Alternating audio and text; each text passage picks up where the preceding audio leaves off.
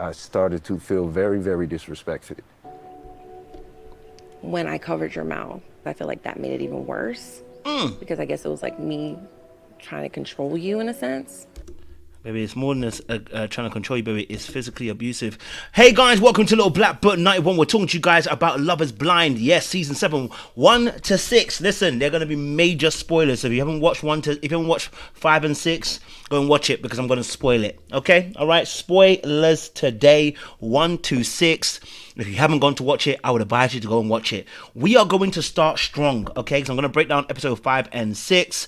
And we are going to break down everything, okay? All right? And so we are going to let you guys know, that, listen, my first thing, my point of view is this. I've never put my hand on any girl in a relationship. Never. I just never thought to ever do it. You know what I'm saying to you? We've all got angry before. But a hand on someone. Now, I'm not going to crucify her the same way I didn't crucify Leo. What I'm going to do is explain the root of the issue. But what I'm going to say is this. Can I be honest with you? You can't marry her straight away. I said this last time. You cannot marry her straight away. He will give himself another 3 to 6 months, assess the behaviors of Alex, and see if there's a pattern of behavior. And even then, I wouldn't even want to advise that anyway. Because I tell women this as well. I say the same thing to any woman. I say, listen, if you ever get into a relationship and a man ever puts his hand on you, ever, it's over. There's no discussion, there's no conversation, there ain't no coming back. It is over. For me, personally, the moment you put your hand on me, it is over. Right? I've never had any of my ex-girlfriends put their hand on me, and I've never put my hand on any of my ex-girlfriends. It just should never, ever happen, okay? And I'm not about to do this toxic love where I'm going to be like loving you through it. No, what you're going to do is be divorced and single, okay? Right? And so what her putting her hand... Now, of course, she didn't hit him. So she put her hand on his mouth. But like I said, that, for me, is an escalation point. Because we're only knowing each other for less than a few days, and you're putting your hands on me. And so that was a major point right there. We have to be very honest. That is a good reason why that has to be over.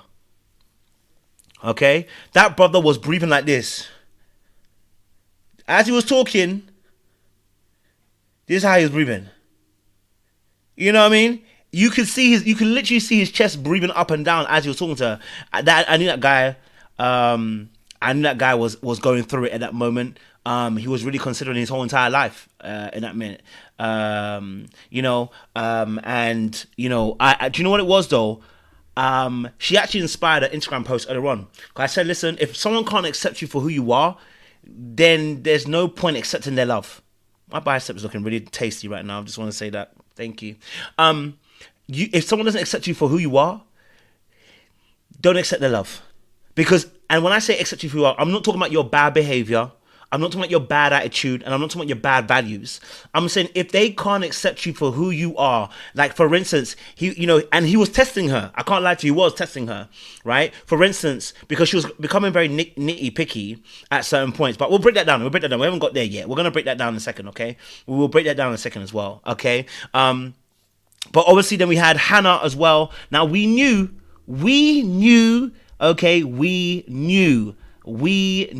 that Hannah was going to become that beast that we knew, okay? We knew the insecure beast would come out. We knew it would eventually show its ugly head. We knew it would show up, right? And it did show up, okay? Over a duck, okay? Over a duck. Now, I will say, in that situation, old boy probably should have seen that coming, but anyway, listen, look, I'm not gonna blame him, but yes, over a duck, we knew that she was gonna become some type of way, okay? First she tried to denigrate him, okay, and then when he wanted to be himself, she added the ick aspiration, okay, and then baby, the behavior that was exhibited by Hannah, yeah, just typical insecure behavior. The same thing we saw from Chelsea last season, and we're seeing an absolute repeat of it again with Hannah as well. I told you guys this. I hadn't even watched it, but we knew she was going to be a Chelsea 2.0, because it really and truly, when that insecurity shows up the way it does, in the pods the way it does, it's going to show up later on as well. Okay. Now, obviously, we had that. We had Tyler and Ashley. Now, I was actually, do you know what? Something was a little bit odd, but I think I'm going to give Ashley a little bit of grace again. I think what I saw with Ashley, and we'll break each couple down slowly. What I saw with Ashley was her maybe holding back a little bit. As well, I think her holding down a little bit as well. So her holding back a little bit because she was consistently with her arms like this every time. Now I don't know if she was thinking, you know what, she didn't want to get too deep. You know what I'm saying? I don't know if she didn't want to, allow herself to start touching, feeling. You know what I'm saying to you? So, yeah, that's something I noticed, and I hope, and of course, their highlights for the next episode don't seem that mad. It's like it felt a bit forced. Okay, I'm marrying a man who has maybes. There's no way that guy was a maybe, because that guy was telling us he's gonna marry you no matter what. So I can't see how maybe suddenly came out. That wasn't something that I saw with them as well. Okay, so yeah, that was interesting. Then obviously we had can we talk about? And I'm gonna break them down. Leo and Brittany. Brother had her like he was Lenny from freaking Mice and Men. I was scared for Brittany. Okay, when Leo held Brittany by the back of the head and was trying to kiss her, I was scared for her. I was seeing Lenny and I was seeing Mice and Men all over again. Okay, all right. I was seeing Mice and Men, Lenny, when he was holding Brittany's head. Can't lie to you. Okay, I don't know what you saw, but I know you saw what I saw. Okay, all right. That was crazy. But they went to Miami, but they didn't end up. Didn't end up going forward with a marriage. So, yeah, that was a little bit scary. And then obviously, Marissa and also what am I talking about my name? Marissa and Ramses. Do you know what? I was surprised. Can I be honest with you? I was surprised that the chemistry seemed to work. The chemistry seemed to work for now. Okay. I was pleasantly surprised by the workings. I said, okay, maybe this can work. Maybe this can work. You know what I'm saying? Maybe it can work. Now, she was yes, you're absolutely right, Elsie. There's a lot of physical energy between the two of them. So, but like I said, I think sometimes, I said, oh, why is my battery low? Okay, something's up with my device, sorry. Let me make sure my charge is actually in. But, yeah, so, hold on. Guys, hold on, sorry. There we go. All right, cool. So yeah, Marissa and Ramsey, yeah, the sex was a lot. Can't lie to you. But remember, I said she got abandonment issues. So sometimes people use sex as a way of being able to trap the other person and make them feel nice and loved. And actually, that's not how you really connect. And that is the depth of their connection is usually around the sex aspect. So we're gonna see what happens. Obviously I saw the trailer. We saw that she ended up looked like she was flirting with someone else, which again will go back to that fearful avoidant. We saw it also with on Love Is Blind UK. We saw it with Catherine and Freddie. That fearful avoidants tend to try and flirt in order to create a dynamic of chaos. And that's their problem. They will end up creating the chaos that they're trying to run from. And they create it because it feels comfortable being in that space. But we'll talk about that a little bit later on as well. So that was another situation there. And also then obviously we had Taylor and why was names escaping me? But we had Taylor and I was going to say Garrett. That's it, Garrett. I thought to say Gareth. Garrett and Taylor. Now you know what? I'm not surprised by where they end up. I'll tell you why. Because Taylor keeps on telling us, I'm always watching see what a man's going to do, which I think is fair. But her MO was consistently, I'm going to watch what a man does. I want to watch what a man does. Now I think they both got mommy issues. Because they both explained themselves, and I think they both got mommy issues. I think they both they both have issues with their mum. Like Garrett's mum was very over caring, and she was always there for everybody, and I'm like, okay, cool, maybe we'll see. And then Taylor also tried to put it too nicely, like, my mum likes her space. When she said her mum likes her space, I said, oh Lord. I said, that sounds like a distant parent, because also you like to have your space too. And I said, that usually is a distant parent, emotionally distant parent. And that's why we're going to be in this situation. And so we're going to see a lot of strong boundaries from her and maybe less boundaries from Gareth. I said, okay, all right, I hear it. You know what I'm saying? And then obviously Monica and Stefan. What did I tell you about Monica and Stefan? What did I tell you about Monica and Stefan? I told you that he overtalks her. Didn't I tell you that? Okay, all right. Didn't I tell you that he gonna overtalk her because in his mind, okay, all right, he just can't imagine. You know what I'm saying? He just can't imagine. So in reality, okay, all right. I don't think they're that bad, but I did feel like when Monica turned around and was like almost like he's talking too much. I was like. But do you know what I respect about Stefan is that he took India Abai straight away and was like, I'm really sorry. And she was like, well, it's getting annoying now. I was like, oh no. I was like, and you see that, can I be honest with you? I don't think Monica's being honest with us. Okay? I don't think Monica's being honest with us. I'm going to be very honest with you. I don't think Monica is being honest with us. Okay? I don't think she's being very honest with us. Let me tell you why I don't think she's being honest with us. Okay? The way she switched because of his talking too much is exactly why I said to you guys that when they mention about her saying she gets the ick, that is the ick. Not that he's an ick, but she's too picky. I think she gets ick over little things. I think she gets icks over little things. And I think personally she does not like him the way we going on like she like him. I don't think she does. I think she made it sweet, but I don't think she like him like that. Old boy likes her, but I don't think she likes him like that. Someone said he could see 10%.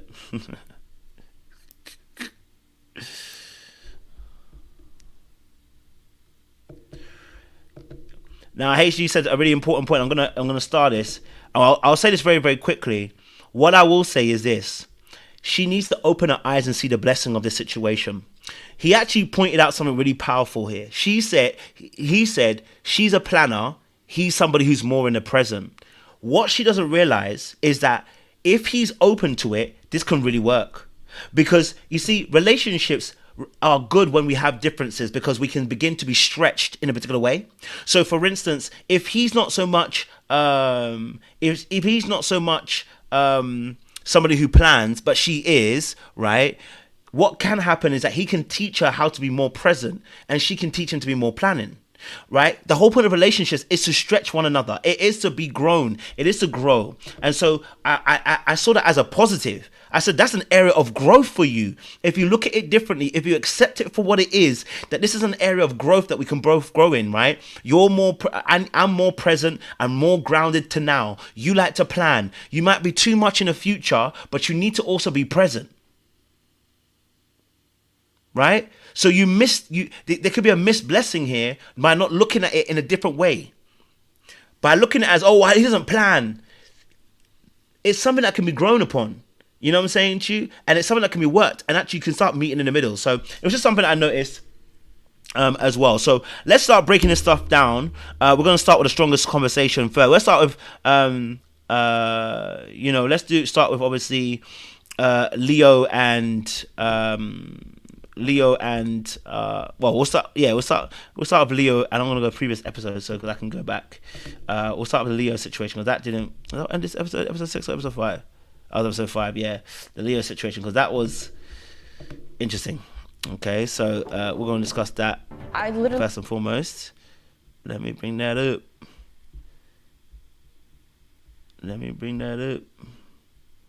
Hold on a minute, where is that? Okay, yes. Boy, oh boy. Okay, boy, look at it. Look at this.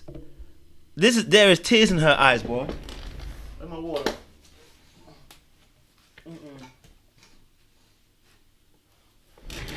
Sorry, I just got my water. Listen. Look how he's got a hold of her neck. I'm scared. I am scared. I am scared. The way he's got her neck, I am scared. I am very much scared. Brittany, Either. No. blink twice if you need help. I was so nervous, and then I was like so calm today before. Hey! How'd you feel? I was Hey! nervous and Why are you clenching like that, my guy? Why are you clenching like that? Now, let's just say this first and foremost.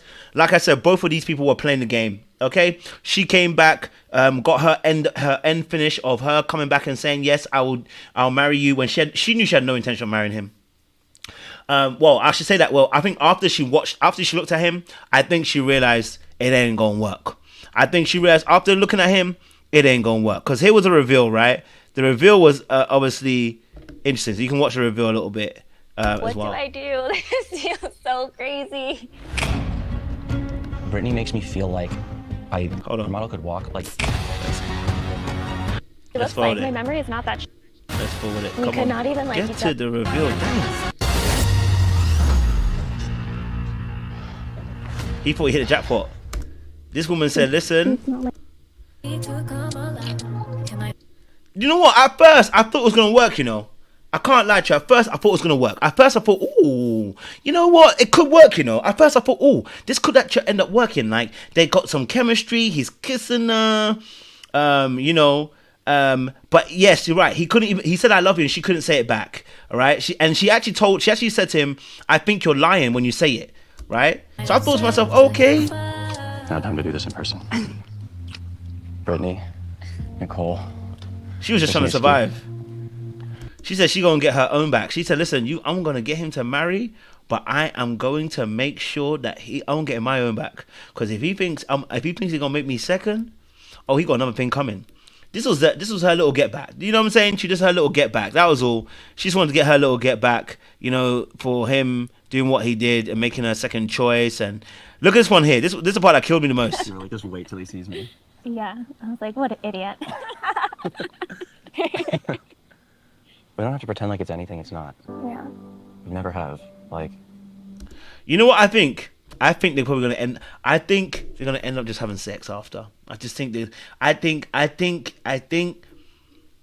he wants to get. I don't think he wants to even get married either. I don't think he wants to even get married either. I don't even think he wants to get married either. Listen, I think they're going. They played about. They had sex. They left each other and went about the business. You know what I'm saying? She got free trip to Cabo or wherever they went because they actually went. To Miami because they ended up going to Miami or whatever. That was it. Okay, that was it. You know what I'm saying, Chu? So they went to Miami, had their little time. You know, and it's the way he just kept on reshot. This is the part I was scared. This is the part where I was scared. Look. I'm looking at you. I know.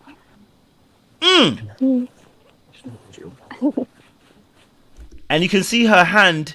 I honestly, I thought he was gonna press her neck end to death. I thought she was gonna goner. I cannot lie to you. Okay, I thought she was a goner. The way that he was holding her, I thought she was gone for the cases. Can't lie. Look how man's holding her. Look. Hold on. I thought she was a goner. Watch this. I can't believe I'm looking at you. I know.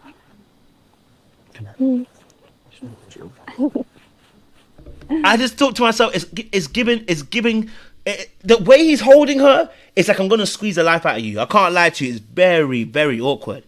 Very, very awkward to see this. Like to see the situation. And it's giving that he was. I thought she was finished. Okay, I thought she was gone. You know what I'm saying to you? Like honestly, he was holding her like she was not gonna be to breathe. She wasn't gonna breathe for now. You know what I mean? It was given shh and then choke and done. I can't lie to you.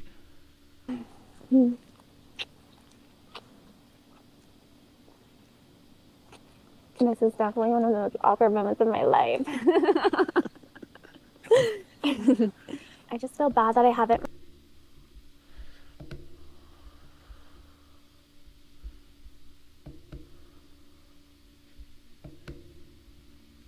And Olga was out here telling us it's the most awkward part of her life too. Now she probably is just like I said, she was playing a game, trying to get the long game in. Okay, all right, and he was trying to do as much as he can to make sure that she wasn't going anywhere. You know what I'm saying to you? Yeah. I'm Crazy. super cute at saying I love you. It's okay. But I feel like when I say it, I want to like really like mean it. I don't want you to say it until you really mean it. Yeah. And if you Look never- at the fear in her eyes. That girl is shook. The girl is shook.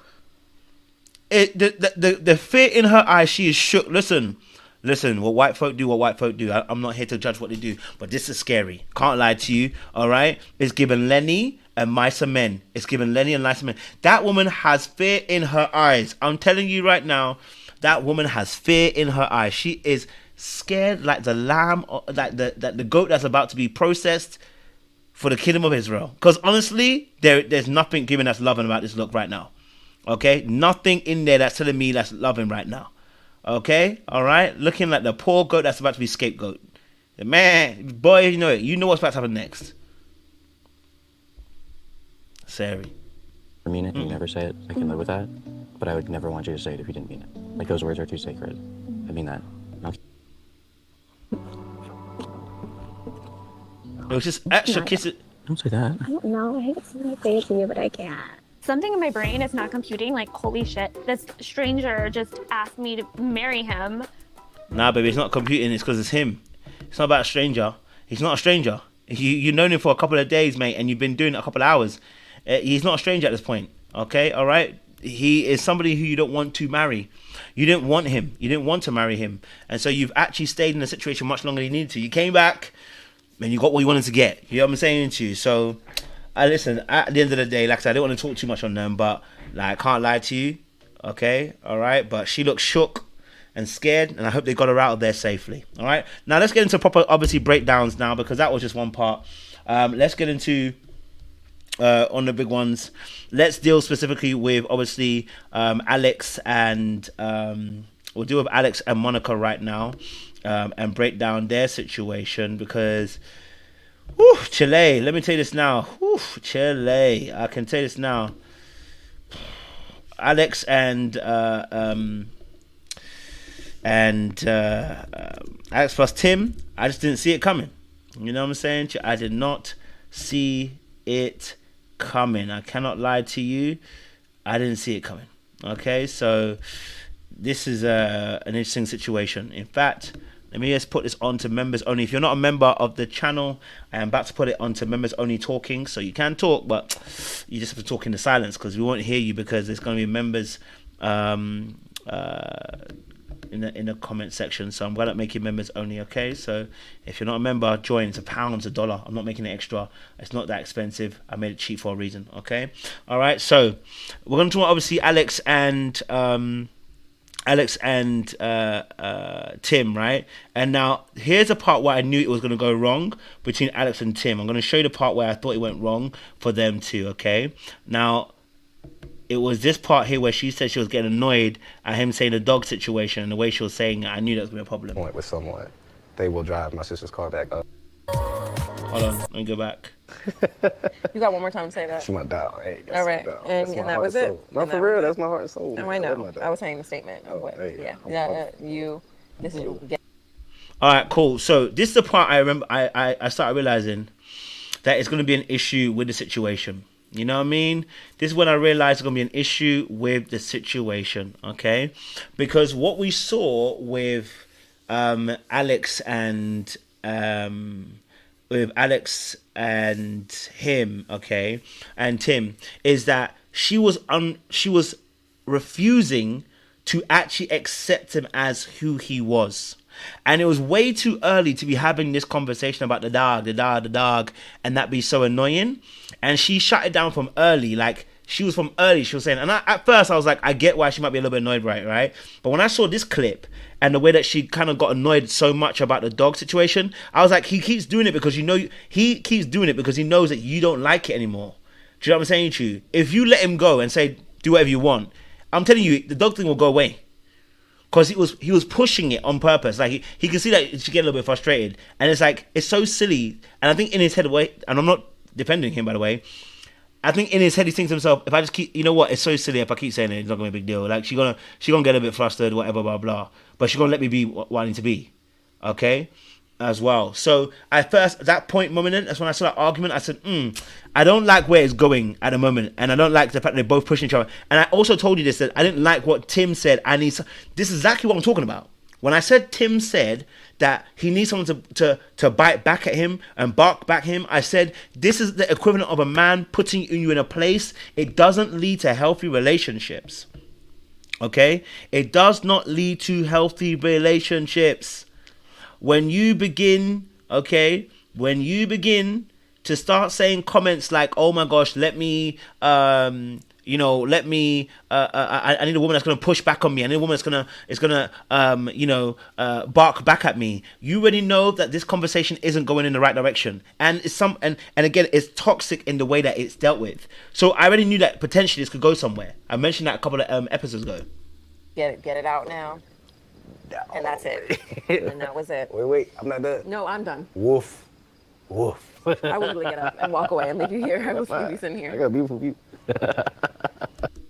Now, I think also for him too, he needs to know when sometimes it goes too far. I've been here before. I know. I'm not gonna blast him, but I've been here before. I know what it looks like when you go too far. Like you just think you're joking too much because it's not that serious, but it's for the person it's very, very serious. They get annoyed, right? And sometimes you just need to leave it alone. That it's not necessary to push it further. Now, she was nitty picky, and I knew that was going to drive an issue because she was not accepting of him.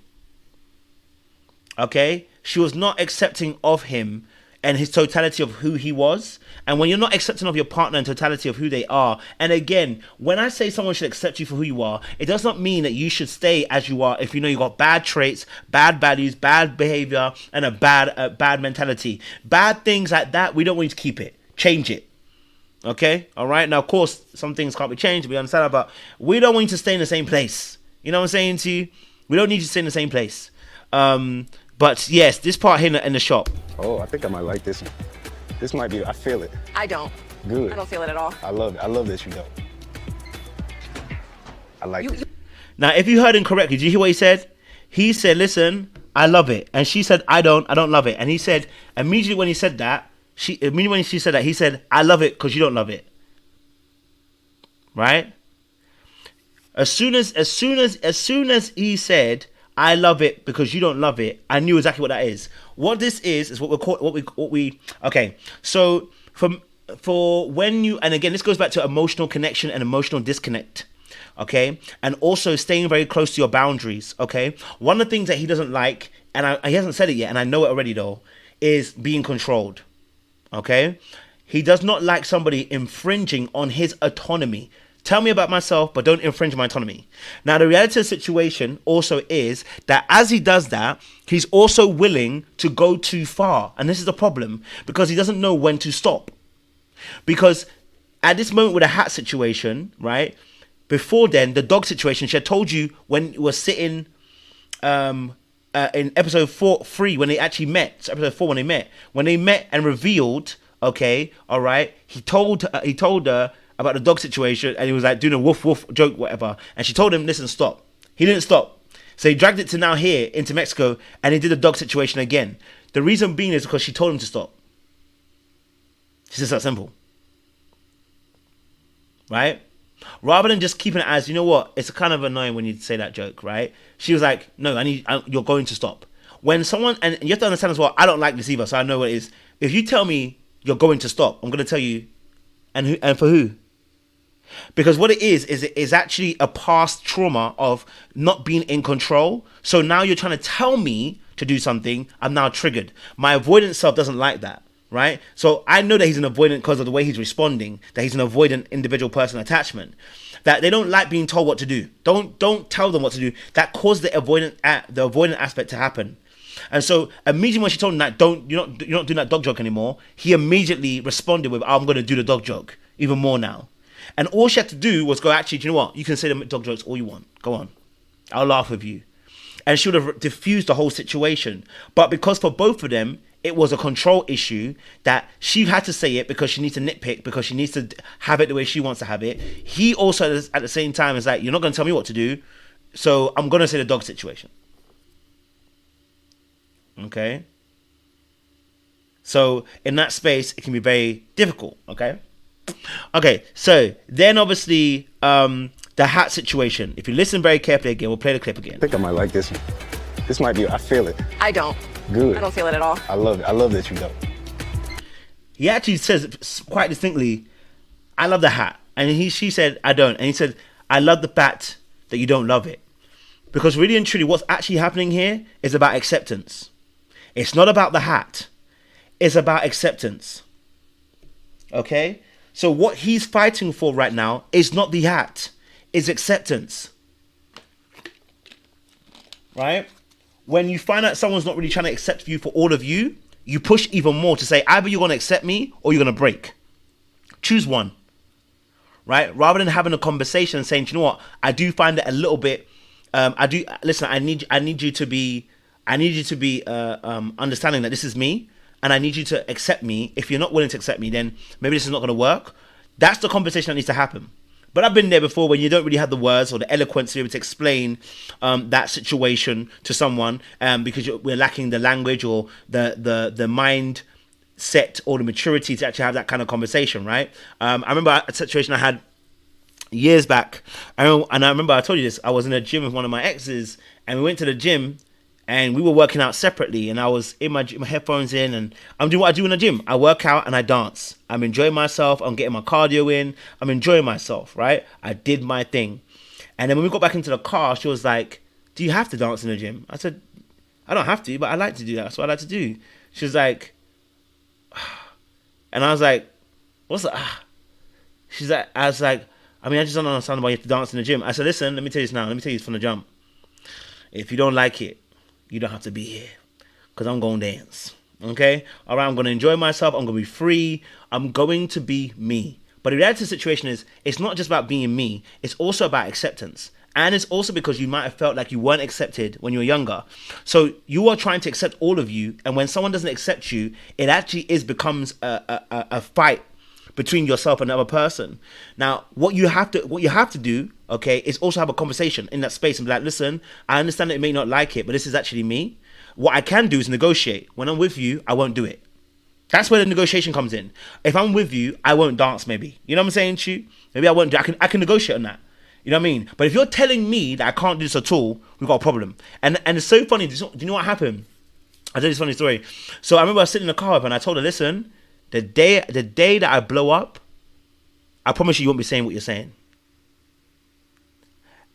Funny, and lo and behold, obviously 2 years later, TikTok blows up. You know, we hit the millions, whatever. You know what I'm saying to you? All right? You know what I'm saying to you?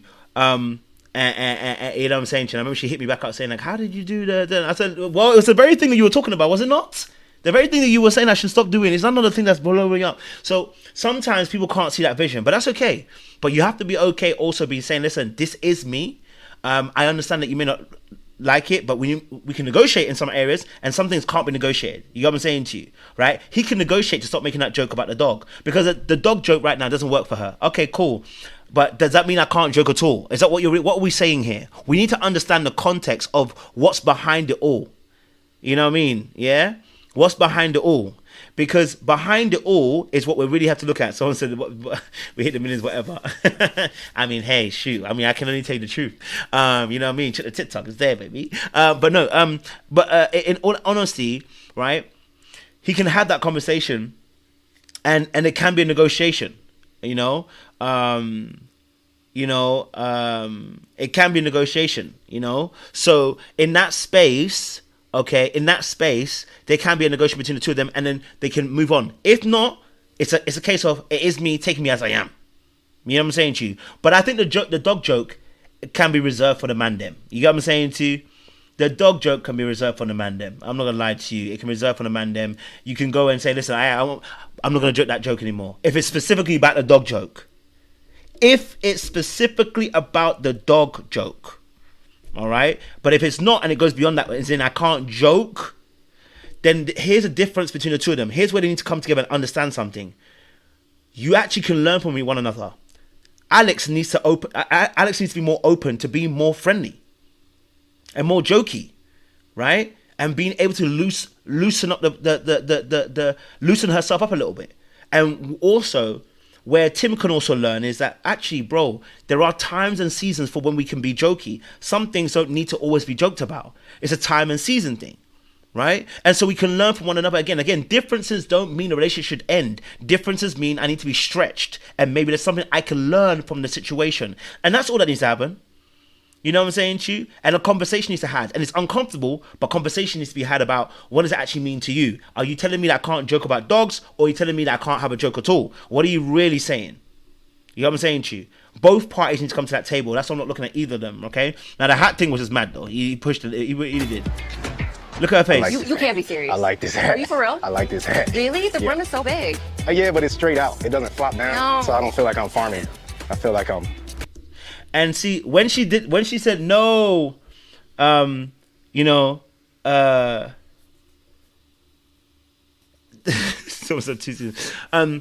said, listen, are you serious about the hat situation? In that moment, it's actually a critique and a judgment. And what you're really saying is, I don't trust your fashion sense. And is it going, and here's the honestly thing as well, is it going to change how you now look at me? Right? See, so what Tim is doing, he's actually, quote unquote, I don't want to call it a test, but he's pushing the boundaries to see how far she's going to go, right? Because in some sense, it's like, I don't feel that you're accepting of who I actually am, because this shouldn't even be a thing. If I say this hat, right, I want to wear the hat, she can say, oh, it's not my type, but if it works for you, cool. Or you know what, it actually looks good on you, and maybe it's not my kind of thing. I would have never thought it looked so good on you. Or it's not my kind of thing, but if you love it, if you like it, I love it. Do you know what I'm saying to you? But the moment that she put up a boundary, he saw something to get over. He saw something to challenge, and they're both an issue. Okay, putting up very high boundaries and wanting to jump over the boundaries becomes an issue on both sides. Nobody's really free from actually this problem. They're both a problem in the situation, right? So again, in that aspect, she should just let him have the hat and said, hey, it's not my kind of thing, but if you love it, if you like it, I love it. You know what I'm saying to you? It's very much what we saw last season, Love is Blind. We saw it with what's her name? What's her name now? What is her name, bro? It's gone up my head. The one that didn't like Hawaiian shirts. Jeremy and old girl who said that she didn't like Hawaiian shirts. And can I tell you something? Most people, let me tell you something. A lot of people don't like something about their partner, yeah? Laura, thank you, right? But the thing is, they don't like the person. In reality, a lot of people just don't like the person. It ain't. Listen, for instance, Hawaiian shirt on Jeremy for Laura probably didn't work. But on the guy that she really likes, it works. See, we make exceptions and rules and we bend them for people that we actually like. When we don't like people enough, we have very stringent rules and we're like, you know what? I'm not moving that. I'm not shifting that. You know what I'm saying to you? And then we start trying to change it in another person rather than accepting it for what it really is. Okay. All right. Conquering what? It ain't always sexy. Sometimes it's just day-to-day shit. I am relatively neat. Like, I don't just leave shit around. know. Like, what you mean you know? I know I'm going to be the messy one. I already know. Oh, so you clean it up? Yeah. So this conversation here, okay, this is another time when I knew, yeah, it's going to be a problem, okay? I knew that at this point, this conversation here was going to be a problem because of what they were talking about. I saw how you back. Yeah, for real. Not and the you cleaning said that, part. And I was like, it's not, I feel like I'm really just trying to make shit fit. But, yeah, what about you? It's gross. I don't do gross stuff. No. But like clothes dirty. and shit. There's dirty and there's messy. Yeah. I don't know if I've got a clip. Okay. What if it's in your... I might have to go and go back. Okay, there's a part where they were talking about grey hairs. Yeah, okay, I got it. Here you go. There's a part where they're talking about grey hairs, and I knew it was gonna be a problem. Because he said I got one or two. He said I got one grey hair, and she joked and said, "Okay, you got two." That wasn't the issue. It's when she started trying to pick at the hair that I said, "What are you doing?" And he was like, "Wait, what are you doing? Like, what are you doing?" And it's almost like you're searching for perfection. People are not perfect, and I think he sensed that again. Right? Look like for us. I'm not worried about it. I know you said you never lived with anyone before, but I've told you that, like, I have. So, like, I Also, know I can what get that a clip, dynamic's man. like. That shit ain't always sexy. Sometimes it's... I wonder if I see if I can get a clip for you guys. Your eyes look nice inside. Yes. I can't even find that clip. Stay Too on my long. corner. You have a corner? I do. Got my whole house. I can't find it. If I find it for you guys, I'll find it. But yeah, so it was a part where she was picking up the grey hairs, you know, and she was talking about the grey hairs, and he said, "Well, you know, you're not old yet. You might get a couple of grey hairs yourself." Right? And again, it's another indication the person is not accepting of this particular person. It's another indication they're not accepting of who you are, and they're trying to change something into whatever idea they have of you. Right? So I saw that and I said, it's gonna be a problem. That's another indication that we got a situation, right? And then so obviously finally the last part is, and obviously again, he actually made a comment which was really interesting as well about how, and I think someone put it in the chat and I highlighted it. It was Mr. Don't Play said, obviously this comment, we see her being bossy behavior and him being an immovable object. Yes, when he said that about, I'm an immovable object, you're kind of bossy or whatever, because she asked him, do you feel like I'm bossy? And he said, well, if you are, I'm an immovable object. Should have been a perfect response. But I think she still likes the control. She wanted the control and she wanted him almost to bow down, and he wasn't bowing down. And that was the problem that we're going to have, which is why we're going to have this end argument at the very end about what's actually happened between the two of them. Not take being called anything but my name lightly. That's a problem. I do really try to only move and operate in love. All right, so the end situation. This situation was very political, okay? Very, very political. Because here's the reality of the situation with Alex and dealing also with Tim.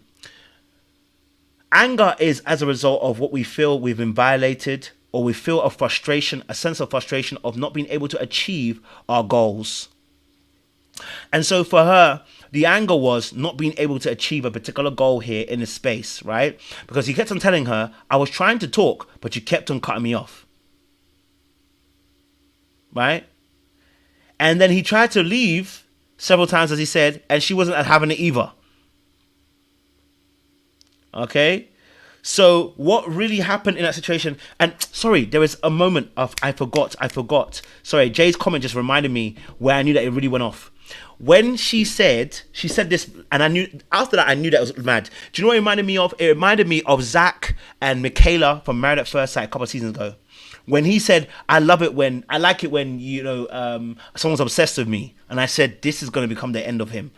The same thing happened here with her. When he said about I don't like when people get angry. I'm not trying to have a place where you get me to a place where I'm super angry. And she said it very blatantly that, you know what? You know, she said something about testing it or whatever. I have to find a clip for you guys.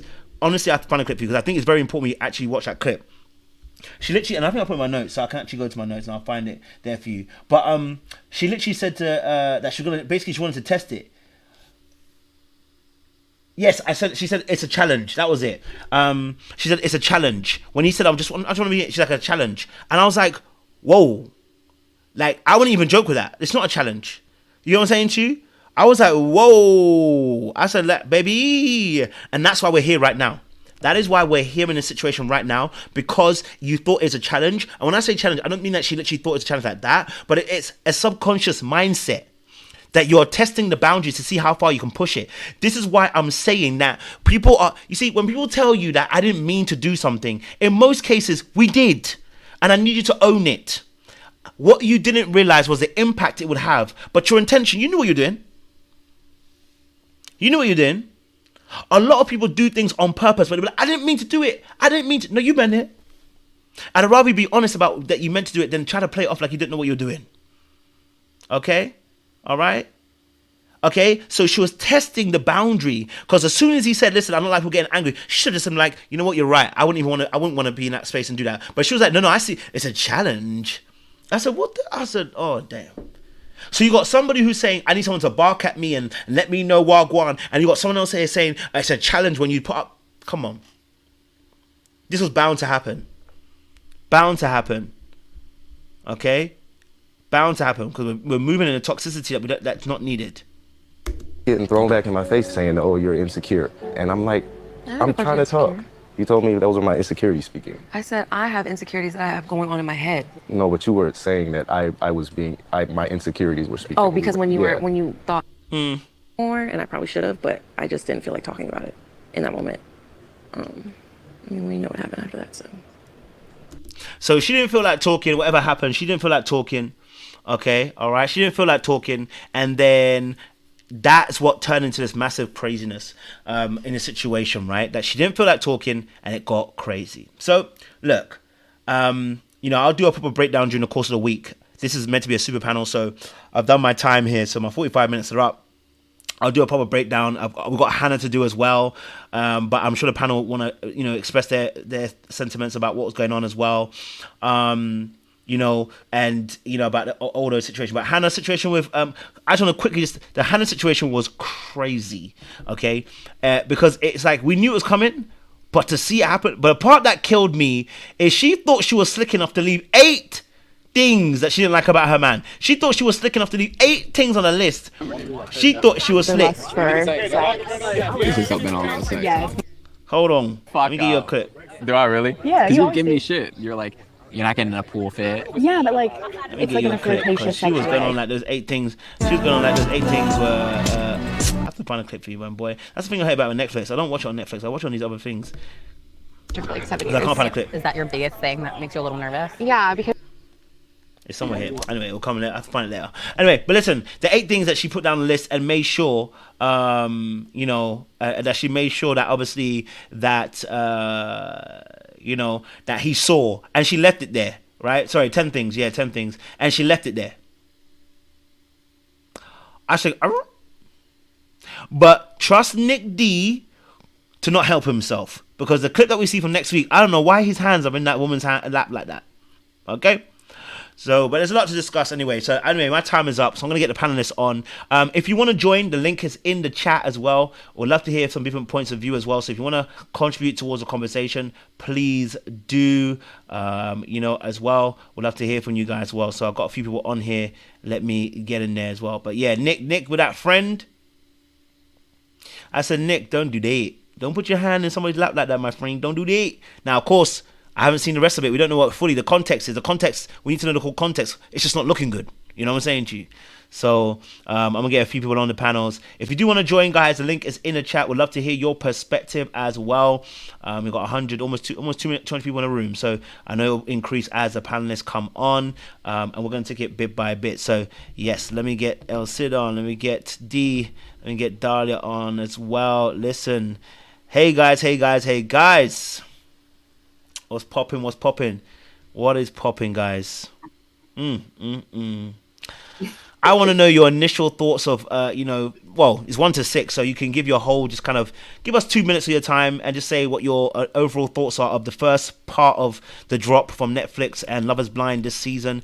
Just 2 minutes of your time. Just let us know what you're thinking so far of this season. Will be very, very helpful. Okay, all right. Let me go to you, Dahlia, first. What is your thoughts on this season? Give us 2 minutes. It gives me time to go and check on my chicken because I know it's in the oven. So I can do that. and then Elson can go after, and then D last. Because boy, that chicken needs to be checked upon. But go on. Okay. Hello, everybody. Elson, I like that blue on you. That's your color right there. Just wanted to say that. Okay, so my thoughts overall for this season. I'm enjoying myself. I actually really like this season. These people are kind of a hot mess, but in like a real like a 30-year-old kind of way. That's the best kind of mess. I feel like this whole experiment is a very clear sign to me how women get seduced between their ears. Because as I was thinking about how this process actually works, I realized it's entirely in the men's favor and not in the women, because we like to be tickled. We like our ears to be tickled. Everything is like right here through the brain. So a man can really just like tell you whatever he wants to tell you. And there's literally nothing you can do to confirm or deny any of that. You just kind of have to run with it. And then as soon as you actually see him, and you get a chance to actually see how he operates and see if what he says matches up with what he just told you, that's when you start seeing all those women get the ick. Because in what they heard, they don't have any body language to back it up. They have no no evidence to support any of that. So they are imagining something in their head that's not accurate, right? And I think that's what's happening with people like Ashley, people like Monica, people like who was another one? Hannah. Hannah's another one. And I also feel like, and this is for everybody involved, and this is a just like a problem, and it has been literally since season 1, is that they do not use their time responsibly to ask questions that are indicative of a good relationship. Marissa's a perfect example, asking basic questions about, I think she was asking like what kind of movies that people like. Like, who cares? Like, who cares? We're talking about marriage right now. You asking me about movies that I like? I mean, that's cute in like the first 10 minutes of conversation to kind of, break the ice a little bit. But by the third date is you've already talked to this person for hours, because those dates last for a long, long time. By the third date, we should be getting down to the nitty gritty, and you over here asking really surface level questions. I noticed that they start asking questions at the honeymoon stage, which is weird. Why are you just now asking questions about how a person responds to conflict? How come you guys haven't already had a conversation about rules of engagement when you're in disagreement? I've had conversations like that with friends, like almost immediately, because people, they butt heads. There needs to be rules of engagement, so there's some framework for respect. Otherwise, you'll run into the same problem that Tim and Alex did, and Hannah and Nick did, where you cross lines that you shouldn't be crossing, and you trigger people, and you don't even know that you're triggering them because you never really had that conversation up front. You don't ask deep questions. You don't tell them how you feel. And I think a lot of them lack self-awareness. You don't really know what you like. You think you know what you like. You don't really know what you like. And so you're not offering good information to them. I have a problem with that. I think my 2 minutes are over, but those are the two main things that are running through my head throughout the entire 6 episodes here. More? Okay, he's not here to supervise. You could do whatever you want. You can jump in. No, you can't, because you're in my ear. You can do what you want. You're in my ear. Okay? Your 2 minutes are done. Okay? Your 2 minutes are done. Don't let El Cid get you messed up. Okay? You're in my ear as I'm beating the potatoes. Okay? No, pause. But anyway, pause. A heavy pause on that one. Thank you, Dahlia. El Cid, go for next. D after, then unpopular opinion. Go for it. Okay, yeah. These were a wild 6 episodes. I'm glad we are unrestrained. What I find is everybody's kind of giddy off of being on Love is Blind. They're like giddy because I guess they're in the pods. They applied. They've been here for it. And then we move from giddy there to giddy in Mexico. And I was quite shocked at how many of them actually got physical, especially the couple where she was talking about abstaining. So I thought for sure that they were going to be, the ones to be like, yeah, we're taking our time. But I guess, her initial, I thought she wasn't very attracted to him. I guess that, Mexico covered that. But certainly, I think they got too physical too quick. I think they're all, not all, but majority of them who are giddy are clouded by the fact that they got physical too quick. Those, hormones are going, firing off, but we have to be careful. I did not like that Steven is being edited to look like he's the puppy dog to go fetch, make sure the temperature is right in the room so it doesn't dry out my skin. It just felt for me that Steven is being railroad. So I guess that's just my, I will give my time to the next person. So I won't get the warning bell for 2 minutes. Okay. My thoughts are that the overall theme is that you attract who you are, not who you say you are or who you think you are. So I think that that's been apparent in multiple relationships about what people say that they want, but then contradicting themselves in their behavior. And I think that it's important that people are sharing their deal breakers, and I don't feel like that has been a conversation that has been occurring in the pods, and so it just doesn't seem like a very deep conversation on multiple superficial levels. So I can see why people would make it.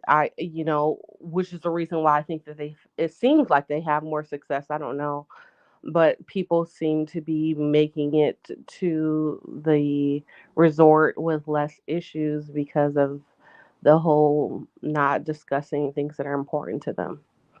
Um, and then I'll pass myself next too. Hey, everybody. I want to start off by saying I was right. Hannah is a problem. I told y'all the other day Hannah was a problem. She is the problem. Now, Nick D, I'm going to give you some smoke too, because if y'all getting intimate, y'all getting intimate. I mean, you a realtor in DC. Dog, get out of here. Everybody in DC getting it on. I ain't like that. Now, now my next smoke is for little Miss Monica. Not a fan at all. Yo, when Monica shushed him at the end, the face I made, I was like, whoa, that's not how we talk to somebody that we love. And even her little comments toward Nick D. Come on, Dahlia, justice for Nick D. It was inappropriate because had he made had he made statements about the women's appearance, it would be a problem. I didn't like that at all. Who else is on my net list? Alex. Okay, here we go, El Cid. Here we go, El Cid. So the problem with Alex and Tim, Alex likes to poke the bear, but Tim also likes to poke the bear. And I think what Tim does is, because I can get with Tim when he says, I walk away and I shut down, because I respond the same way. I walk away and I shut down because I know I'm going to take it to the left if I keep going. But what Tim does is Tim likes to be in control. Because even when she initially said, when they was at that hash shop, I like to start arguments, the face I made, I was like, nah. And then when he started doing the dog thing again, knowing that it annoyed her, he was trying to take her there a little bit. I felt like both of their responses are just out of line. But not a fan of Monica. Not a fan of Hannah. Hannah was whack. The duck thing was just stupid. Come on, that's what you do when you're at a resort. You see somebody having fun, everybody joins in and have fun together. That's what we're there for. Hannah is whack, but I'm going to say something a little negative. Don't kill me, y'all. Does Ashley really like Tyler? I don't really know. She has a lot of hesitation because something is just off with her energy towards him, not his energy towards her. I don't know if she's trying to be more reserved, but something's a little bit off. Phil, are you going to join us past episode 6? I'm in, El said. I'm in. I agree with you with Ashley and Tyler, but Phil, she gave up her abstinence for it. Wouldn't that mean some kind of strong feeling? Okay, let's get in. So, okay. I'm not, okay, you gave up your abstinence for him. Not really a big deal. It would have been different if she had been celibate for him, but she just said abstinent. That's just mean that you ain't found somebody that you wanted to give it up to. You kind of like this dude, so you said, let's give it up. So, not a big whoop to me. Now, some people abstain mean all types of physical activity, even self-love. So I guess we may need to define, her abstinence or know that definition. See, like Dahlia said, we don't know nobody's real definition of nothing because we ain't do nothing in the pods but talk about death, sorrow, and pain. That woman came into that pool half naked in lingerie.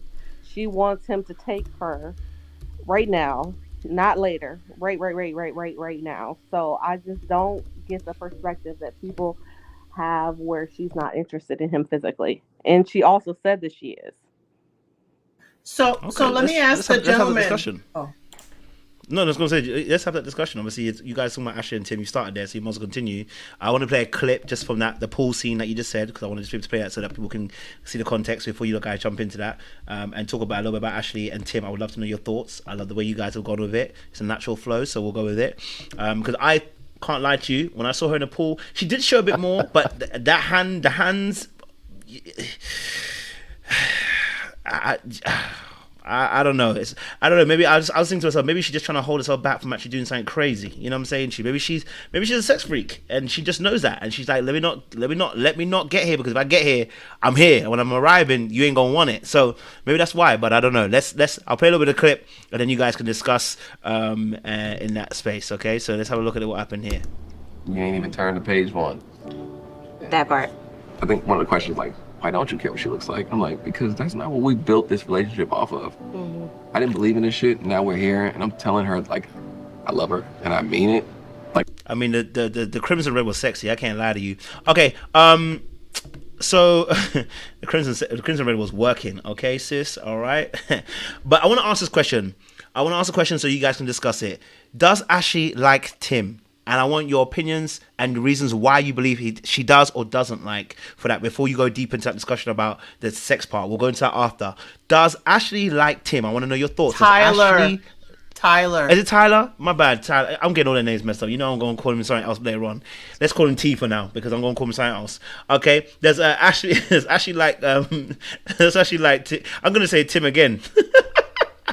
It's actually like Tyler, because me getting his name wrong is as bad as her folding her arms. Okay, all right, we both don't like him at this point. So, what's your thoughts? Do you believe that Ashley likes Tyler? What, yes or no, and the reason why you believe that to be so? Okay, since Elsa was one that was talking and I cut you across, Elsa, please, you can open up the floor. Yeah, love to hear your thoughts. Like him to marry him? I don't know. I think she likes his company. It was refreshing to see that she gave him, affirmations a little bit this time when he pointed out his insecurity of his he doesn't have a six-pack. But I think she also kind of covered up with the pool. I don't know if she's a conservative. She doesn't want to show too much on camera, or if this was to help her, remain abstinent. But I don't know. She is still very hesitant with him, even while eating pasta and they were sharing it. She does seem like, is this the fairy tale, or am I just hoping too much? So it's really, for me, she looks like she's hesitating really hard.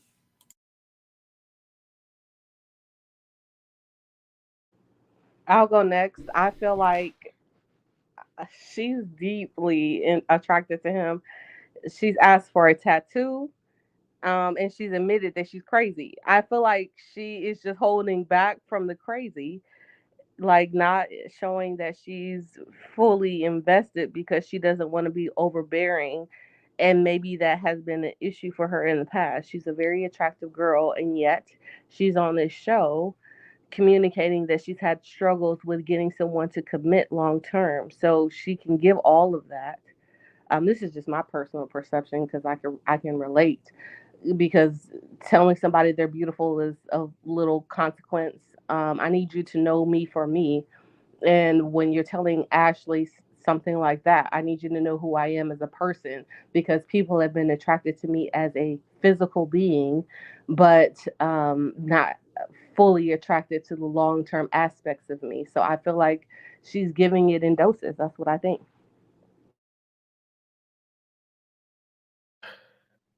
Oh, I'm kind of what Elle said on this one. And I do agree with you, D. She may be giving it in doses, but I don't know. She not giving me what I want. She not giving me the excitement that maybe that's what I need. Like, I feel like Tyler is being open, like he's fully committed.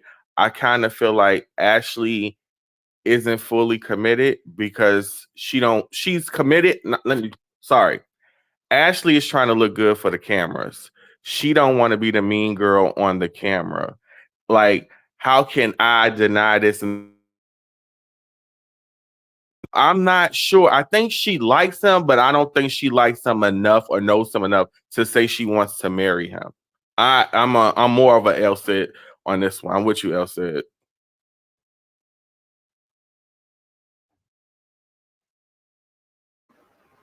Okay, so I'm not saying what you guys are saying.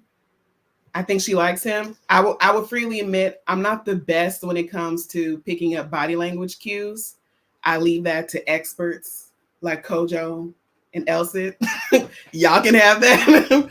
I'm not that girl, but I didn't get that impression. And I know some of the people in the chat were like, well, why is she wearing clothing in the pool? She's not swimming. First of all, I knew Ashley was never going to do that when I saw that she kept her relaxer. She kept her hair straight, because normally what ends up happening is Black women, they manage to find somebody who can do braids before it's time for them to go. They will figure it out. That's what normally happens, and she didn't do that. That told me she was never going to get in the pool. That was never going to happen. That silk press, it's staying pressed, number one. And number two, it might just be that she's a little bit more modest, because what I have noticed, Netflix likes to play in Black women's faces. Every time they have a Black woman on there and she shows even a little bit of skin, they make sure that cameraman, he's zeroed right in on her behind so everybody can see it. It's there and present, and they have no problems doing that. They did that to AD. They did that to that girl. I can't remember her name, the one from the Seattle season. I think she's like the only Black girl there. They do it every season. Anytime there's a Black girl, they're gonna show her body off. So maybe she's just one of them women who caught that. She's like, not me, not today, Satan. And she doesn't want to give you all of that. Who knows? What I saw though was when she was in that pool with Tyler, she was, she made sure she had like her sexy little outfit on. She was, she was walking real slow. She maintained a lot of eye contact with him, a lot of real like seductive movements. That's what I got from her. Now, if she was faking the funk, to me, she was doing a pretty good job of it, because she looked like she was trying to hypnotize that man. Maybe that's just her normal MO. I don't know, but that's what I picked up from her. I haven't picked up that she's not feeling him like that. And I know that there's a thing about light-skinned guys, like, unfortunately, there are people who won't give them the time of day simply because they're light-skinned. But she knew he was biracial when they were in the pods. It's not like he wasn't clear about that. So if that's like the hesitation, then that doesn't make any sense. He's in good shape. Man's not ugly, so I don't know what it would be that would throw her off. She hasn't said anything, so I don't know. I'm not seeing it.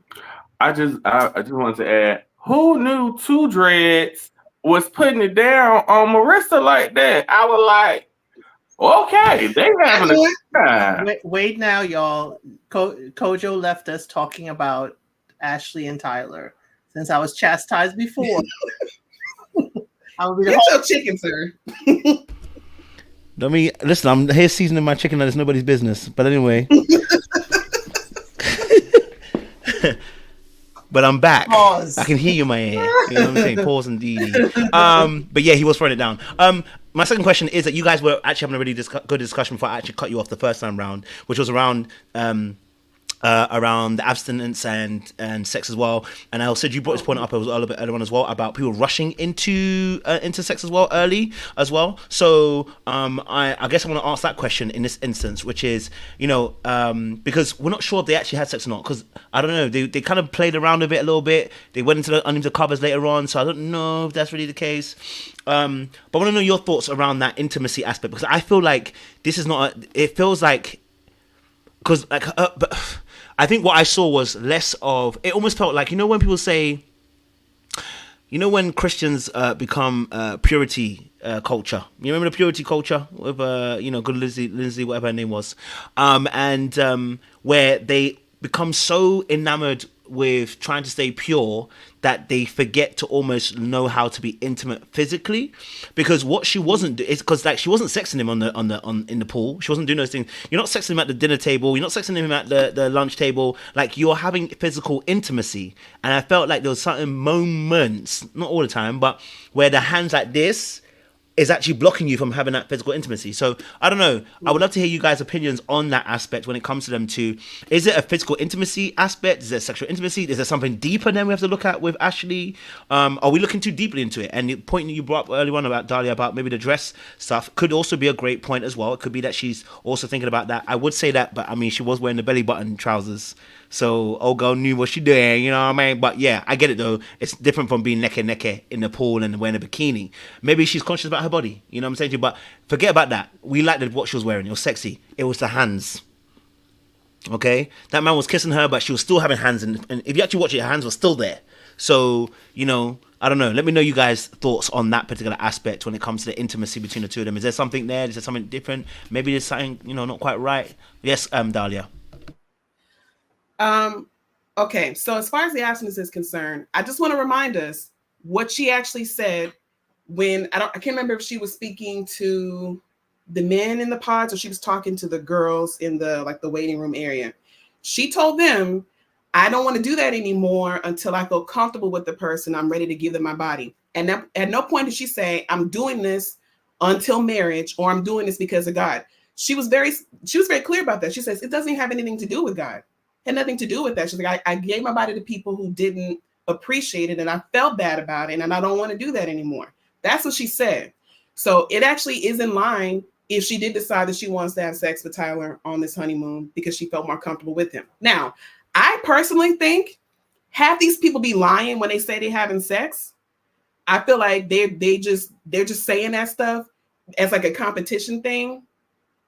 And I feel like they're trying to like one up the other party. And I noticed that they always walk away feeling bad about their relationship and their partnership after they leave these parties because they clock other people, their PDA and how they look and how they carry on with one another.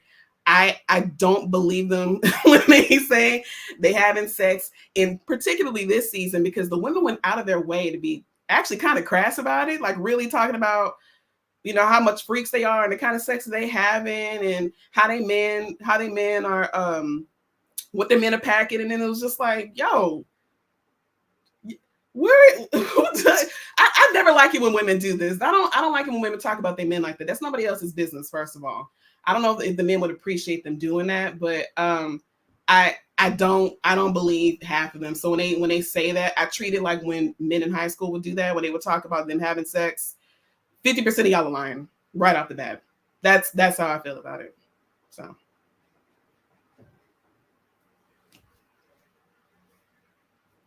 that's it. I mean, I would agree with you, Miss Dahlia. Say it again. Dahlia. Yeah. Miss Dahlia. I would agree with you, girl. You and me are on the same page, because at the end of the day, this young lady has been abstinent. I don't know if anybody in the chat or anybody on live has practiced abstinence after a period of feeling like your physical body / more importantly your emotional capacity and your spiritual capacity is undervalued. At the end of the day, you go and you try to make actual connections with people that you feel are of substance rather than of something that people are just going to take advantage of. And still with that space, I can understand it creating a space of fear and not wanting to overindulge. And at the end of the day, I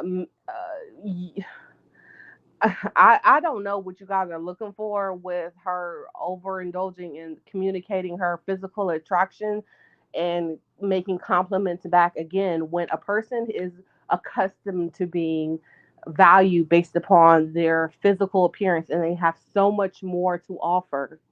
You do not want to hear continuously that the thing that I value the least is the thing that you consider the most important to me. I am way more than my physical appearance. So I just feel like she is taking her time in general. Again, I read on the website she's a Cancer, which makes me believe that she's an emotional person. She gives him the space to be safe.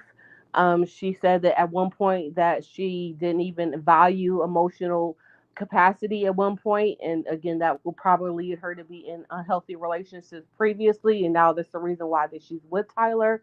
Like, I I am Ashley and Tyler for life. Like, can't nobody tell me nothing. That's the couple of the season. That's what it is. Everybody can go home. I appreciate you.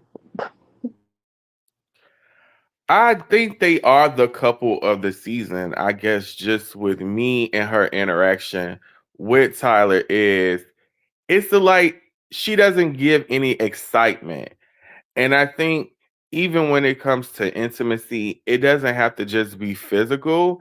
It's like when she was at the pool looking at him, I don't know. It's something is off with the energy. Maybe that's for me what it is. Her energy in there, her energy is off. It's not giving me excitement or nothing. It's giving me, yeah, I'm just here looking good because she's beautiful, absolutely beautiful. But Tyler did get to know her beyond her beauty. He did open up to her before he knew what she looked like. So I don't know. It's just her energy. It's something off with her energy when she's interacting with Tyler. Wait, what? Hearing both sides. Wait, hold up. Now I'm up to date. Y'all think there's something up with Ashley and Tyler? Mm-hmm. Yes. Why? She folds her hands too much, Seaway. She don't Way touch too that much. man. Yep. She's Tell trying him, to keep. tell him, Seaway. She's trying to keep a respectable distance. That man is fine as hell. She's trying not to get caught up. Have you seen that man? She is trying to keep 10 feet no pressure so she can go through the process at the proper, at the proper pace. When you jump in too fast with a man who look like that and a man who talk like that, you gonna be stigmatized and caught up. She's trying to like protect herself and kind of pace out the relationship. That's all. That's I hear all. that, Seaway. I hear that. You know what? It's funny though. You know, it's really interesting. You know, for someone obviously who lived in Egypt and understands this perspective, it's all well and good saying you don't want to get caught up, but you're sleeping in the same bed. I don't know about you, but that ain't gonna end well. Forget about touching each other in the pool. The pool's nice. The pool's gonna save you. But if you sleeping in the same bed, you turn off the lights when the camera's going off and you guys on the same bed giggling and laughing and cuddling up in the bed, yeah, things rise in the middle of the night. I'm sorry, okay? So you're going to cause yourself some more issues if you're really here about talking about connection, which I'm not against, by the way. I want you to do that, especially as Christians. We want to promote that. I'm just saying, be honest with yourself. It's like me, I used to say that same thing. I can sleep in the same bed as a girl and I'll do nothing. Yeah, you can for the first day, maybe the second day, but something going to happen. Something gonna catch you off guard, and before you know it, you're in a situation. So that excuse of I don't want to touch you because I want to practice chastity and all that kind of stuff is nonsense. Because sleeping in the same bed is nonsense. It's nonsense. Thank you. Kojo, I've watched your other channel that talks about the dark arts, and yes, at the end darling. of the day, I've watched and seen you say that if she speaks in the same language that you speak in, that you know that you got her. If you give her extra compliments, that you know that you got her. At the end of the day, if you know that you're dealing with a man who has confidence or potentially the antithesis of a lack of confidence because he needs that type of validation, at the end of the day, I'm not going to give you that. We need to be able to establish a relationship off of something that is more substantial than what you and I look like. And at the end of the day, like I'm not going to give you all of that. Let's just talk about what we talked about in the pods. Who am I as a human being? Who are you as a human being? And let's go off of that. Yeah, I'm attracted to you physically, and she has said that verbally, and she has shown that in part with her. Again, I said it again about the tattoo. Look, only crazy know crazy. I'm gonna just tell y'all because I'm here for a little crazy tattoo of telling you that I know now that at the end of the day you can cover that up, but like I think that she loves very deeply. And she's just not giving all of that to him right now. And I think that should be okay. I'm with D. Have y'all not heard of if nothing changes, nothing changes? If you're in your 30s and every single time you see a fine man, I know Jay say fine to me. Yes, fine to me. if you seen a fine man like Tyler and a beautiful woman like Ashley, she's stunning, and you give it up because the urges tell you so, and then everything hits the fan. I think she recognizes how amazing their connection is, how deep it could go, and she doesn't want to compromise it. And they both maybe don't want to compromise it by adding a whole nother layer and a whole nother soul tie before they're ready. I can feel the physical connection. It's definitely there. I think they're just in their 30s and they're tired of playing around. They want to make it to the altar. And sometimes smacking cheeks is distracting. And look at all these other folks smacking cheeks. They ain't gonna make it. It's not just the smack and cheeksy way. I don't see her being physically more comfortable around him even after the one night together. Even if they didn't slap skins, she just doesn't feel like she's more comfortable around him. She gave up that cat. I think she did. She definitely did. I mean, to be fair, some people are not into PDA, and we can say, oh, well, they're by themselves, but they really aren't, because they're probably very conscious of the fact that there's cameras present, there's camera people present, and so maybe they just don't want to do that in front of other people, which I get, because I'm the same way. And my parents are the same way. I never see my parents engaging in PDA, but they got 4 kids. So they doing something. So some people just like that. Exactly That's that. right. Exactly that. Don't compliment me by saying same. That's a man. Oh, come on, Elsie. Then you don't like me. You don't like what you see. Don't say same. I need you to verbalize. I like your hair. I like how your freckles. Okay. I like That's that fair. you have a beard. Don't just That's say fair. same. Well, everybody needs something different, right? Yeah, what Elsie need, maybe, he don't need. Maybe she don't need. Oh no, he needs it. I think the camera portion is definitely is a big thing to consider. Y'all not gonna crap on my favorite couple. Every time I see them on the screen, my whole heart melts. And I'm a thug, and I don't be into all of this. Okay, y'all know me. And this is the first time in 5 years. My heart melts when I see them. So yes, mine does too. I have hope for them, Seaway, but they, my feet are still planted on the ground. My feet is off the ground. My feet is off the ground. I really am. I am just. Seaway. I am just. Look. Seaway. Tyler's out here already doing interviews. That's a red flag. Sorry. What he's saying? I was meant to be muted. What he's saying down to the interview, Elsie? Tell them, Elsie. He just was talking about how when this was filmed and that, everybody's getting a bad edit, especially his boy Leo. He never heard Leo talk about his money, which we on camera know that's a lie. So again, Tyler doing these interviews have me side-eyeing him real strong.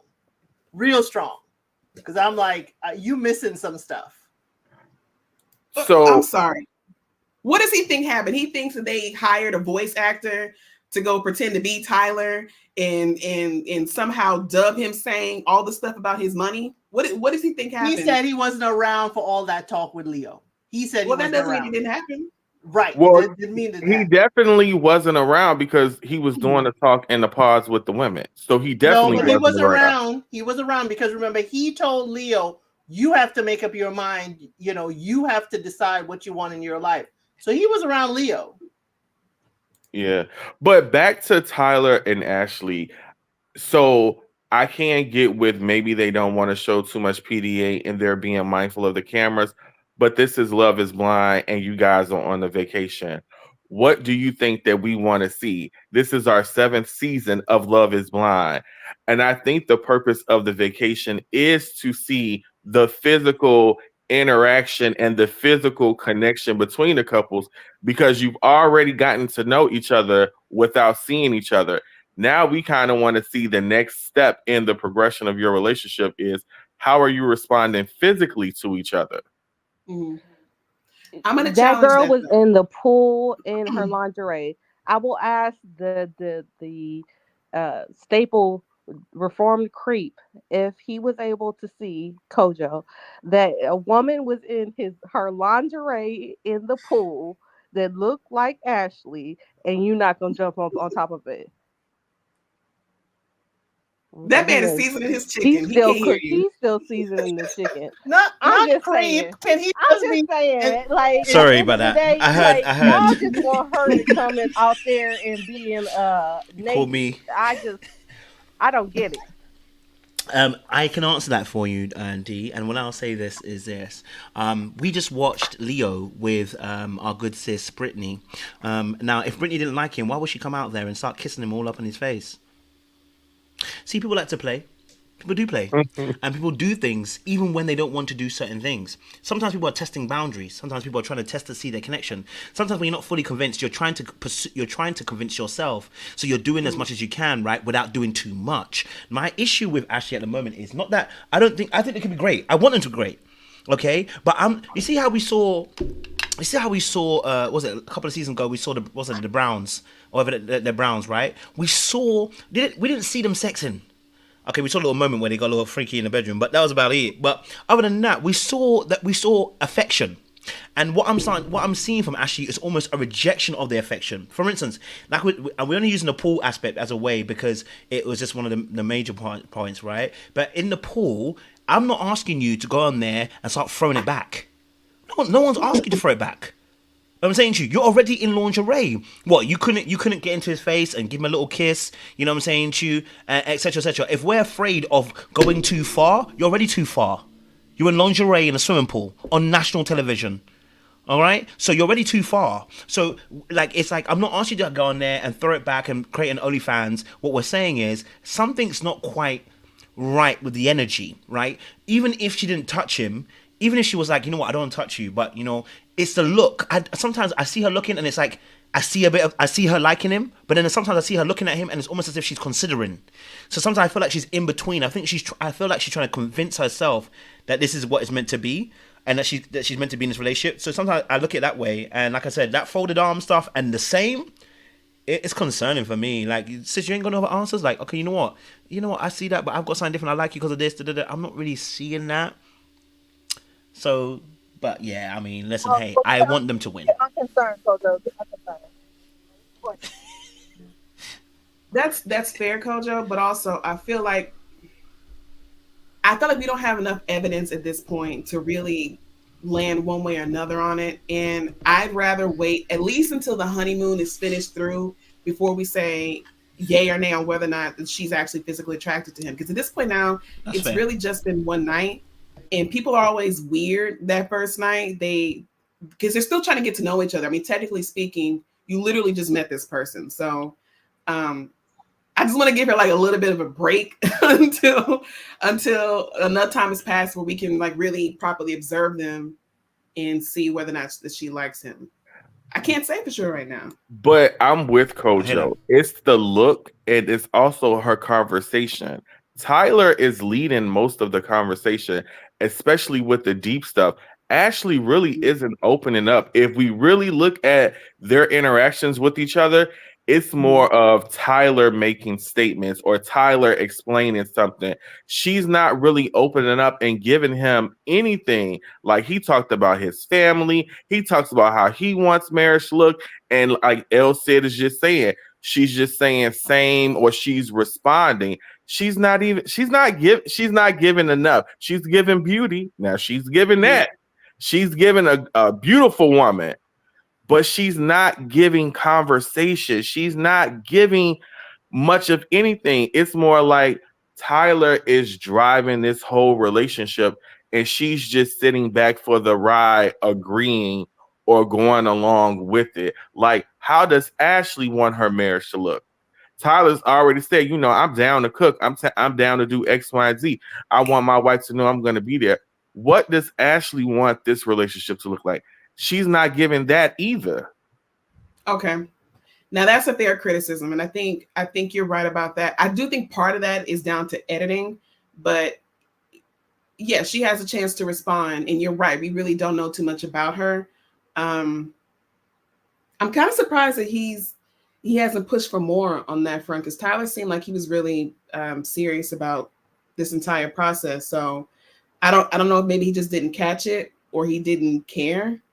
Like, because you would think that he would be pressing for more information from her. Hannah did. When Hannah thought that what's his name, Nick wasn't being very serious, she pressed him, and she was able to dig deeper and got more information from him. So Tyler was free to do the same, and clearly nope, that's not a fair comparison. Sorry, Dahlia, because Hannah here to be IG famous. That's why Hannah pressed it.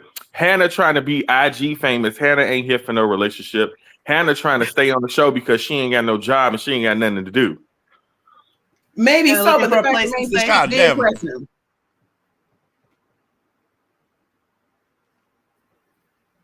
You lot are wild. I love it. Okay. Any last thoughts on this, Ashley and Tim, before we move it over? I'm only gonna say that I think maybe it's partially edit because I hope that Tyler would not be just satisfied with someone who just says same and doesn't share their own thoughts on things. I think that Ashley A with the good belly button, Kojo. I think that she. I mean, I said it once. I said it again. Seaway, I don't know where you went. Oh, there you go, girl. I mean, like I feel like she's taking her time, and I get that Tyler is more zealous. I don't know what his interviews. I haven't seen them. I would be concerned about him going and being very vocal with the public about our relationship. She seems definitely more private than that. I think that she is just, taking him in doses. I think when she loves hard. And when you dealt with situations where the outcome wasn't what you expected, you make certain adjustments to protect yourself moving forward rather than just engaging in frivolous situations and giving all of yourself on a willy-nilly. I mean, I hear you guys saying that she came onto the show, but I if I was on that show, I wouldn't care less. I don't know how they saying that they're loving people before they exit the pods. I would say I'm deep in like of you, and I hope that would make it through to the engagement.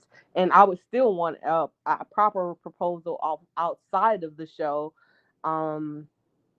Personally with my friends and family that it's nothing to do with these cameras. So like I just I mean, I get the purpose of it. I appreciate the fact that they are able to be in this secluded environment where they're able to get to know each other in a space where people generally don't now, as opposed to on the old times when people were just getting arranged marriages and because they knew that your content of your character. But like I just would not be giving my all like that. I hear Tyler is to meet also with all of the couples, including Tyler. That's always suspect for me. You saying anything that you want me to hear, feeling what you want me to hear.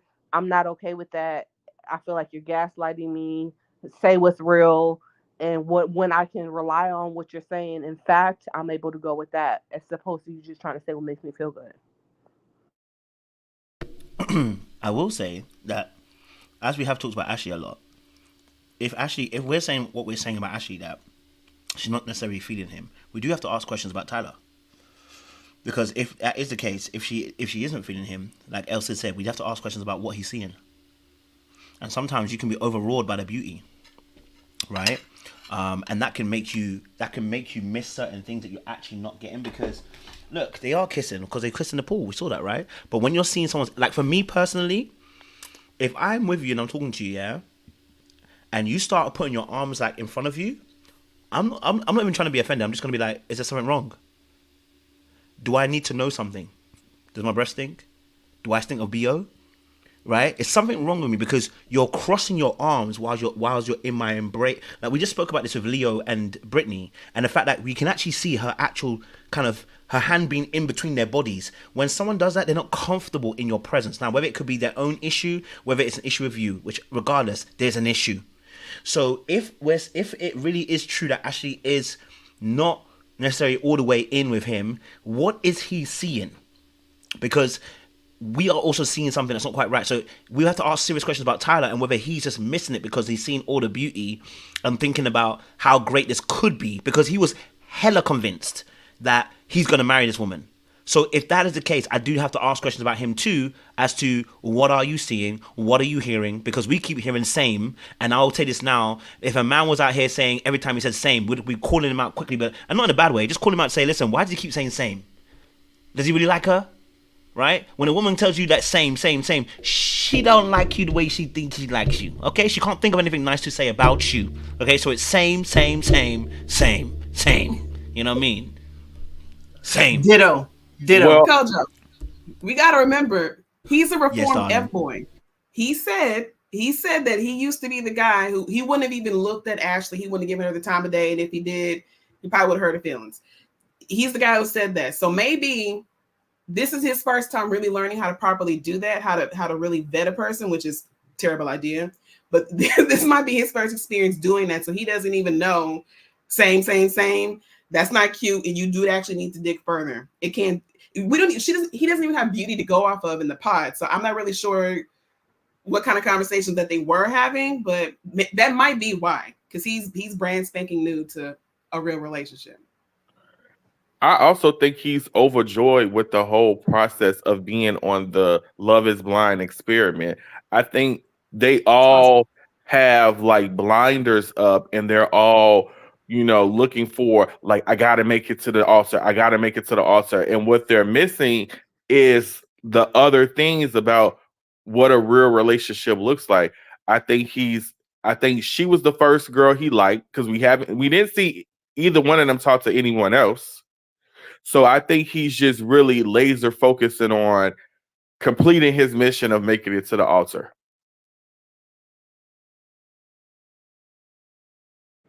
I would agree with that, but again, the same comments have to always do with her physical appearance. I just want to reiterate that, and I'm willing to move on. It's just when you're telling someone, it's just like if your greatest strength is telling somebody that they're smart, they already know that they're smart. I don't need to hear that. Am I creative? Am I spontaneous? Am I, it's just like if you're complimenting me on things that I already know of. It's talking to Oprah and you saying, oh, congratulations for being very wealthy.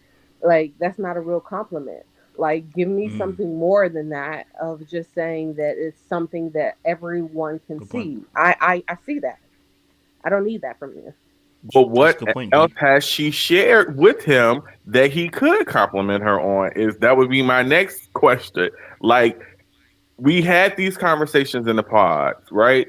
So I got to know you that way. Now in the physical, I'm moving on to the next step. I can see you. I mean, you probably are right, D.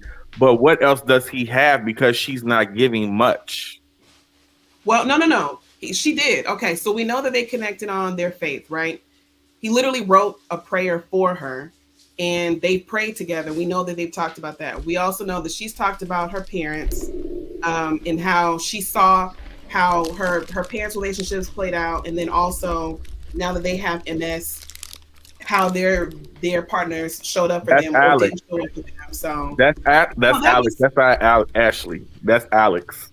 Oh my gosh, these names are killing me. See, she hasn't given anything. Wait.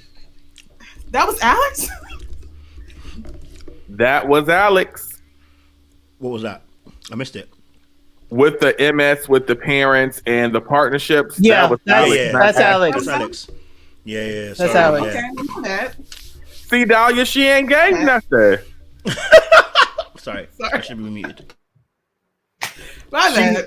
See, I want to hear more from Ashley. What does she want her marriage to look like? Maybe I'm gonna be with D on this one. We still rooting for Ashley and Tyler, of course, but we need more from Ashley. Tyler is being very open and very vulnerable. Like she said, he was sensitive. He's crying.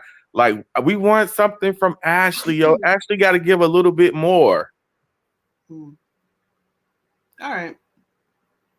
But you know what's interesting? No, it's not even bad. But Dee made a really good point, right? She said, like, him making comments about her beauty, it's not really a compliment. Do you see the problem with that? That's what we're having a problem with Ashley with. So that's exactly why we're judging her. And that's why I can't defend her and I can't defend him if he's not seen it, if that is the true case. Because if you can see that if he's only giving her compliments about her beauty and she's rejecting it, what you're in a sense saying is he's giving shallow compliments to her, right? It's only about her beauty and there's more to her than just her beauty. That's why we're judging her in the same vein and fashion. Because if you keep saying same, and you can't even bring a compliment to him and say, listen, you know what? Yeah, I know I'm beautiful. You know, you're quite smart, or I like your intelligence, or I like this, or something to give us to run over. You know what I mean? But I think this goes back to episode 1, and in fact, Jay just kind of said what I was literally going to say in my mind. The reason why I'm thinking that she may not necessarily like him, not like that. I think she thinks he's attractive. I don't think that she doesn't think him attractive. I'm saying because remember the episode 1. Her thing was she had an idea of what the man needed to be. I don't think she's got let go of that image of what she wanted a man to be. That Prince Charming that she said she basically said was like, she's gonna find a man, a man, almost in a sense like to replace what her dad was in a sense, almost in a sense when she was talking about this. It's a little cut scene when she's talking, her confessionals, and so I was like, wait, okay, so you've got a fantastical idea of what you think the man should be, which is, again, we all have our ideas, but maybe she's caught up on that idea and he did not fit the bill. Safe, well done, Elsa, we appreciate you, God bless you. Maybe doesn't fit the bill of that idea, and maybe that's what I'm saying, maybe she's having an adjustment. You know, like how Hannah had to adjust to Leo because she found out he wasn't 6'5", because apparently she gets all the mandem that are really the penguins in the room.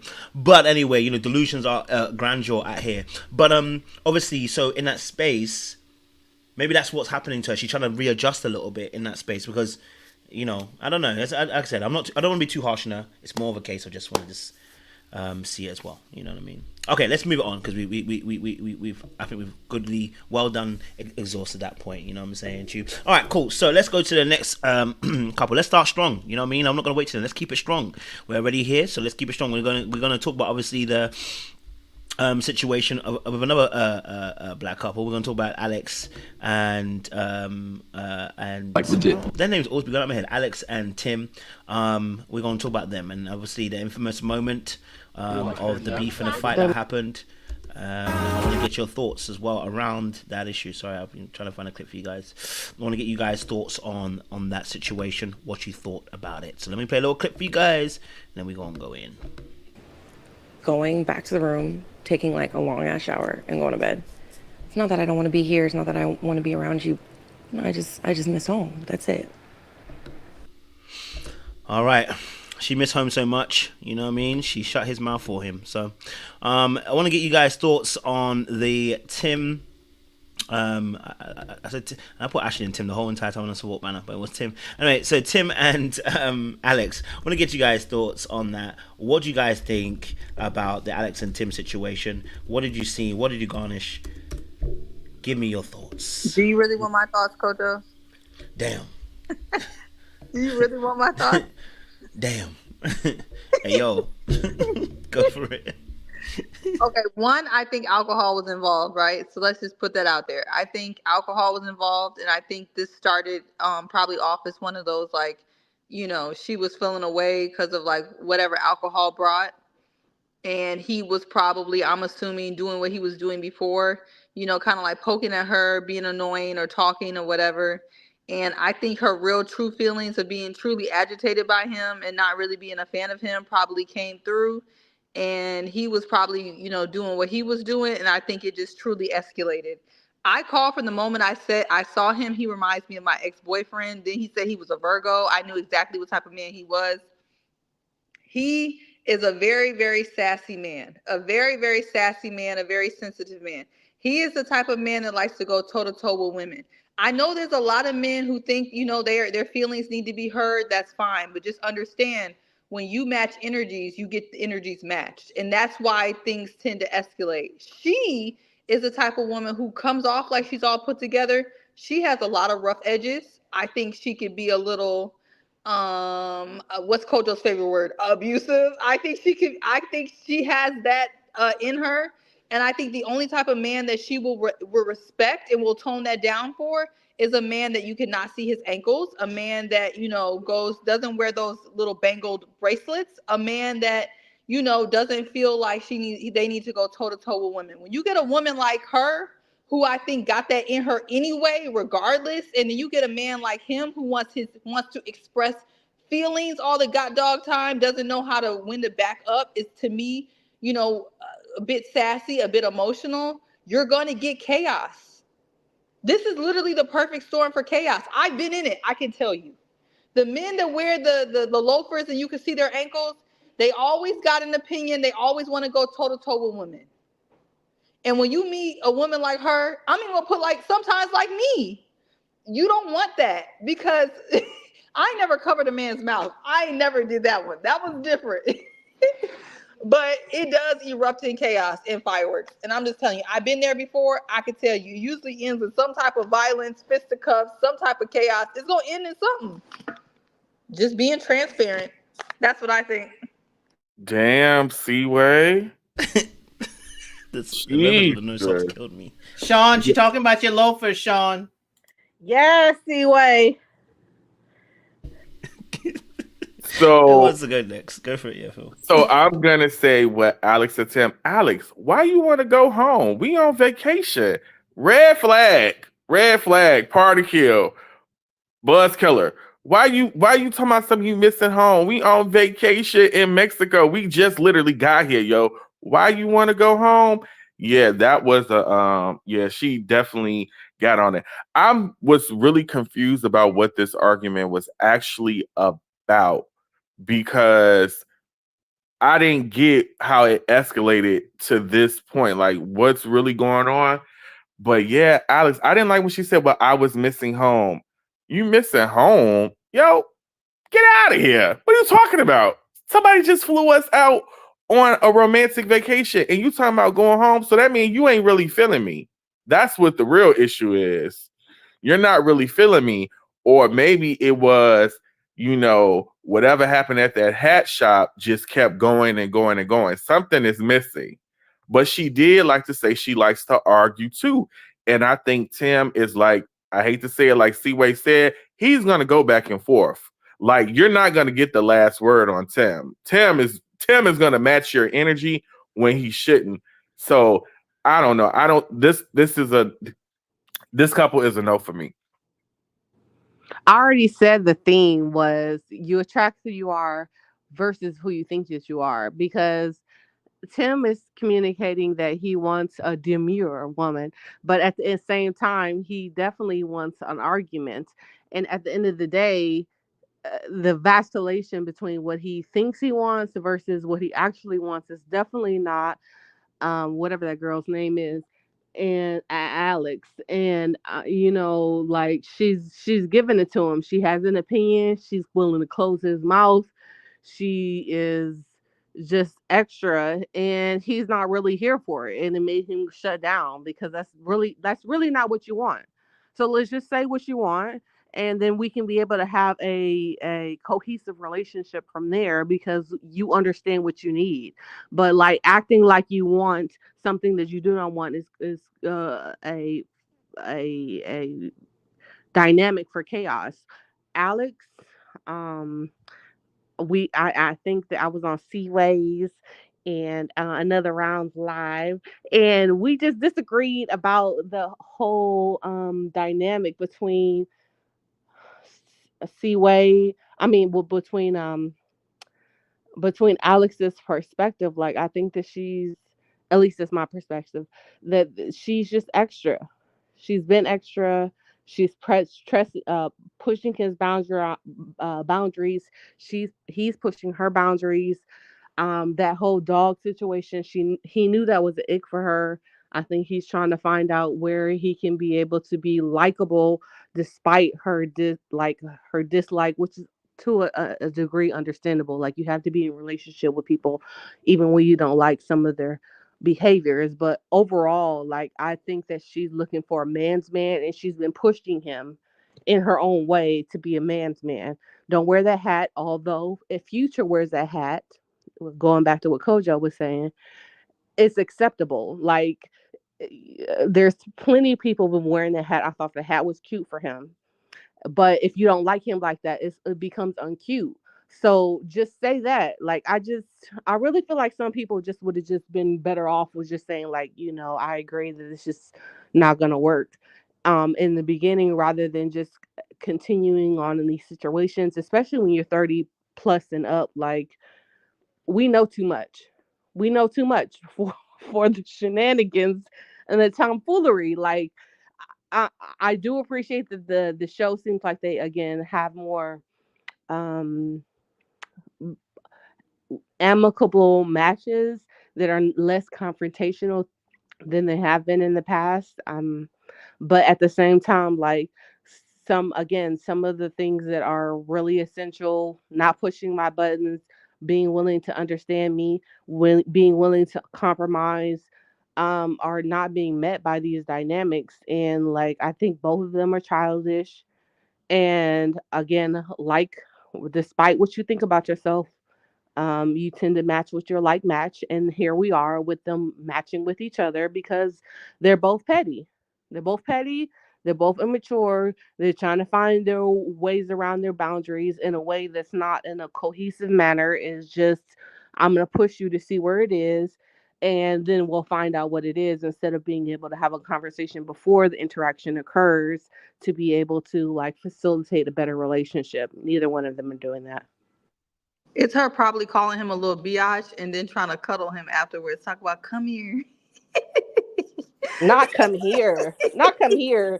Not like I done pulled She's you so in after toxic. we had an argument. No. He toxic and so is she. Well, for Tim, remember, Tim is the baby. He had 2 older sisters. He's treating her like his sister, like poking. I'm going to be irritating because I'm going to get your attention. Now, here's the thing, and I'm going to be Team Tim here. I'm going to be Team Tim, because if this was the brother covering the woman's mouth, not allowing her to leave the room because stuff is escalating, we would be all over him. He would be done. So my thing is, she's not letting him leave. She's covering his mouth, mushing his mouth, using her nails to close his mouth up. We would be all over Tim if he did this.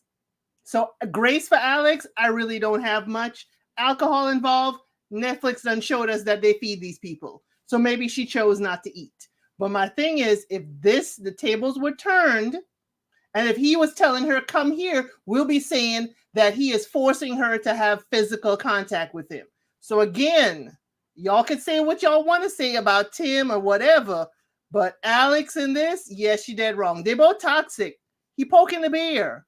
But the level of it to say that you homesick, and she never denied it. She never denied stopping him. She never denied anything other than the insecurities, that it was her insecurities and not his insecurities. But again, what she did, and when Tim said, I was about to be done, I needed Tim to stand 10 toes down on being done. I'm thinking that production totally told him, you got to stay, or we got to figure this out, and nothing really happened. But she got physical with him. Technically, she got physical.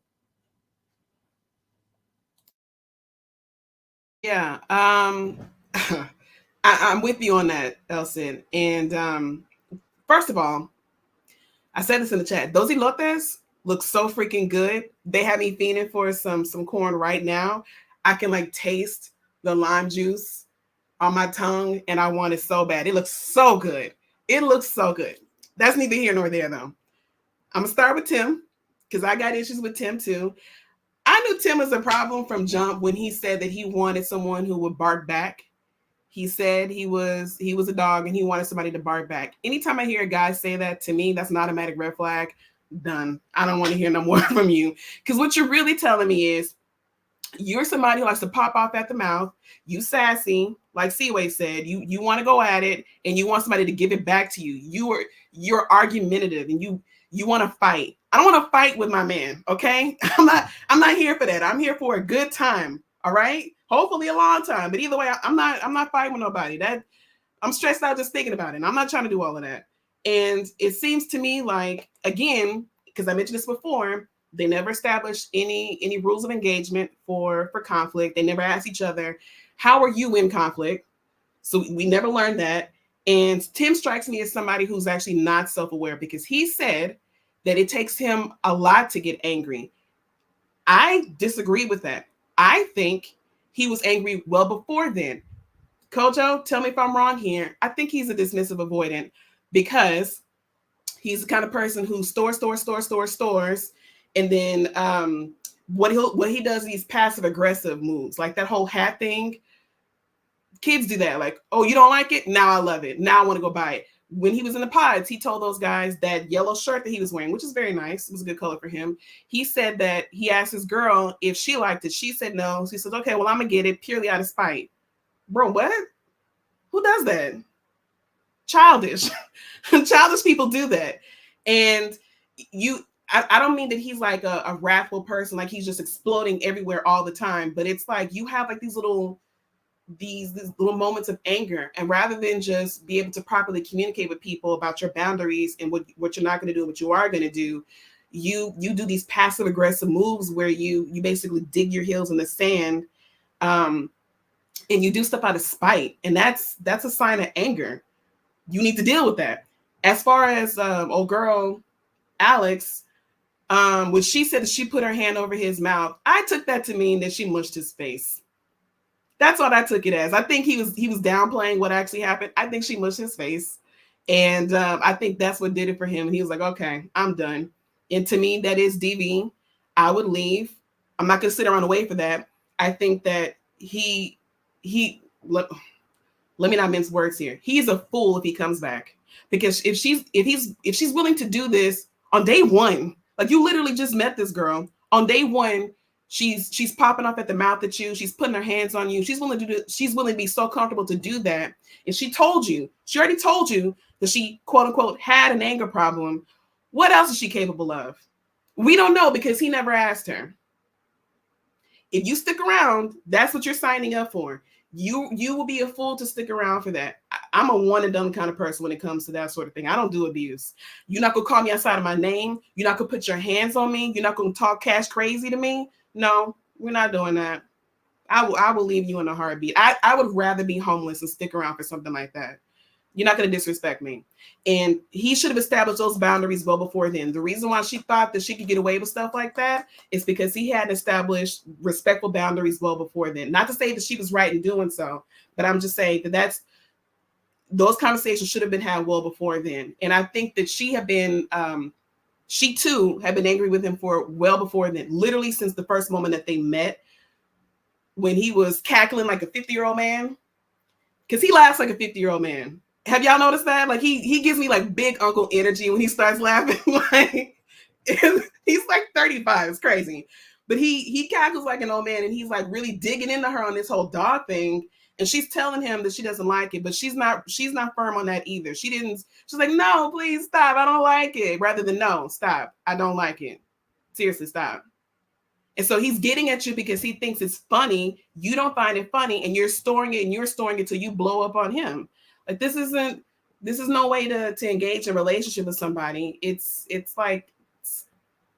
almost like they're siblings. And I think he treats her like she's one of his sisters.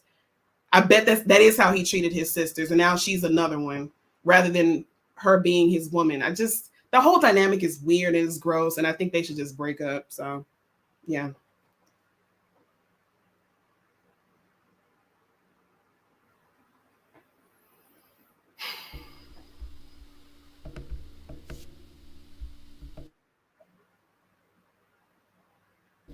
If she mushed him, yo, Dahlia, when you said if she mushed him, yo, that went through my mind. If she mushed him, it's a wrap. Don't you ever in your life. First of all, she touched him in his face, like, and not in a loving, passionate way. Violation.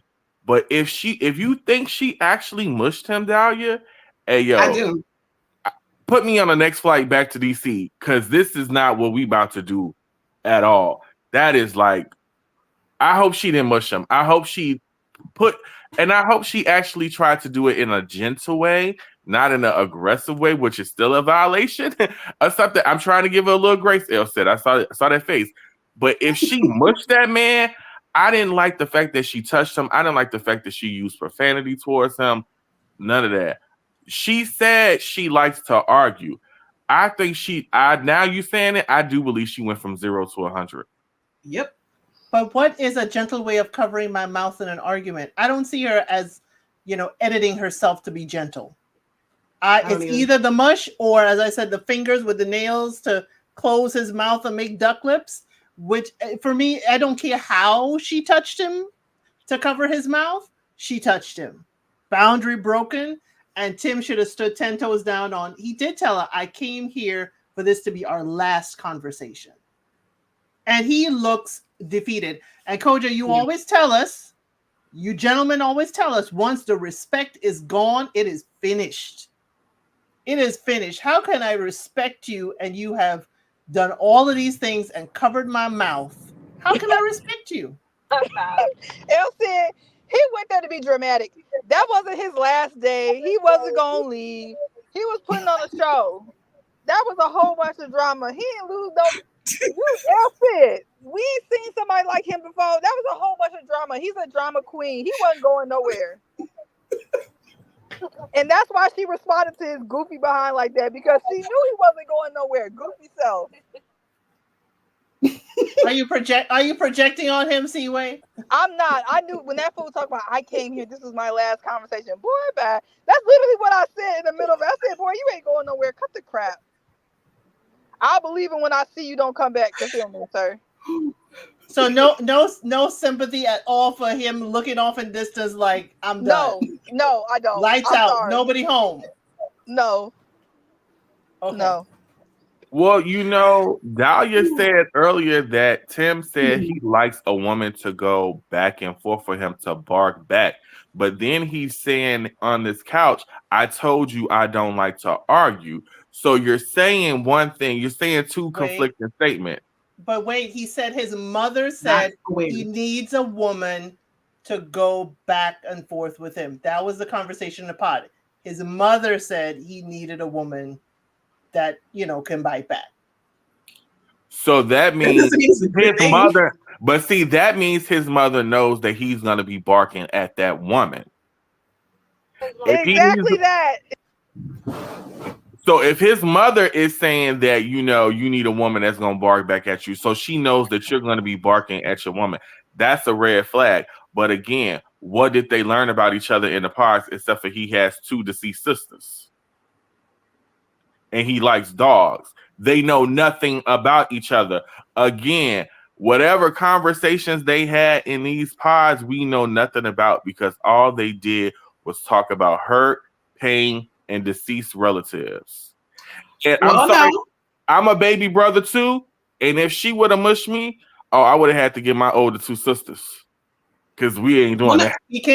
And then you would have been right back with her. No, he did actually talk about his time in the military. He talked about how afterwards that he basically built up his self-confidence enough that he feels like he can step into any room and he deserves to be there, which I thought that was pretty cool, because not too many people can really say that. And he talked about something else too, and it escapes my memory. But he talked about it wasn't all just about. Again? He talked about it was trauma though. His education, it was based on trauma. Trauma. Really about it. God dang it, Elsie! Let me have something positive with this man. I'm telling you the truth. He said he tested well, but he didn't do well in school. Mm-hmm. He tested well enough to go. He applied to only one school, which to me was diabolical. He put all his faith in one school. It was for music. He did say he shared, music at home. So I don't. That may be the positive. He was in the band. How about that? The positive for Tim is that he walked away. That's the positive. He didn't try to. Well, maybe according to Seaway, he matched her energy before, but once it got escalated, he did walk away. So that's the positive for Tim. But yeah, I think Alex and Tim, it's two people trying to win the power struggle. See, we're going to say he packed up all his things to be dramatic, right, Seaway? Yes, he did. He 100%. I shouldn't even laugh. And Jay gonna come on here to talk about we condoning violence. I'm not condoning violence. I'm just telling you what it is. I done seen this before. I don't sit here and try Jane to even open her scream. mic yet. Yeah, I'm just saying, don't ever come over here trying to defend yourself before I come in. Because I Come already through, know, Tim. here you come. Come through, Tim. Come through, Tim. Come through. Come through. I'm just gonna keep it 100. I ain't been on here in a long time, so I'm just gonna tell the truth and shame the devil. We already done seen this before. We know what type of person Tim is, and we know what type of person she is. She looked like she used to stand in 5'11" with these Negroes. That's what she used to. She used to going toe to toe, and he used to being a little biatch. That's what he's used to. That's the problem. That's the actual issue. You got one woman who likes to go toe to toe with men, and then a man who's a little biatch. That is a very bad combination. They're going to get the tussling every time. Wait a minute. We're calling him out his name. Wait a minute. She about to join that list behind Alex. That's what she about to do. It's a bad. Yes, see where you're not lying. It is a bad combination. It's a very bad combination. But we can't sit here and just act like it's not getting worse by her actions. Oh no, what she doing is bad. And then her over here trying to talk about come here, babe. I already told y'all she toxic. I told y'all. I'm not defending nothing she doing. I'm not defending nothing she doing. But your statement, how you present your statement, sounds like you're okay with her doing what she did. That's why. No, I'm not. What she's doing is gonna lead her to either one or two things. Keep on finding little biatches, one, or you're gonna find a man that's gonna knock you out. That is where your behavior is gonna lead to. Either way, it's not good for you. You cannot be in a relationship with someone triggering you. And sometimes you have to take responsibility for your own actions. That's what I had to do. I ended up in a situation like that with an emotional, sassy man acting like that, and he triggered me. And I know the way my anger management is set up, I did some things I wasn't proud of. And I had to have the moment, to sit down in Jesus with myself and say, if you can't control your anger, first of all, it's a problem. But number two, you can't keep dating people triggering you. Like, you really got to control your environment, especially until you can control your own anger management. And that's why I'm saying I've seen this before. Like, you got to get around, just like an alcoholic can't go to bars. Like, if you know you can't control yourself, you cannot be around men that are poking at you. Mm-hmm. And then at some point you got to work on your own anger management. You're gonna have a problem. So. Thank you, Seaway, for sharing, because that's why I'm here, because these two, y'all know I didn't like Tim. I said it yesterday on Kojo's Live. He's manipulative. He's all kind of things. He's a walking red flag. You know what I'm saying? He has some good qualities to him, but a lot of his things that he was doing, I was like, yeah, no, it's going to be a problem. However, we're not going to dismiss her problems either. She told us she has anger issues. She told us that she's combative and all this. So therefore, why would you sit here and choose this man knowing that you don't like his little quirks? And I know some of the quirks she didn't pick up on until she actually seen him in person, but you can't change him. You're not about to change this man in one day, who he's been all 30-something years of his life. You're just now walking into his life. So either you got to sit here and look at all these quirks for what they are and say, hey, you know what, if I can tolerate them. And we have to have some real conversations. Now, I do agree that he needs to listen when she actually have these conversations and not keep trying to joke them and jokingly dismiss them away, because he does that a lot. She says, this annoys me. That's a strong statement to say. Listen to her when she says, you keep saying this annoys me. So that means, just like Coach said, you don't have to change it, but change it for everybody. But when you're around me, please try to consciously not do it. That means you care. You're actually listening to me. You're making an effort to actually appease me when you're around me. You can be you all you want to be with all them other people, how you want to be. But when you in here, this right here, it bothers me. And if I have a same trait that bothers you, you could respectfully do the same. And if I care about you, guess what? I'm going to make a conscious effort to not do those things when I'm around you. Both of them will really find out if the other person like you. Now, you sitting here talking about clothes and all this stuff. That's his clothes.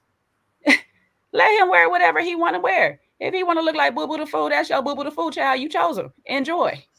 Okay? But let him be.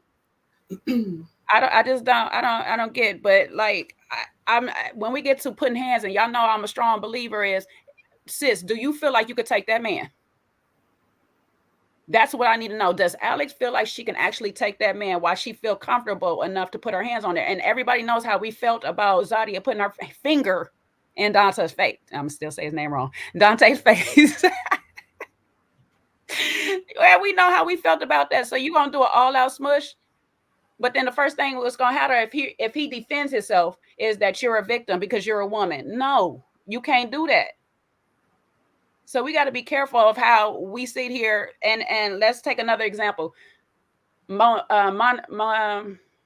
her name? Monique and Candace. Everybody was up in arms because Candace just used her words. Candace didn't put her hands on it and stuff like that. But Monique attacked her. That's what everybody was sitting there saying or whatnot. So if we're going to hold that logic for them women, we got to hold that logic for a woman towards a man. If we're going word for word, then we're going word for word until somebody decides they want to opt out. But we can't sit here and decide, oh, you know what? I'm just going to shush you with my hands. No, you shush yourself by walking out the room. Leaving the conversation. Leave it alone and say, you know what? Let's put a pin in this. We'll get back to it when we're at the spirit. We can do this later. So, yeah, I just don't want nobody at Seaway. Thank you for clearing it all up and sharing the more of your story. I just didn't want nobody to think that we up here saying that she is okay for doing what she did.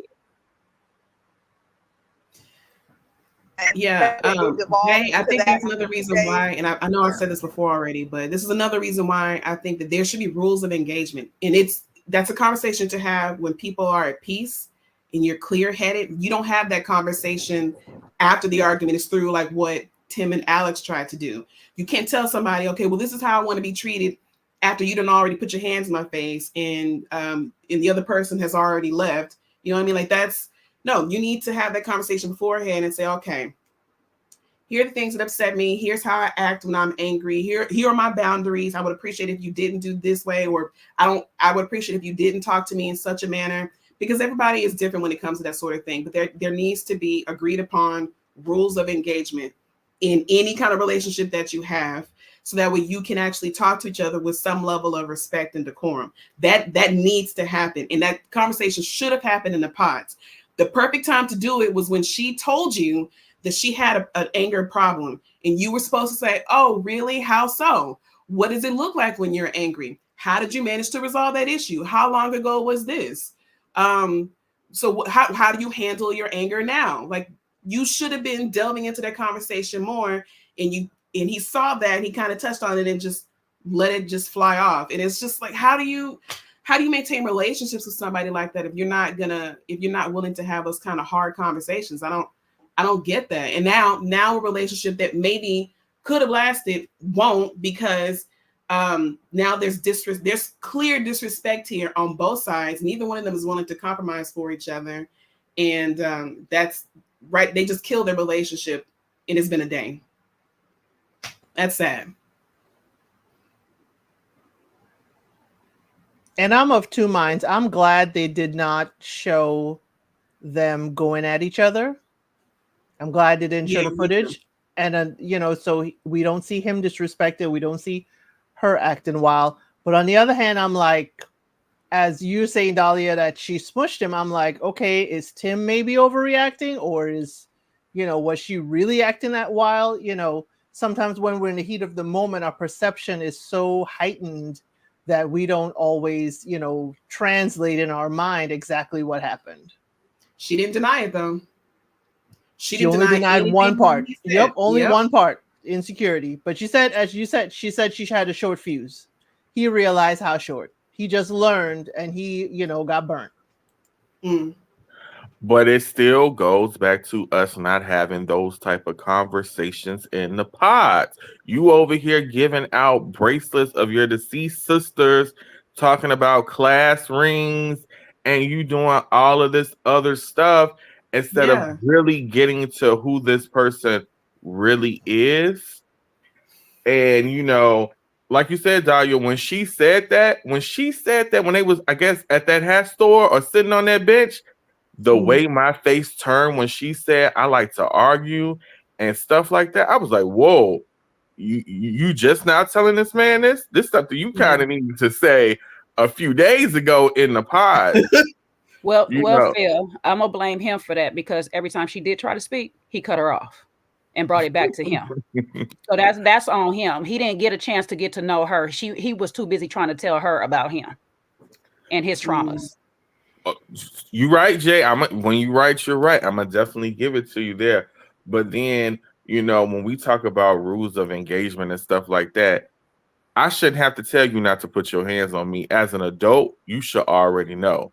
I shouldn't have to tell you as an adult not to disrespect me. You should already know off breaks. Like, don't try me like that.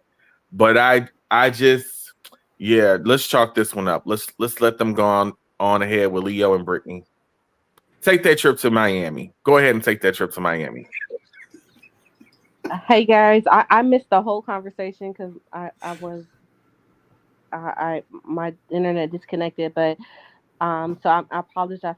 I apologize if I missed anything, but I No worries. just feel like again, like I said, Alex just feels like she's testing his masculinity, and for sure he doesn't like the results, like pulling him in after disrespecting him and wanting him to meet her like she's used to being in control. And that's kind of what I perceived from that situation, and like him physically exerting his authority is kind of what I saw. I mean, like I said, I feel like they're both immature in their own ways. Hopefully, they can be able to work it out if they so chose to. Um, it just does not seem healthy for this period of time. I don't think that Tim really knows what he wants. Really, like I said before, he really wants a demure woman. And Alex is not that. At least she's not presenting herself that way. She may want to relax in her femininity, as in submissive, as the way we call it as a society. But at this point in time, she's really testing her masculinity. It's just convoluted, and I really felt bad for him because I know that face. I have that face when you are literally shutting down in the middle of an interaction.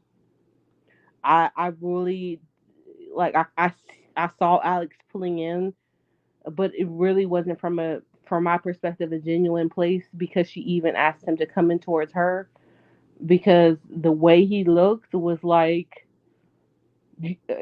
there's a difference between being in the ins and being in the outs, and she was very much in the outs, and I don't feel like she understood that emotionally of where his stance was by his physical emotional disposition. He was communicating it to the best of his ability. To a certain degree, he communicated that before that interaction happened, and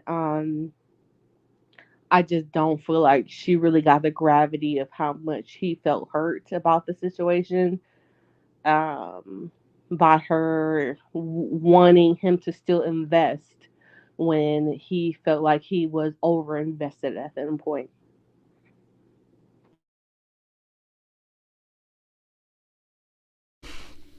Hey, I'm To hearing be it. honest I'm with hearing you, it. sorry, go ahead. Phil. Good, no, go. I was just saying, I'm hearing it. Go for it. Yeah.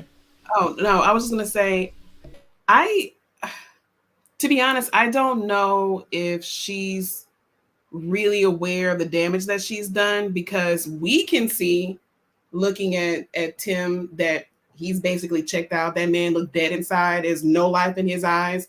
He's looking off into the distance. His mind is already gone. But she's like trying to touch him, which is weird. Like you put your hands on him and you were cussing him out, and now you want to touch him, and she was trying to hug on him and like caress him and stuff, and you didn't even ask permission. I don't think she was really apologetic enough for my taste. I don't think she really, if you're going to be giving an apology, give it in full. Like really explain why you know that you were in the wrong here, what you did wrong, how you feel like you can make it right, or at least ask him, hey, what can I do to make this right with you? And then you can start having conversations about how he made you upset or whatever. We can talk about that afterwards. But if you're going to give an apology, give an apology. I don't feel like she really gave a proper apology. And I don't appreciate the fact that she didn't respect his boundaries enough to even ask first whether or not she could put her hands on him, even if it was just to give him a hug. At that point, you F that up. So we're back at square one, and now you need to ask. And I don't like that at all. If we're going to ask the same of a man, then we should ask the same of a woman. And right now, she's in a man's position in this situation where she done put her hands on somebody and she's trying to make it right. Nah, dog, that whole kiss and make up thing, no, we got to start from square one with that. But that's what men do when they are abusive towards women. They try to buy back the affection and love. And it's easier, like, she wanted in that moment, she wanted him to touch her to feel, oh, I love you. She's trying to, that feminine touch will do something to a man. You know what I mean? Especially when you're mad. Oh, just, you touch my hand, you grab my hand or something like that. It's going to put me at ease. That's what she was trying to do in that moment. Absolutely. I just think, yeah, I mean, if they want to salvage this relationship, if they want to, and they're probably going to want to, they need to have real conversations. This would be a great time to have the experts like at Married at First Sight to come in to try to help them navigate this situation. To try to say, hey, how can you better resolve conflict or something? Like a third party definitely needs to be brought in. As I'm sitting here thinking about it, I wonder if he transcribed his mother's words into his own just to fit the dog thing or whatnot. And so now it's bringing more confusion to the whole situation. Because if I tell somebody, and this is going to be get to give her the grace on what she did. But if I tell somebody I need somebody to bark back with me, that means that we're going to be going toe to toe. And so when I give you that big toe, you better go ahead and take it. You know what I'm saying? Like now that I'm here with the big toe in it, you don't want to stand it and you don't want to be here. But the mom is saying that the mom is probably was saying you just need somebody who is going to call you out when you need to be called out on some of your antics and simmer you down. You need somebody who's your what is the Hulk's girl's name? I don't know why I can't think of her name right now. Demure. But when you turning all green and all this stuff like that and bulking up, she needs to be able to calm you back down. I think probably that's what the mom was saying, and he translated to, I need somebody that's gonna be at me when I'm at my worst. Like, no, because when you translate it like that, now we in violence. Now we're in combative mode and stuff like that. Instead of understanding this person is going to be your calming spirit, you need somebody that calms you when you're hyper. He's giving me a hyper kid. Everything is an antic with him. Everything is a joke. Everything is just shits and giggles all the time. He's always on. And it's like, when do you turn off? And the way he's turned off now is that she had to go all the way to escalate to hands in the face and all this stuff for him to sit and just be like, So I really want to know what mom really said to him. I really hope she didn't say you need a dog that's gonna bark back with you. I hope she really didn't say that, and she said something else, and he transcribed it that way. But sir, you're gonna have to learn to articulate your words when you're talking to your partner, because mom told me this, and I need somebody that's gonna calm me when I'm out here acting my worst. I'm on my worst behavior. I need somebody to reel me back in. Maybe that's when I'm on my fraternity thing. I need somebody to bring me back. I'm not in school. You never made it to anger management. And I gotta go calm you down when you at your worst, when you hold. I gotta go be Black Widow talking about the sun is setting, big guy, and it's time to go home. I'm not doing that. We always get on. I'm not doing that. I need a man that put me in check. When we get on the men that say that he's the woman. I mean, he's the woman in this situation that says that I need a woman to put me in check. Like, no, sir. Get some anger management. But learn to use your words, like you just said. Yeah, but because he's been now a forced only child, I think he's been able to get away with a lot. I'm curious on what age his sisters they had to be out of high school, because he said the ring. He has both of their high school rings. I think that was recent. So it's recent. So you're the only boy. You're the baby boy. You've been just getting away with a lot of crap. Not when they locked him out the house in the underwear. Nah, don't do that to the baby brothers. Don't do that to the baby brothers. I'm not doing that to the baby brother. I'm doing that to the baby child. The baby child tends to get away with a lot of crap. But also, when you're the only boy out of all girls, or you're the only girl out of boys, it's a different treatment that you tend to get as well. No, that's not true, because I have two older sisters like Tim, and I'm the baby brother. And I will tell you guys, I am the most independent out of me and my older sisters. I see that face. I have always No, I need I to have talk to your all. sisters. You can talk to my sisters. You talk to my family. I am the most independent out of the three of us, and I thrive on my independence because you are true. I was treated like a little brother, like you can't do this, you can't do that. But you know, as a man, I have grown to be very much so independent. So I think with Tim is, I think someone said it earlier. He's trying to recreate that relationship he had with his sisters, and that ain't the type of relationship you want with your wife, yo. You want a different relationships. I don't never want to marry my sisters. Like, hell no. Phil, does that mean that you Well, get if the you were final a say so Lannister. in your family? I'm sorry. Phil, does that mean that you get the final say so in your family, between at least between your siblings and your mother? No, that's the crazy part is I have like had to become the more dominant one in the relationships because I am the most independent. I am the smartest. I am the most successful out of the three of us. So I kind of have to, you know, sometimes I have to remind everybody, don't sleep on your baby brother. Say it with your chest, Phil. That's what I'm talking about.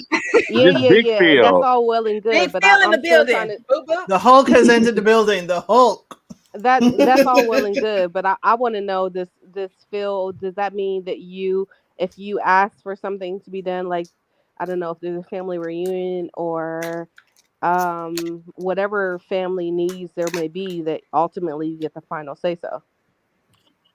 No, you know what? So what I will say is that in our relationships, I feel like I only get the final say so when I have to do some barking. I feel like my opinion is still so much ignored sometimes. I have to go back to reminding them, like, you know, I have to use more logic sometimes. I can't, sometimes when I use anger, they don't listen. So I have to come back and use logic and be like, hey, let's think about this logically and how this can make sense.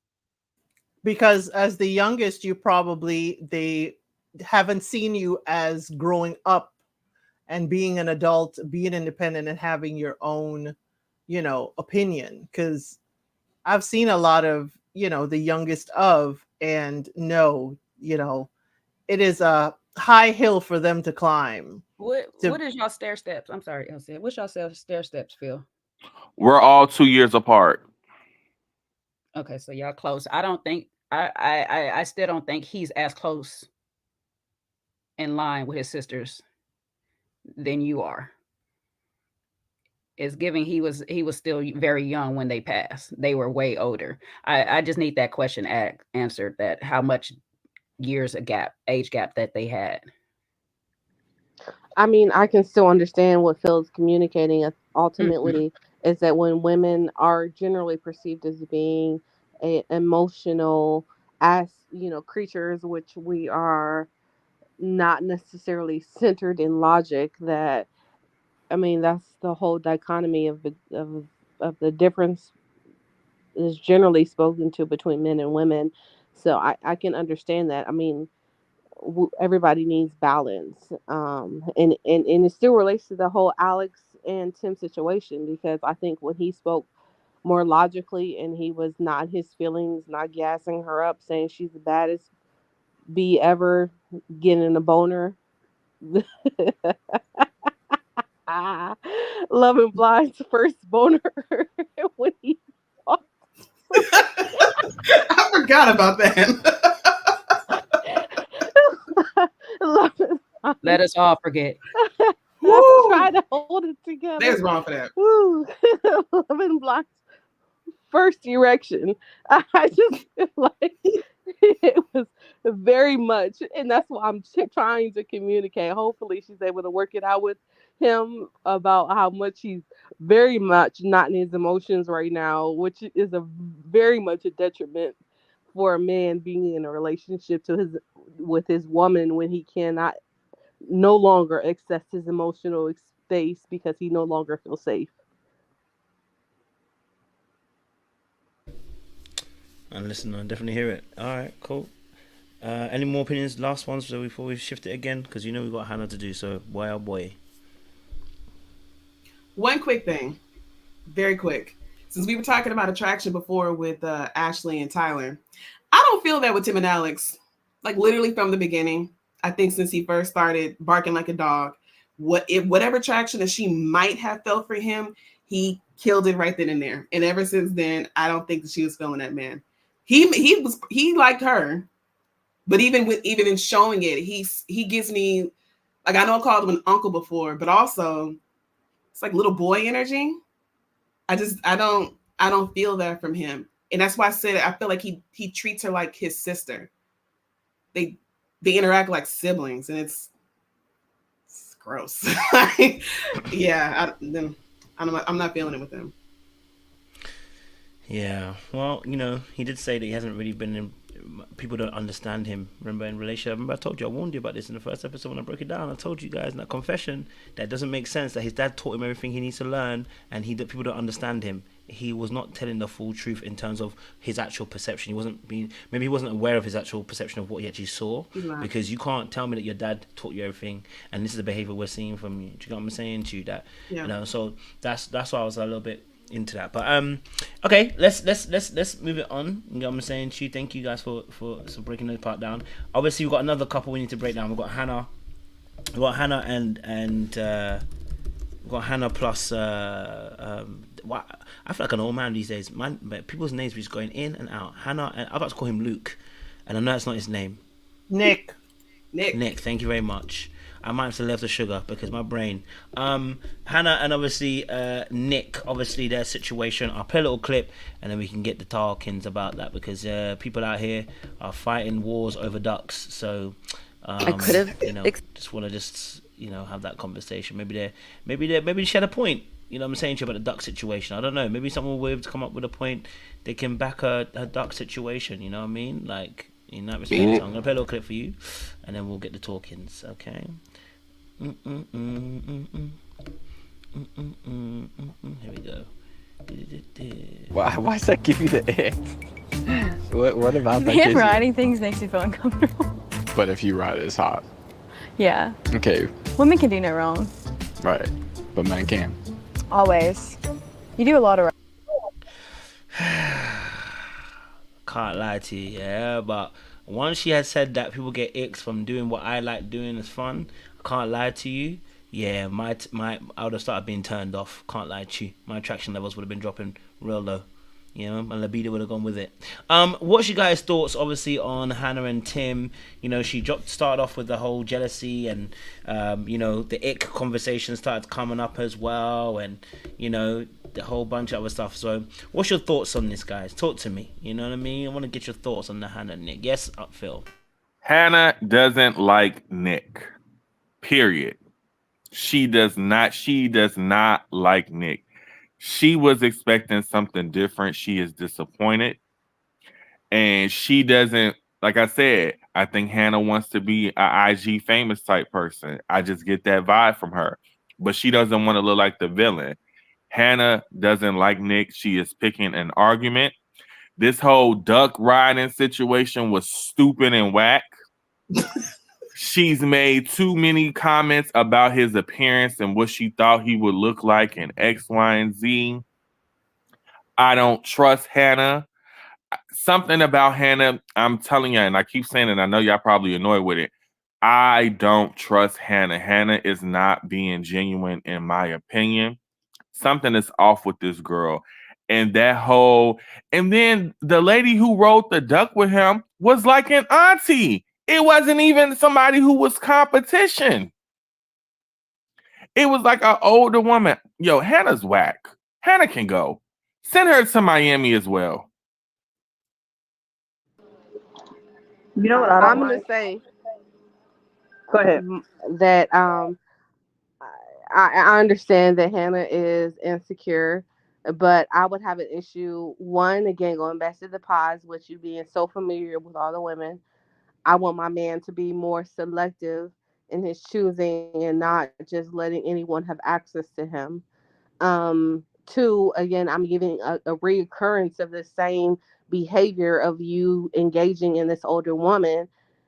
I wouldn't necessarily have an issue with it, but at the same time, you are condoning some behavior that I'm not in agreement with it. And it's more important to me that if I'm expressing to you a value that's important to me, that you're disregarding it.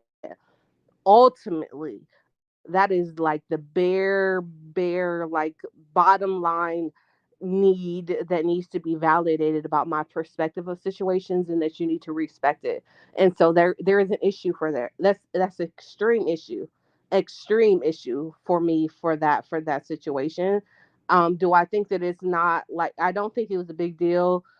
That woman saying that she had insecure, like, don't be jealous. I feel like it gave me Will Smith slash Chris issues. Like, I'm laughing at the same time, I'm offended at the same time.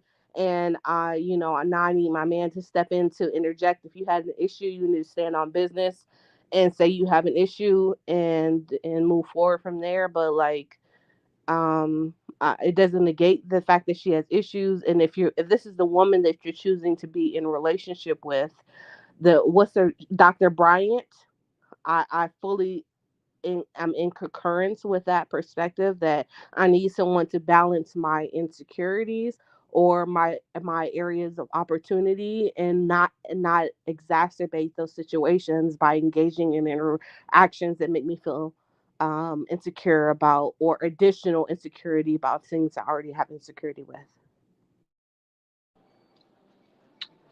Yeah, I have my thoughts. Can y'all hear me? I'm on my headphones. Can y'all hear me?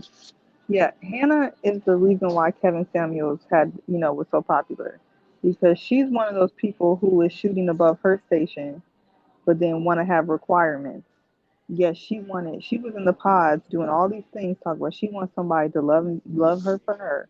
She doesn't want to be insecure. She doesn't want nobody to not like her because of the way she looks, blah, blah, blah. But then when she gets out the pod now, Jayla or Jala said in the chat that he was maybe exaggerating about the way that he looks. I mean, to be honest, I think she was too, in many ways. Um, so, she didn't get what she wanted, and no, she's not going to come out and say that, because how many Love Is Blind episodes we've been on? She's not going to come out and say that. But the way she's treating him, she's definitely judging him, because what she did say is he's not as big as she wanted, like, masculine wise, muscles wise. And, I just find that to be interesting. I find that to be really interesting, because you don't want nobody to judge you for you. But you come out and you're treating this man, you're definitely treating him like you're somewhat disgusted by him, to be honest. And I think it's going to continue. Seaway, like you're Yeah. absolutely right, but he was the kicker. How big was she expecting him to be as a kicker? But did he tell her? He told that other girl Yeah, that he was no, the he kicker. No, told her. he told her because she was a She was football a cheerleader. cheerleader. That's how she well, replied. She's a Thank cheerleader you, and dated Phil. dated Thank you. the quarterback. So I think she was capping on that, because you would have known what the kicker looked like. I have No, no but idea. I just but Hannah's one of the ones that used to be cute in high school and then probably blew up, and so that's the reason why she's going back to her high school days. Because I also thought it was weird to be talking about what you did in high school at 26. Now I know 26 is still young. I was like, oh, that's really interesting. So that's probably why she was mentioning that. But yeah, kicker has never been a big She deal. also said she'd been struggling all her life with her weight. But yeah, she's being mean to somebody else. Like she doesn't like. She's judging him for how he looks, how big he is, how muscular he is. My thing is, you have a right to have your preferences, but to me, it just felt like very, very, very hypocritical. And I can tell, because now they're showing new pictures of her, and she on that Ozempic, and she done lost the whole person. I don't know if you guys have seen her, but she is barely unrecognizable. It's on TikTok. She has lost she said she lost 30 pounds. She's lost another like 40. Ooh. Yeah, I don't know if y'all can go. I can find. I can't send it because it's in the chat. But yeah, she's lost some more weight. So I'm really trying to not say what I said in the chat. I'm really trying to be nice, but I'm really not a fan of hers, and I don't like the way she making other people feel bad. But if the shoe was on the other foot and he came out looking like old dude from the first season of Love Is Blind, the one that's with Amber, if he came out looking like him, whatever his name is, the one that's with Amber, and then he wasn't, impressed with her, then she would be wanting sympathy. But it's like, oh, you think you're better than this guy, so you're treating him bad. I don't like that. I don't like that. I'm totally in agreement with you, Seaway. You got to be what you want sometimes. And sweetie, you are just. I'm not gonna say she's not.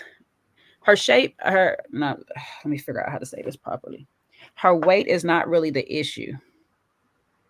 It's how you shape yourself or whatever and stuff like that. How you see yourself, how you actually envision yourself. And if she was actually working out, actively working out, she would be okay with her weight. Because it's not the weight. Hannah is actually a very nice looking girl. When she was in the bathing suit, I was like, you're not bad looking. I see you. You're very pretty in the face and all this stuff. Like you said, Seaway, back in the day, she probably had her face card was probably doing his thing in high school. You know what I'm saying? You're a cheerleader and you tell me that you got the quarterback, your face card had to be doing something or whatnot. But you're still shy. Sorry to interrupt you, Jay, but Hannah is from West Virginia. Like, that ain't a hard thing to do. I'm not saying that she's out here competing with the rest of the world, Phil. But to be a girl at your high school to get your quarterback, you have to be that. You kind of almost have to be that girl. You know what I'm saying? Like, seriously, how we see it depicted all the time, you almost have to be that girl. It's very seldom that the quarterback is going to go with somebody that he just like finds her personality attractive. Let's put it like that. So unless he was using her for her educational to get through the school books and she's sitting there, or she capping that she had the quarterback, is one of the two, which she been capping a few times all through here. She knew what she was doing. Was she going to sit there and say, I was a cheerleader? Because you know what impression that's going to give. Now you're going to be mad at this man for saying that he looked like a skinnier, he told you, a skinnier version of Superman. So he already told you he was small in stature.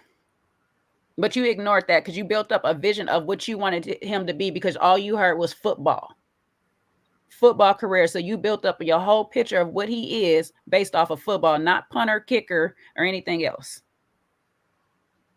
Okay. So the fact that you come and you looks as I wasn't not worried about how you look. It was more so how you think I look. Girl, stop. Because you didn't care about how he thought you looked once you seen him. You didn't care anymore because you told yourself, I'm a better looking catch than he is. That's exactly what she told herself, though.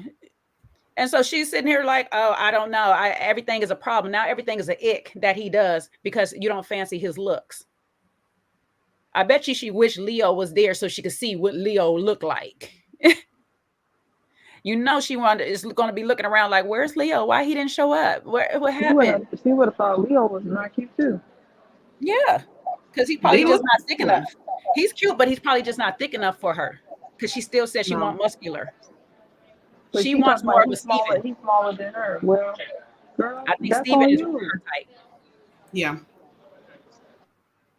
You know, but you went on an experiment to get to know a person from the inside out. That's the thing. We know that love is not ultimately blind unless you are. And even Stevie Wonder was checking for wrists. All right. So like, I don't know what you want. You cannot have this perfect picture. And y'all got, Ashley, they got to die down this image of this perfect man that they got created in their head and somehow make the person that they with perfect for them. This man adores you the way you want a man to do it, yet because his looks is not working for you. Now you don't have to ride the duck with that man. You don't have to get on the duck with him. If you don't like it, don't do it. But don't get mad when he over here doing it, calling him an idiot. He's stupid and all this stuff because he want Auntie to come race with him. Auntie down to race with him. Let her race. Have fun. Matter of fact, be the flag girl. Come on, babe. I got you. Like, you know what I'm saying? Like, I'm gonna make sure that this is a fair race. We're gonna have some fun. But everything is the problem that he does. But second, in the pods, you was letting girls tell you about him. You ain't standing on your decision right now. You know what I'm saying? Again, you still not standing on your decision. So I don't know. I can't give too much defense for Hannah because she really hits to me overall. Hannah wants. No, go ahead, Chelsea. Hannah wants someone to love her for her, but she's putting down a list of all your faults on the night table so you could find it. So she's clearly not going to love him for him. So my thing is, if he had written a list of everything I hate about you, then it would have been the end. I'm sorry. But Nick was at a point that I would be at, because Hannah screams to me she is overthinking. The cameras are there. How do I look? What is my angle? She's overthinking. And Nick is like, I just want to have fun. I'm in Mexico. Can we just do something fun rather than sit here stationary? You know, can we do something fun? And he finally sees an auntie who's willing to say, hey, I'll race you. I'll play with you. It's kind of like he just wanted to have some kind of connection or fun with somebody. And she put 10 on 20. The woman did not, we didn't see that the woman called her a B. We did not see anything but the woman say, don't be jealous. Leave him alone. She clocked it. The woman clocked it.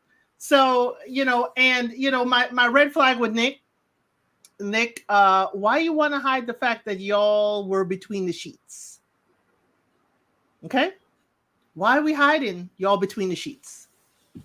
Because that is also going to give a blow to her self-esteem. He got a brand to protect. Ain't none of your friends' business. Ain't none of your friends' business what we be doing tonight. If we could, y'all know that genuine. You better sing that, D. Keep on singing, D. So okay. So as the DC resident, right, in the panel, images are very important here in the district. Like, they get down in the district, but your professional relationship is very important as far as the whole image thing wise here in this area. I will tell you that, like, it's business 8:30 to 4:30, but at happy hour and at brunch, oh, it's a free for all. But images are important here. I didn't like it either. Elle said, I'm with you on it. But if I think about the DC culture, it is something that people definitely are mindful of. Because that's why it's funny to me, and it's crazy because the DC area has a lot of people who work for the federal government and that are contractors and stuff like that. But you rarely see them on these kinds of shows because you don't want to mess up your clearances and things like that. And you don't want to be seen in a bad light. So how is this affecting his brand? I don't even think it's about a brand thing. It's just about again, respecting my values. For me, I feel like he, as much as I think he can be problematic, I think he's more emotionally intelligent than she is. And I think that was the issue about, like, if I say this is a boundary, will you respect it?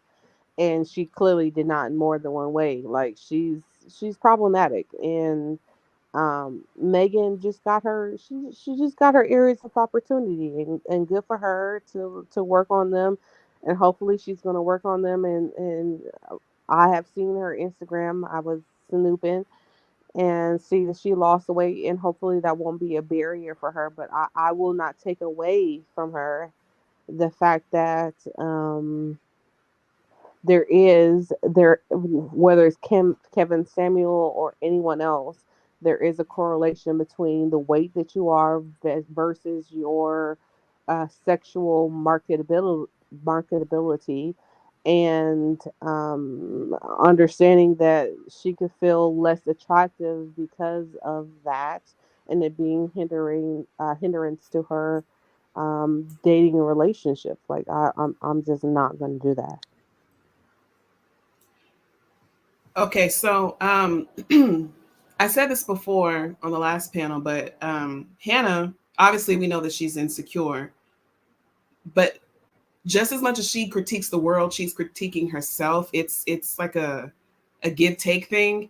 And in her mind, she believes that other people see the world the same way that she does.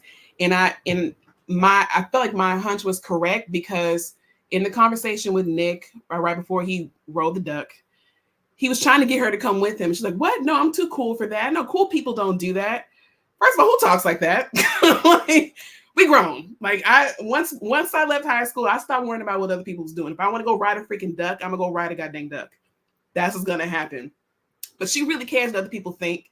she really thinks that other people are looking at her and judging her because that's what she's doing to them. And it's like a whole, like a feedback loop for her. And I think that she doesn't know how to give herself grace, so she can't give other people grace either.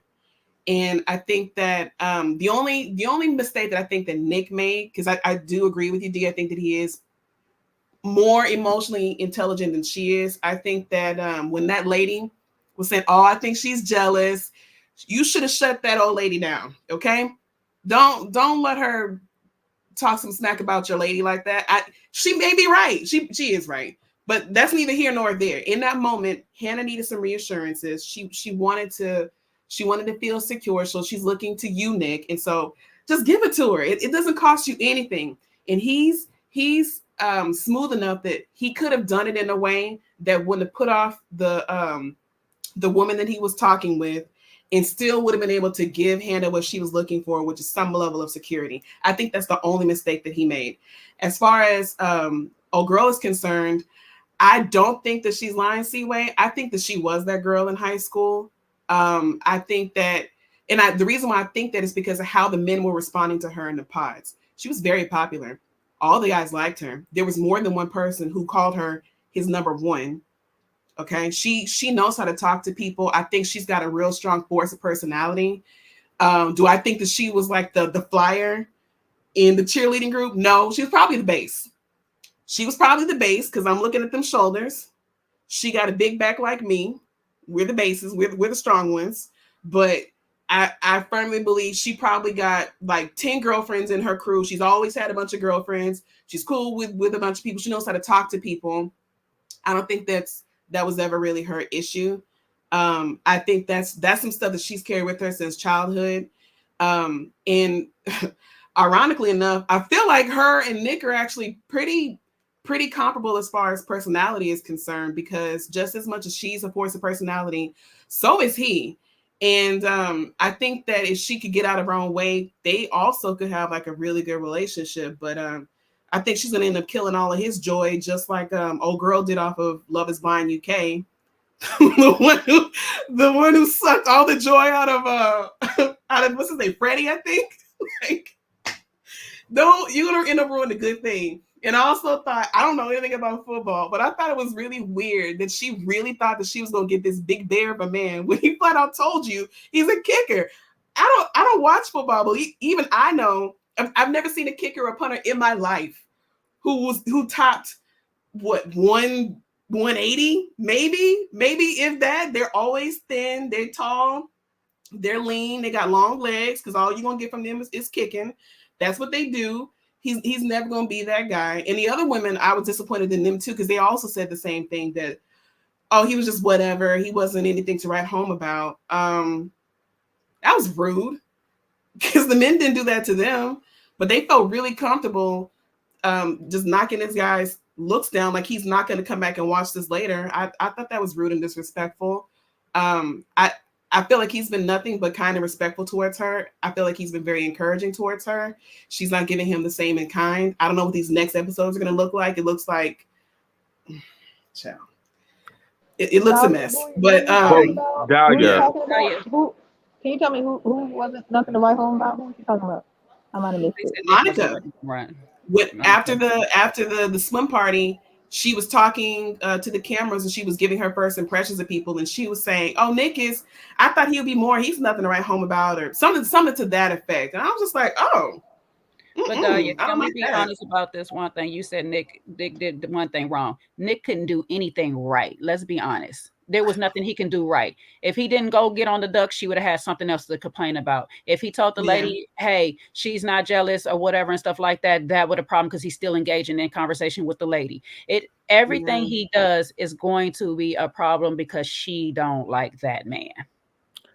And as a man, I'm not gonna say nothing to the auntie. Like, I'm just not gonna say nothing to the auntie with that comment, because you then don't want to go. You don't want to be seen as going back and forth with a woman. You know what I'm saying? I know you said like he could have said something to her, but the lady was joking. Like, we just gonna brush it off and keep it moving. Like, I wouldn't have said nothing to auntie as well.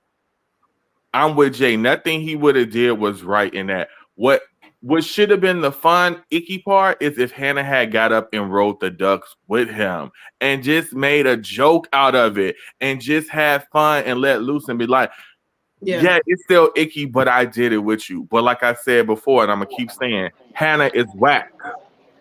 Hold on, Seaway, real quick. Hannah already precursed that whole event. She told him right then and there, right in his face before he jumped on the duck, men can't do nothing right.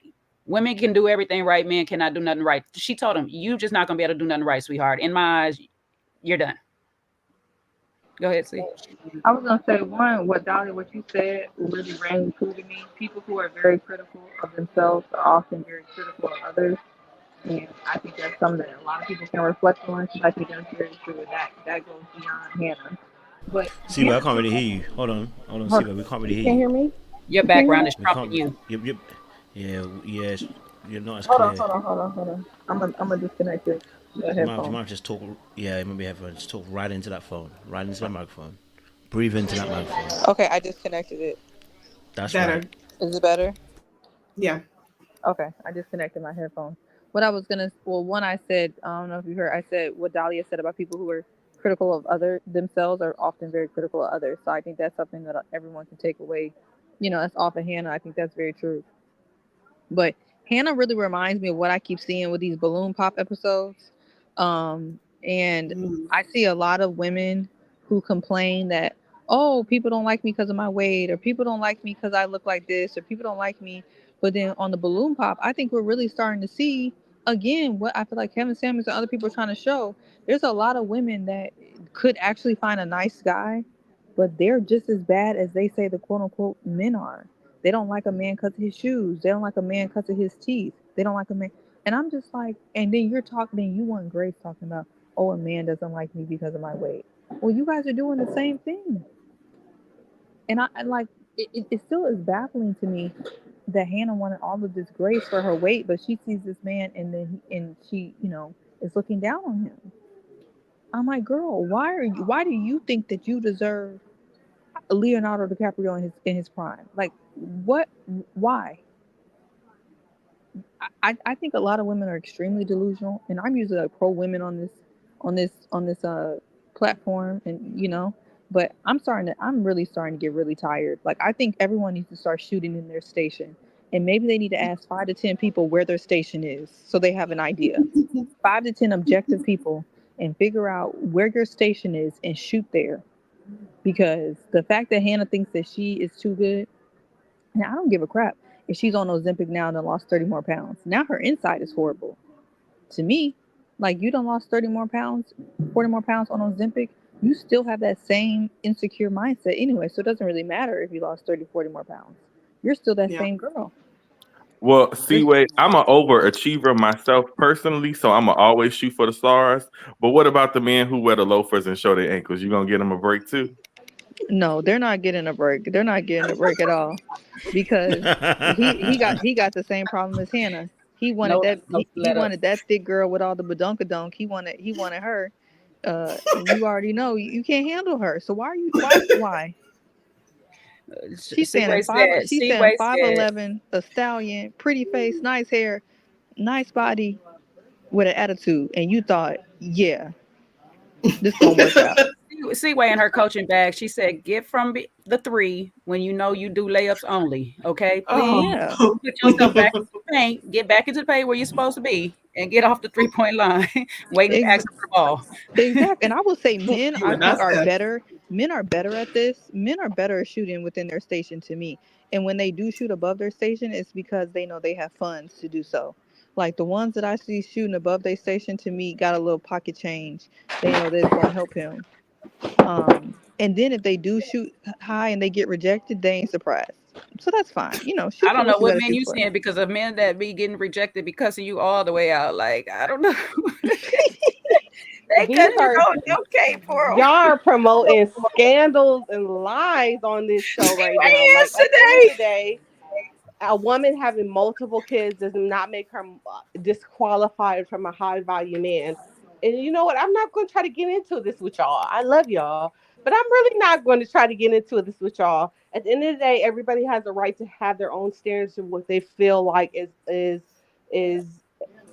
necessary for their needs. If she says that she needs this particular standard that's going to make her feel comfortable, fine.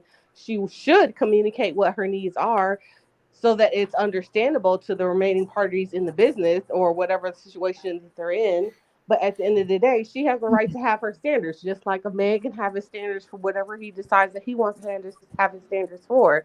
But like, just because she is juicing out, like I just told you guys, or maybe not a while ago, I've seen her watching her social media now lose the weight. Some things can be changed. If it's about your teeth, if it's about your weight, some of those things are superficial things that can be changed. They can be make you more marketable to other people that you would not readily have accessibility to. But if it's about your character, that's a personal choice about what you have a decision to make to make a difference in. If you want to be able more accessible to those particular people, like I just. I vehemently don't agree with you guys' perspective about this situation. She Can can I decide. respond? I do Can I agree that respond to she. that? Can I Wait, respond to see, that?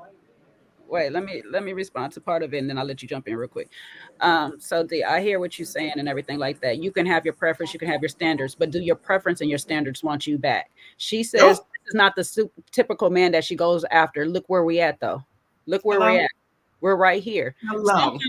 Sometimes you actually really do have to stay within your group, your range, and you might get the top of your range, but you still within your range. You know what I'm saying? So we cannot be shooting out of pocket when we just don't have the arms to do it, when we just don't have the actual skills to shoot way out there. If you don't know how to hit a target, you're just not gonna hit a target. And that, Jay, I if you think could just say, Jay is saying what I was gonna say, and not justice for ankles. I keep hearing. I only hear this from women. I only hear this from For women. ankles is Women, wild. women always say we have a right to have whatever you want. Yeah, there's a right to freedom of speech. That doesn't mean there isn't a right. That doesn't mean you're gonna have freedom of consequences. It's the same thing when people say you have a right to. You can like whatever you want. You can think that you're gonna get an athlete that's gonna be worth $1 million, and that's what you're gonna get. But then you can't come on Ready to Love. You can't be crying on different platforms talking about why you haven't found a man. It's because you're being delusional. And if you want to fix your teeth, fix your weight, fix those first, and then shoot higher. But if you are overweight, if your teeth are messed up, if you ain't got no money, and you asking your auntie and uncles for money, whatever it is, if you got 3 kids, but you trying to go after men who ain't got no kids, it's just stuff like that. It's like, let's be rational. And there's a lot of delusion, I think, out here. And I'm just trying to help. Exception they want. Nick Cannon got an exception because of the delusions they want. At the end of the day, what's that girl's name? Drea has an exception for the delusion that they want. People make the exception for the delusion that they want. So just because I don't maybe acquire or she doesn't acquire the desire that she wants because it doesn't come readily accessible doesn't mean that she can't shoot for the stars. But you name single people.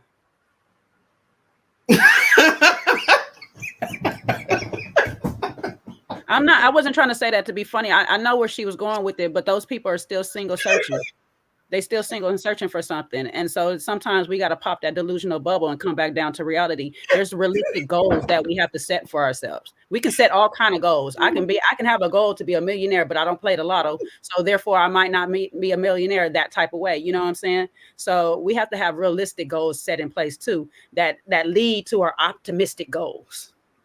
I mean, I agree with you. Again, I'm not going to look, I'm going to say what I'm going to say. At the end of the day, just because you're in a marriage doesn't mean that you're happy. So just because people met their realistic goals of having a trophy wife, aka what's that girl name? Leo and whatever his significant other is, I feel like they can make it potentially because that they meet their superficial goals. Does not mean that they can't have longevity.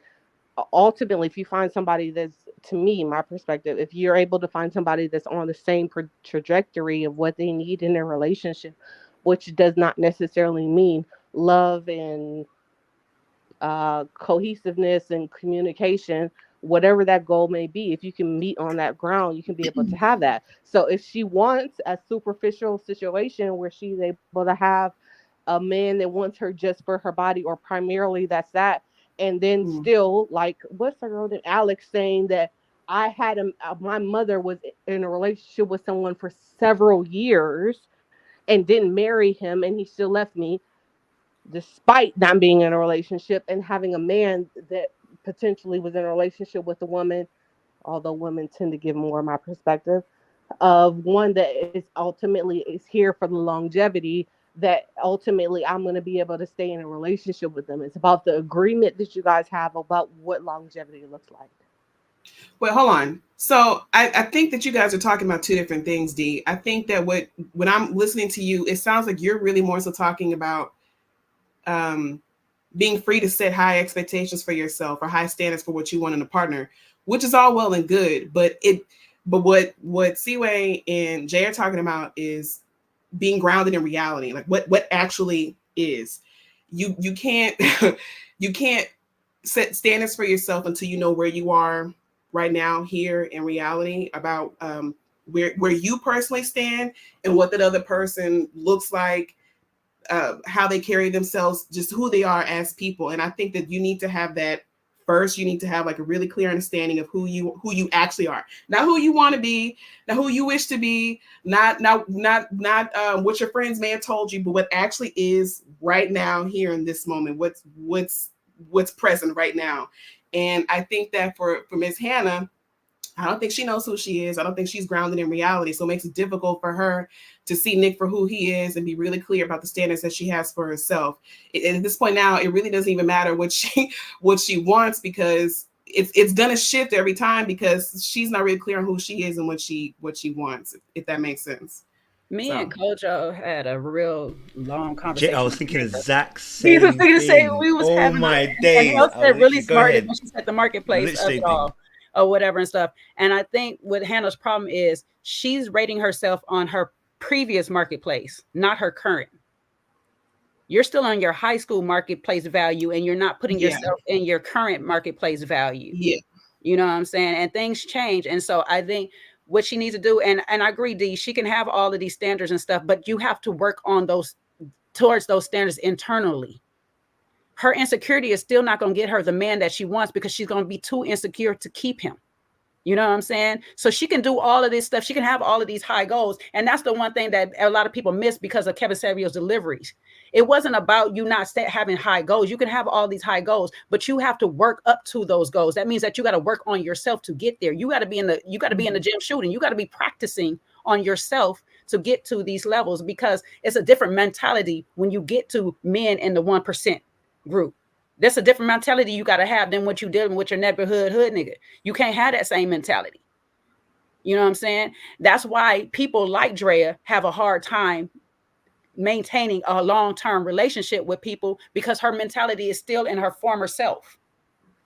It's not in the current day. She wants current day. And this is what I think we've been talking about this whole time, is wanting more than what you are right now. You know what I'm saying? Because you can't give more than what you are. You cannot give it. You don't have the capacity to do it. And so you have to build yourself to that capacity level to be able to give the person the level that you want to be on, or put yourself on the level that you want to be on. So Hannah just doesn't have it mentally because she's very insecure. I'm sorry. That's the first thing. She's very insecure. Yeah. You're still insecure with a man you don't even want. That's crazy. That's wild to me. You know what I'm saying? You don't even fancy this man, but you're still insecure with him. Yeah, but Jay, the other issue is that because she is delusional, her eyes are not working properly. She can't see him for even who he is. If you recall, the last scene that they had, there was a voiceover where she was trying to describe Nick and describe the man that she wants. And we see Nick stepping into the pool, right? And she's talking about how he described himself. He described himself as a bear, that she wanted a bear and she wanted somebody who was big and tall. And I'm looking at him and I'm like, okay, this man he's not petite. He's like a regular sized man. She's 5'9". When she was meeting up with him, I'm looking at her shoes. They're probably like a good 3 inches. So she's 6 feet in heels. He's just about her height, maybe an inch shorter than that. So even with her heels off, he's still taller than her. Mm-hmm. He's still bigger than her. It's not like you got some petite man who you're gonna tower over and you're just gonna break him as soon as you as soon as you sit on them or something. I mean, she's not operating in reality right now. And I feel like, I think that's the real issue here. Is like, you can't even see clearly. So the guy that you're looking for, he could be staring at you right in your face and you still wouldn't see that. She's going to have to work on her before she could ever have a shot at getting anybody. She can meet the man of her dreams, wouldn't matter. She's not going to be able to see that. She's going to have to work on her first. And that's what I mean by is living bringing in up her reality. current, but that scares me that she's taking Ozempic because you don't go through the whole process of learning to build up that mental strength that you need, that actual internal confidence that you need when you take short-term fixers, when you do the short-term fixers. We see that a lot of times with a lot of ladies with the BBLs and stuff like that. Mentally and emotionally, they're still struggling. Yeah. And they're never happy with end results. So they go and continue to do the thing over and over and over because you were never happy with yourself in the first place and you didn't get there mentally. And a lot of them, when they actually do have interviews and they tell you don't go get the work unless mentally you are capable of understanding what you're going through, the process you're going through. Because it's actually worse after you do it. So I'm hoping mentally she has worked on herself while she was going through these changes. I don't know. She wants better results mentally. She has to do the work. Can we talk about how she left that list for him on some passive aggressive BS? Because I think that she left that on purpose. And he saw that. And then he roped all these other people into it to try to figure out exactly what was happening, why she did that. And rather than just having a conversation with him about the ick that she had, I'm so tired of that word. I hope he retired that word by 2025. And this rather is just have a conversation, she leaves a list for him. And this is after we slap skins too. Okay. Did they have sex again? I don't know if they telling the truth. I don't know. Not only did she leave the list, but I love how Pauly D left out the list for her, or put the list in the trash, and he called her out. Also, the list is in the trash, right? That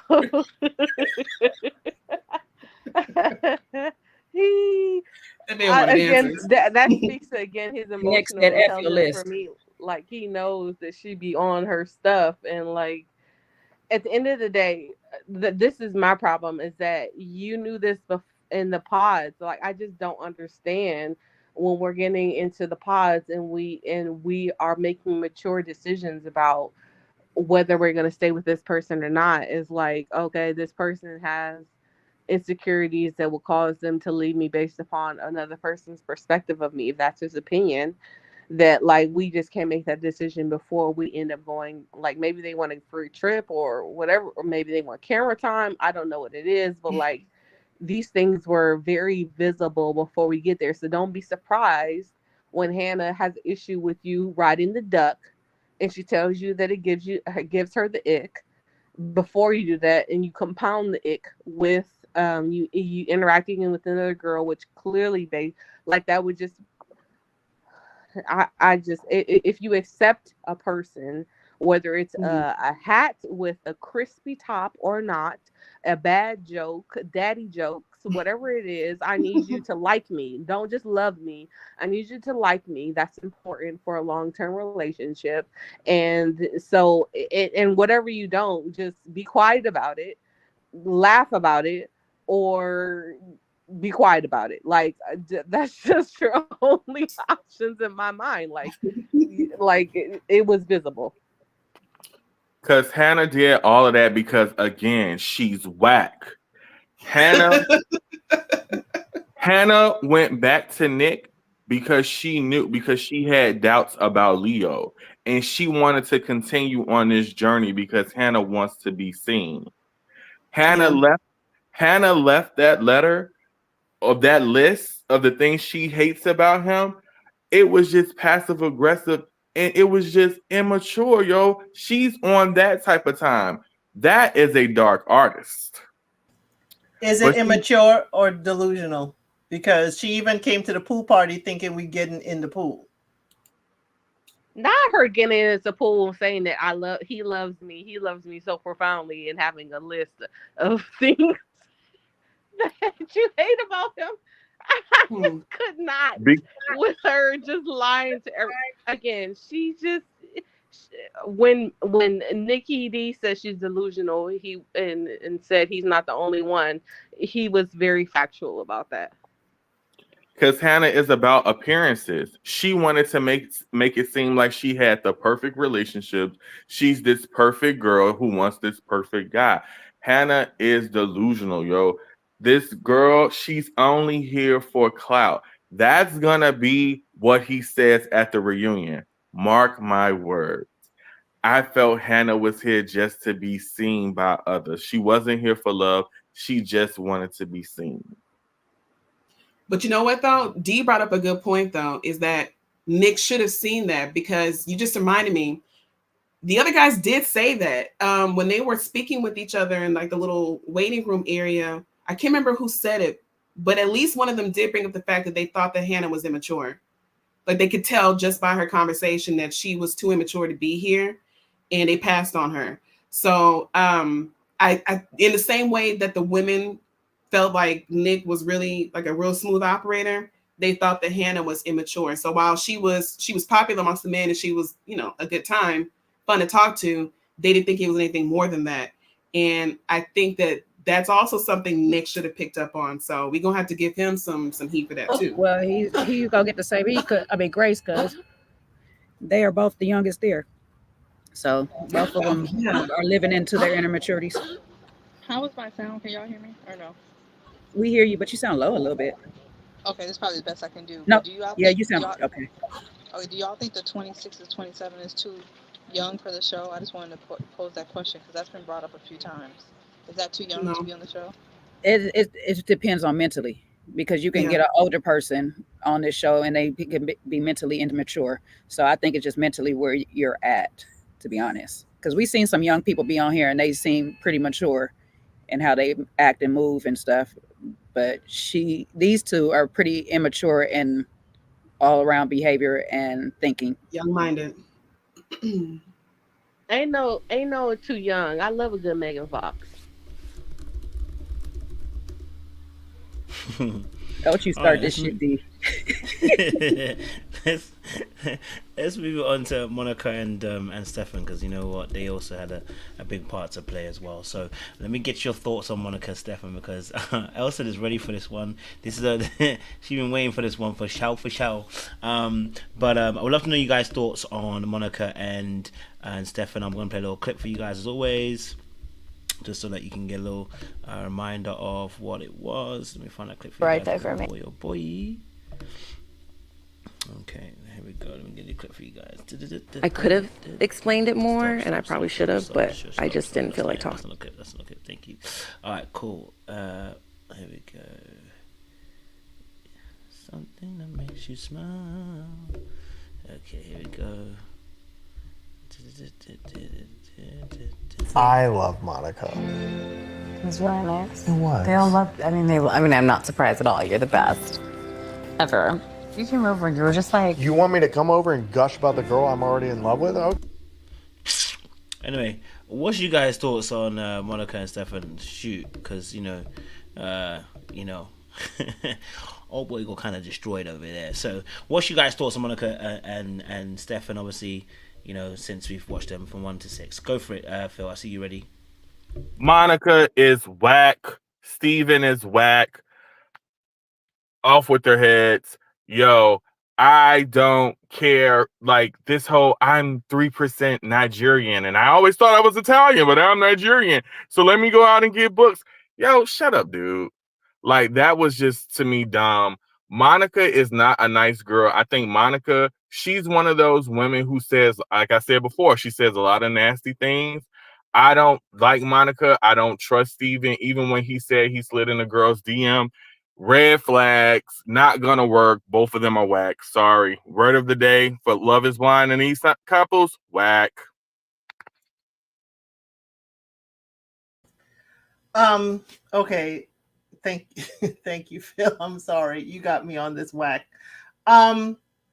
It screams to me that, eventually where it's starting to happen, that he is, going to be made to serve her because he's already checking the temperature. He's already getting her slippers. to me, it sounds like she is talking down to him and like, I need you to do this for me. I don't know if it's a matter of she feels maybe she's more superior. Maybe he does not feel worthy of her, so he will serve. It's telling him he needs to make space for her in the conversation, and he stuffs food in his mouth so he can hush, but then she says nothing. He's just staring at her and like, is it my turn? Can I talk? Can I talk? It just, to me, is just, I'm hope they could work. They could work, but again, they have got to be able to navigate that. They have to be able, because I don't see her as being proud to have him, with her in her, circles at her job. I'm sorry, but it could work. I'm telling you, it could work. But they need a hard reset on some things. Not only was it an issue that like she shushed him, that was, she did it in the most amicable way that I think I could think of, but at the same time, regardless, it was a shush. And I didn't really feel like he was over talking her. I wasn't in the space. I don't know what the editing was like, but I just felt like it was a lot. And with her, this is just so why it's so important for anyone to have their sense of self-esteem within themselves rather than another individual, because I did hear him say that when he felt like he was not good enough in his prior relationship, that was what caused him to cheat. And I feel like she's trampling over his trigger with communicating in that fashion. And he also said, thank you for giving me enough space to be able to speak. So I just feel like it's an intrinsic thing for him to want to be able to communicate. She feels like it's too much for him. Her success I just feel like she's going to deteriorate that man until he decides that he wants to leave and choose a different option that is not similar to his previous selections, where he is going to either make bad decisions because he does not know how to navigate being in a relationship with someone who does not respect his personhood or his boundaries, or he's going to learn to assert himself, and he just seems very much less aggressive in that manner where he's going to express himself alternatively. So I don't like them. Again, I'm still Ashley and Tyler all the way. I just feel like any other couple is staying together because they made a commitment to this process rather than a commitment to the individual that they're making a connection with. Let me go because this plane's gonna take off soon. How's the sound? Still bad or it's okay? You good? Monica is whack, and she's whack for the mere reason that she's a fake biracial. I can hear you, girl. Monica is a fake biracial. She's fake biracial. She's not biracial. Y'all can hear me? Very little. You back in them headphones again. Hold on, y'all. Hold on. Sound like she backing up. Shut up, beep going on. Shut up. Like she was backing up. I'm like, Seaway, if you don't talk into that microphone. Okay. I'm gonna say this real quick and I'm gonna hop off. I said right. Monica is whack because she's a fake biracial, and I knew that she was gonna be whack ever since she was faking that. Monica is half Honduras. She's probably Garifuna. Those people are black. So ever since she was trying to bond over being a quote unquote biracial and going along with her being a mutt, I knew something was wrong with her. So I don't like her. And I'm gonna make it plain. She probably saw him and like Abaj said, his nose was too wide and she thought she was better than him. And, she doesn't like him. So I just want to say that. I think Monica's weird. She's whack. Okay. Granted, she did say she was Honduran and black, but so she's black. She black. She said she's biracial. She said she's biracial. So if those people in Honduras are black, then you're not biracial. You're one race. She meant cultural. We know we've Yeah, been she getting need to be confused on clear. that. Why she over here talking about she a mutt? She need to be clear. He called her a mutt, but we need to be clear on that. Okay, that's all. We got to stop saying multi-racial. Oh shit! And Now I then can say she the word. said, yeah, uh-huh. No, we need to start saying multicultural and stop saying biracial. For some people, they got to learn the difference. They just got to learn the difference. That's all. But so I'm not gonna talk too long on these two because I haven't finished totally watching all the transpires between them. But from what I have picked up on, going back to them in the pods mostly, these are two people pleasers, self-proclaimed people pleasers. Let me put it like that, because when you listen to their conversation, both were letting a lot of things slide in their relationship. She said, "Oh yeah, I've been with a cheater, and I forgave him, and this, that, and the third, and I'm quick to forgive and stuff." So y'all two self-proclaimed people pleasers is going to be a problem together, because no, one of them needs to stand up and stop doing it, and the other one is going to become a bully. To be honest, one of them is going to become a bully in the situation, just to make balance of it. She's becoming a bully in it because she knows she can walk over him and be able to do all these things with him, and she takes. I think personally, what I think Seaway is picking up on is that she prefers her European. I said in chat, her European features over like more things, and she was hoping that he would have more European features than he does Afro-American. That nose is very Afro-American, let's be honest. You know what I'm saying? It is what it is. I love it, but it is what it is. So, she's just one of them people like and if you Black American, back in the time, there used to be a time that darker skin would date lighter skin so they kids would have a chance in a fight. That struggle still streams in our DNA to this day, that some of us do look at features now and pick people off of the features of it all. So I don't know. I think she's struggling with a whole bunch of stuff, that she likes his complexion, but she doesn't like him, like in the face. She says she likes real handsome people and all this stuff, and everything is handsome to her. So she says, so she ain't got no type, so she claimed. But she got a type. And his type is whatever her daddy looked like. If her daddy got some European, he could be Black, but have strong European features. If he got those European features, that's what she got. She's a daddy's girl. She speaks on him a lot. So whatever her daddy looked like, that's who she's talking about. Because she told him, "You're cute. You're cute outside of everybody but my daddy." What? Why is your daddy in this moment right now about us? And okay, ma'am. She got an electric complex right now, so she's going through some things. And I don't know. I haven't seen Steven's Quirks yet, so I'll let y'all go. Steven, like that dude in the Vegas movie, Jay. He's happy, wants to talk, and overly excited, and it can wane on someone who is kind of wants to sit back. But yeah, when she called him cute, I said it was the kiss of Goner. We always say when you say the man is cute, you don't want your spouse or your significant other to be cute, but the reason why I am rooting for them and their dynamic, it is my dynamic. Hubby is a blue collar worker, and I'm a planner, and he's in the moment. So I'm kind of projecting in with them in that I know there's potential for it to work. I'm hoping it works, but they're not giving me a whole lot of faith. I'm sorry, but I'm hoping that they pull through.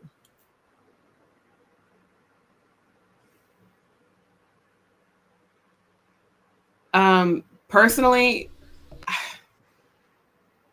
because I'm looking at a comment in the chat about, they'll have problems because they come from different socioeconomic backgrounds. And while that's true, it doesn't have to be. I don't get people. People are so weird when it comes to different backgrounds, as though I know it plays a part, but in this particular dynamic, I feel like they're at the same intellectual level.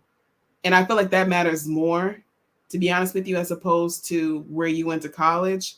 And I said it before and I'll say it again. That girl's an elitist snob. I think she's a snob and a half. I think she really cares a lot that he's an electrician. I don't know why. Is the man making money? Is he in debt? Are his bills paid? Can he support himself?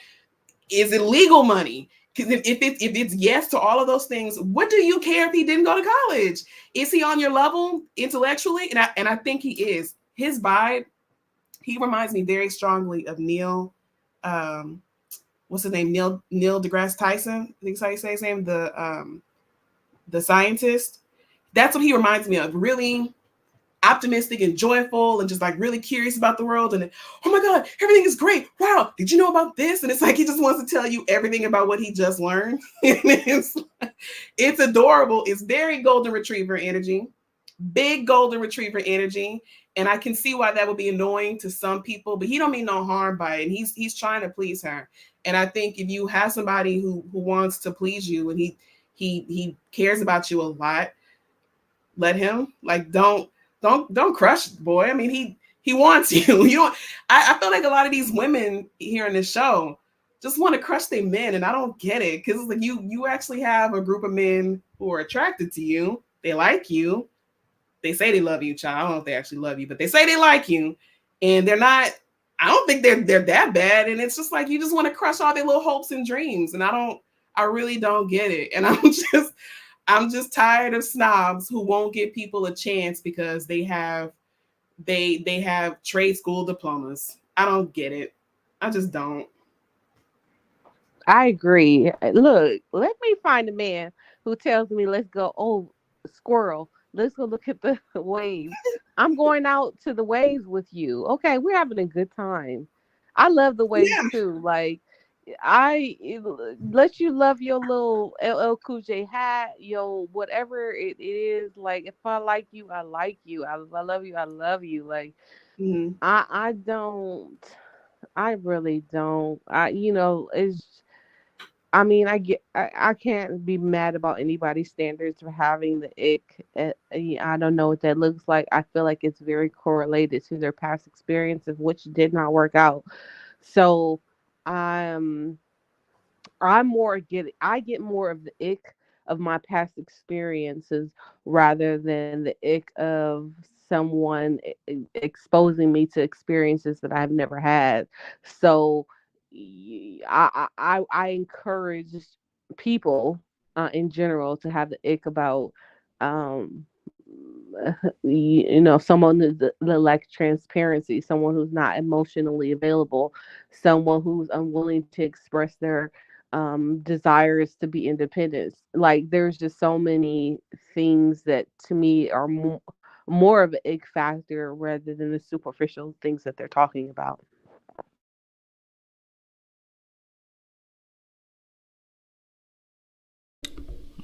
Okay. I mean, personally, like I said, I think these two mid. You know what I mean? Personally, I think if Monica actually just humbles herself a little bit, gives Stefan a bit of grace, because you already accepted the fact that he's free fist black, his dad is anyway. So I think if she just can just humble herself a little bit more, you know what I mean? Because here's the reality of what actually happened. I think what's happened to Monica is this, and I think happens to a lot of people on the show, right? This show proves proves the theory wrong. You're not going to find somebody. It's rare that people are going to fall in love without there being some level of physical attraction, right? Because you're going to see the person eventually. And I think what's happened with Monica here is that, you know what happens? I remember this. I remember back in the day being 15. I remember being on a particular social website called Tagged. Tagged. All right, you chat away. You know what I'm saying to you? It's getting excitable, all right? And then you meet the person and you're like, ooh. Because what's happened is like reading a book.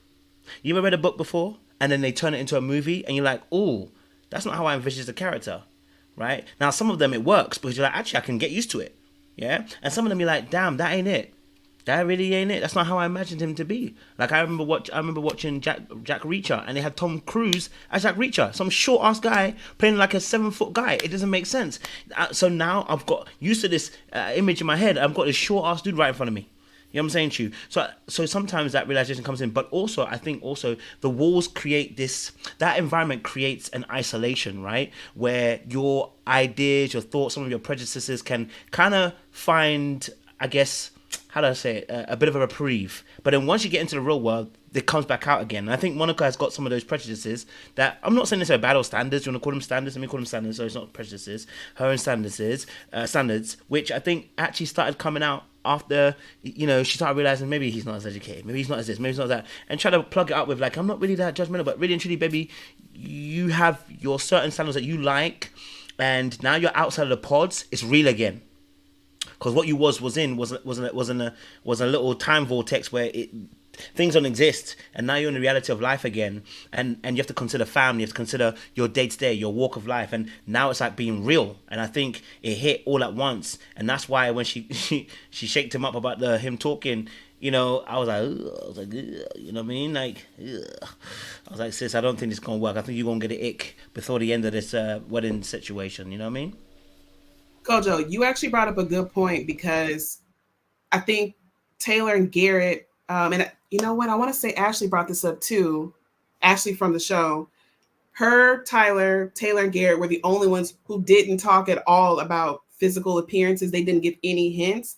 And I think that's part of the reason why they build up these fantasies in their heads about what they think that their partner is going to look like, is because they keep throwing out all these subliminal hints and stuff about what they're going to look like. From Nick talking about he's like a leaner Henry Cavill. Why would you say that? Then you got, I think Leo mentioned something. Brittany was talking about what she looks like. And it's just like, yo, you're ruining the entire spirit of the experiment. And you're also shooting yourself in the foot, because every time people do that, every time you leave the other person disappointed, because you will never match what they built up in their head about what you look like. That girl, I can't remember, was it Chelsea from the last season? The one who said she's Megan Fox? Jessie Wu, I will never unhear Megan Unfox. That's what Jessie Wu called that girl. She's forever Megan Unfox now. And it's like, you did that to yourself. You should never have said anything about that. You should have just stuck to all of the personality and the character traits about yourself. Leave physicality out of it. Set them bars real low, okay? And that way people don't have a chance to think in their head about what you're gonna look like. I was dumb. It was really dumb. You just made me recall the Marissa saying, I don't know what her significant other's name, but he said that essentially he's okay with dealing with a woman, and you know, you may be communicative this much because you're in the pods because you feel uncomfortable, but as long as you're willing to be not so communicative as how I perceived it in the future, there won't be an issue. Marissa gives me very much talking for the sake of talking. And so, you know, I don't really believe in any of these couples. I do feel like, again, they did a better job this season of making better, like, opportunities available to people, but overall, just is a no-go.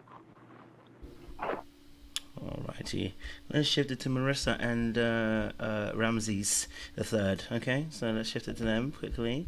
And you know, I said I was pleasantly surprised. The second, he only got 2 plaits. He only got 2 clicks. He only got 2 plaits. He only got 2 braids. It's That's Ramses the second. That's very true. That is very true. He's And a Ramses the ring. second. You ain't telling lies. I can't stand the rain. I wish Seaway was here for this.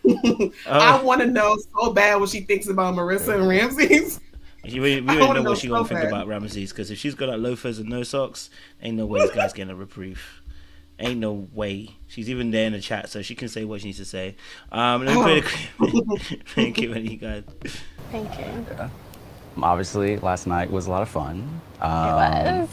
And obviously, we have a great physical connection, and it's just like it's crazy. Getting better.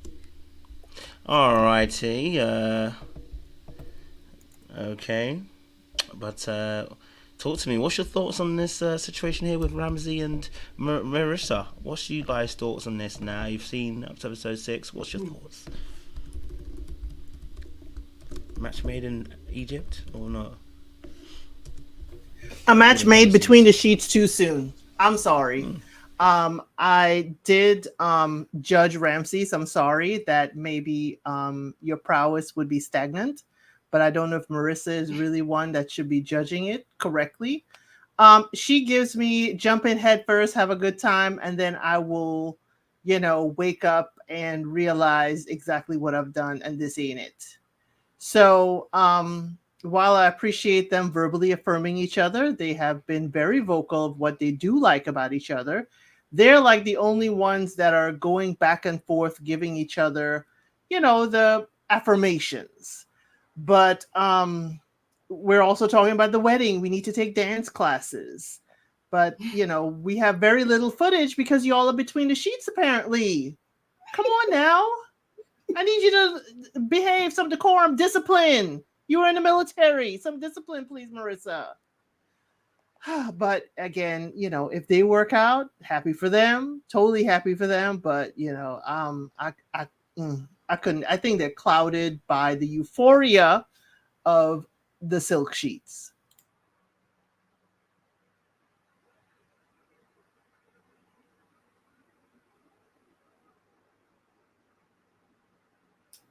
I think the silence speaks for itself, and the fact that they're not going to work out. It's just not what it is. It's just not. Both of them are sexual beings. I appreciate it. He gives me August Alstina. What is that? August Alstina. Alsina? Jada Pinkett situation. Like he's figuring it out. They seem like they're very willing for a throuple. Good for them in that aspect. Again, when it comes to her and him deciphering the emotional connection, I feel like between the rest of the couples, I feel like he seems more emotionally in tune versus her. He was able to decipher some of the underlying things, and maybe it's because the men were more willing to be transparent rather than the women. Overall, she just seems very giddy. I don't know, I'm always skeptical about people that are overexcitable all the time. It just makes me very uncomfortable until I get to know you and I understand where that energy comes from. But she's just always very pleasant all the time. When things aren't pleasant, it just makes me feel uncomfortable. I just, again, don't good. I would agree with you with the good luck for the both of them. I hope that they are able to work it out.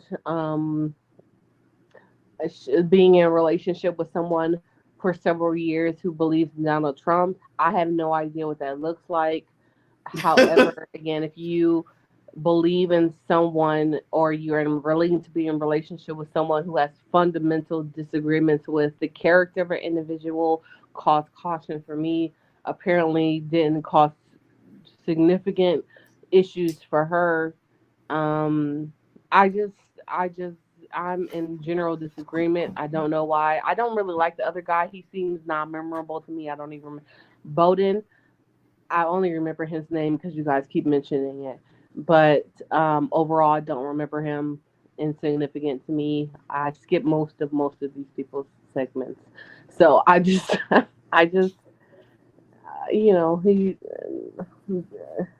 I'm glad that they have a good emotional attraction to each other, but I thought that's more than what this show was meant for.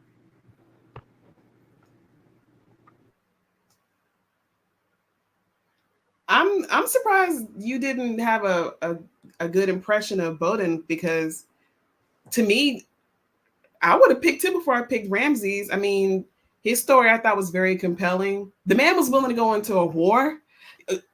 Elsie, be for real. Come on now. That man was willing to go fight somebody else's war.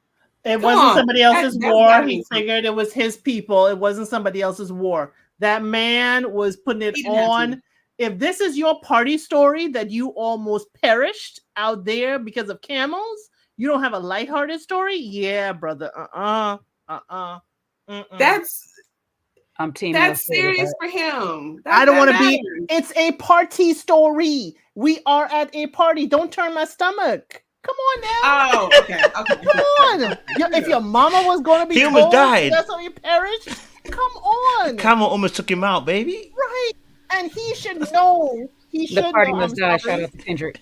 I'm sorry. You should know. Some eye-to-eye contact with an animal means you are challenging them. Come on. Basic stuff. Baby, From what- Camel was from what 4 foot I've down, experienced 4 toes down. If you even say, From Camel what was I've 4 toes down. Listen, ready to go. From what I've experienced from Elle said that she's very logical, so I can understand her perspective. Like if it's not making dollars, it doesn't make sense. And so I can get that, but like it was no. I mean, it's not to say that I don't think that they could have had chemistry, but she wasn't feeling it, so I didn't feel it. You know, that's what I'm essentially saying from what my viewing of the episodes of them together. I mean, but I'm not seeing what Marissa's matching on as far as Ramses is concerned, other than sexual chemistry. I mean, okay, what I thought was weird, and I wish they had delved into this. This man was married for 4 years, and in that time frame, he's moved away from Christianity and also his wife. Why? Nobody, people don't just move away from their faith like that unless it's something serious. She didn't ask no questions as far as why he's moving away from his faith. How did his wife take it when he wanted to end it, or maybe she wanted to end it? We don't even know. That's weird. That's suspicious. Why are you not asking these questions? And when he said that, given his appearance, I'm sorry, but I immediately thought, oh, he must be bi.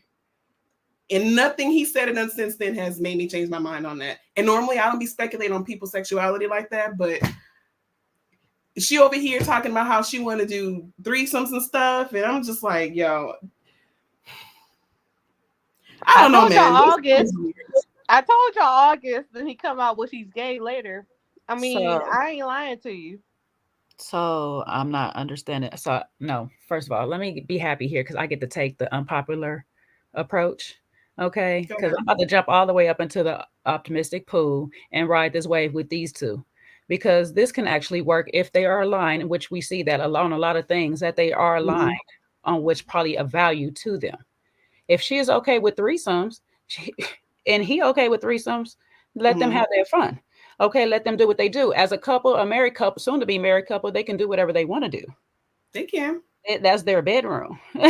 They can bring it in however they want to bring it in and stuff like that, and they can get their NDA signed and make sure there's no videotapes out. They're good. You know, you can keep as much BO you want into your public price. But what I'm saying is, I don't understand how this can't work, because Bowden, I for sure knew that wasn't going to work. Two military type people, sometimes, and the way that she speaks on what she wants to do, she has a strong want to be up into the law firm. That means she's got a strong personality in the first place, because you're going to have one to be handling cases. So she matching up with what she thinks as military masculinity means he's overpowering me still, even with all my masculinity. So I'm having to fight every single day in my house. I don't want to fight every single day in my house. Now I have a person over here that is willing to ride my wave. He basically told her, Ramses basically told her, I define my masculinity, meaning he creates his own worlds. He creates his own future. That's what appealed to her, is that he's open up to decide and define what their relationship looks like to them. They can grow into this together. This can be a beautiful thing. This could be a fling for sure, because when we lead off of the sexual energy, it could be a quick burnout. But sometimes if we can figure out how to keep that spark continue to go while we continue to learn each other and we stay in an open place with each other, it can be a very beautiful thing. This is almost like a hippie couple that lasts forever. You know what I'm saying? And people that just be there forever, and they just love that person for who they are. And neither one of them desires to change the other. That's what they both sound like they really want. That's their core. So if they stay with that core and they continue to just grow with each other, they can actually work out. Maybe, but again, this is another couple who we didn't actually see them really address anything that's relevant to a couple. It's like, okay, yes, you match on your attitude towards politics, you match on your attitudes towards sex, but it's like day-to-day life, day-to-day living. How are you guys with that? None of those questions got asked. Ramses wasn't asking him either. And again,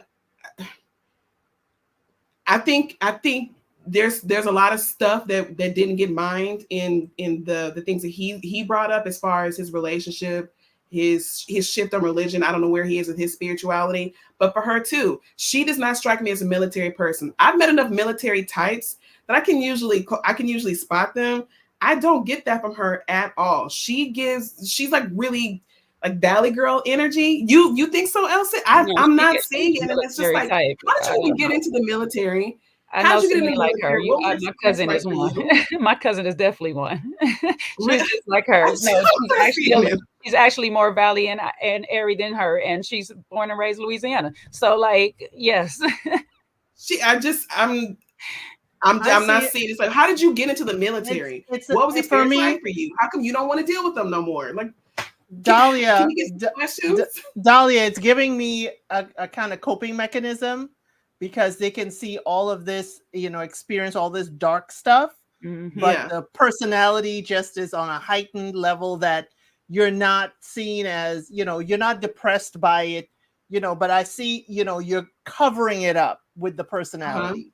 So I'm watching her because folks like her do crash out. And when they crash out, you got to hold on to them real tight. So I'm hoping Ramses can hold on to her because she's putting on this facade, although it is her personality.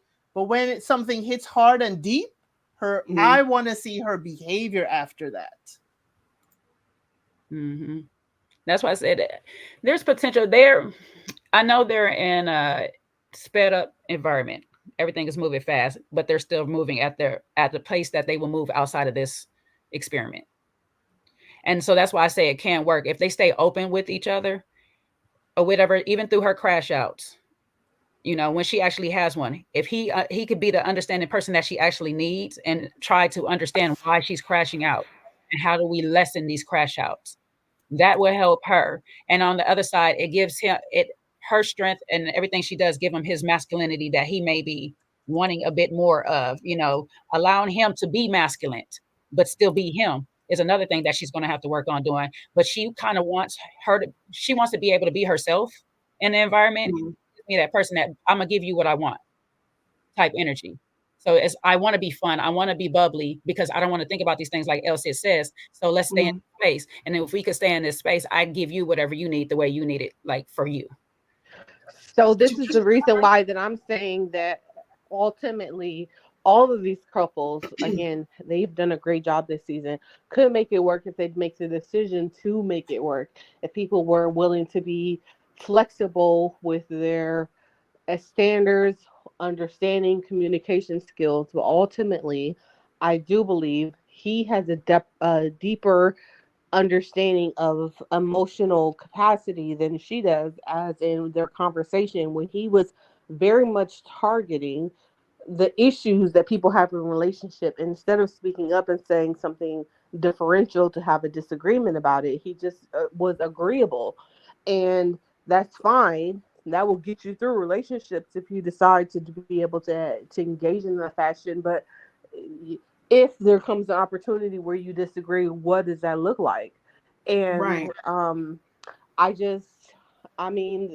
they could make it work, just like any couple ever could make it work if they're willing to concede about their personal beliefs. She seems like a very fun girl. She seems like she's always been a very fun girl. God bless the fun girl. I'm very serious. And so I don't necessarily get it. It seems like it's, again, just a very go with the fly, and if it works, it works. Good that she found 2 braids and 1 earring that makes it works for her. But at the end of the day, like, it just does not seem like longevity.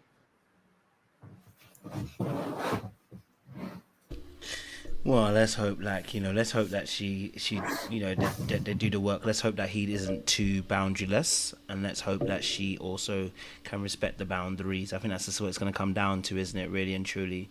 And I always say this as well, that sometimes can the patience outweigh the bad behavior? And that sometimes is where usually people have the most issue, because we get into what we call the power struggle stage of a relationship, because you're going to keep on behaving bad, and I have to keep being patient, and how long can he last that for? So the question is, can he actually establish good firm boundaries, as well as asserting himself, and also being still simultaneously being very patient? Now let me be honest with you, most of us got an insecure attachment style that going to trigger a lot of us. Okay, because you're going to play that game with me, and I promise you, I'm not even going to leave. I'm going to do what you did, and I'm going to show you 10 times shaggy. And that's when I know that I need some healing still. You know what I mean? That's when I know I need to grow up a little bit.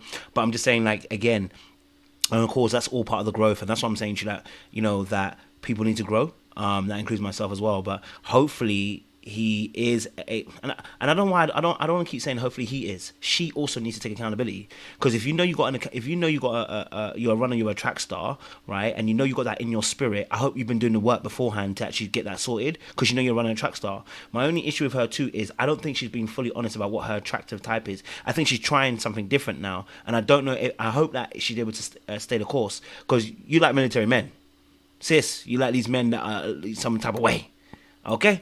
And it sounds like you're trying something different. So, well, I hope obviously that, like I said, I hope that obviously differences can make a difference and can be good as well. So hopefully he has the patience, the emotional intelligence, but also the wherewithal, because what people also don't realize is that it's not what kills you is not you being patient and holding off. It's after you've done that work. It's when you're now jaded and maybe the person's now come to your side. How do you feel? Are you carrying resentment? Are you carrying anger? Are you carrying frustration? The fact that you have to do all that work just to get him to here. And it's at that point that you may feel some type of way. You may act a certain way. And whether that person now has the same patience for you, for their own behavior, that they wanted patience from you. So sometimes that can also be what happens. The reverse can also happen too. Whether when that person finally heals and gets to a better place, can they have the patience for you? If you're tired, if you're now feeling like, you know what? And my last point in this is that it's a warning to anybody. When you're chasing somebody, right, you forget your problems because you're so focused on chasing that person and making sure they're good. So sometimes what ends up happening is you forget your own needs and your own wants, and you forget some of your own bad behavior because you're so used to having to prop up their behavior. So when they finally come to your side and you get rest, now your bad boy behavior comes out, and all your bad problems that your preferences and behaviors and attitudes and all that stuff comes out. Can that person handle when you now have to come to the other side and you're not your best self? You see what I'm saying to you? Because people always tell you, listen, me personally, I don't like this stuff. Give me grace for the nonsense you're doing every time. Give me grace. Listen, I think we should give each other grace. Don't get twisted. But some of you lot's behavior, including my own, it's nonsense. It shouldn't be graceful. You should be out of that place. You should be grown and you should mature and you should look to try and change that and not just say accept me as I am. We've heard me say it before earlier on. They should always accept you as you are. But bad behavior, bad values, bad mentalities. Let's start maturing on that place. You know what I'm saying to you? So hopefully they can work it out and that will be a process for them. But that's gonna be their thing, you get me? Any last thoughts on this one before we change it over? No. Oh, Jeff, you haven't said anything. Did you want to say something, Jeff, real quick, on Marissa and Ramses?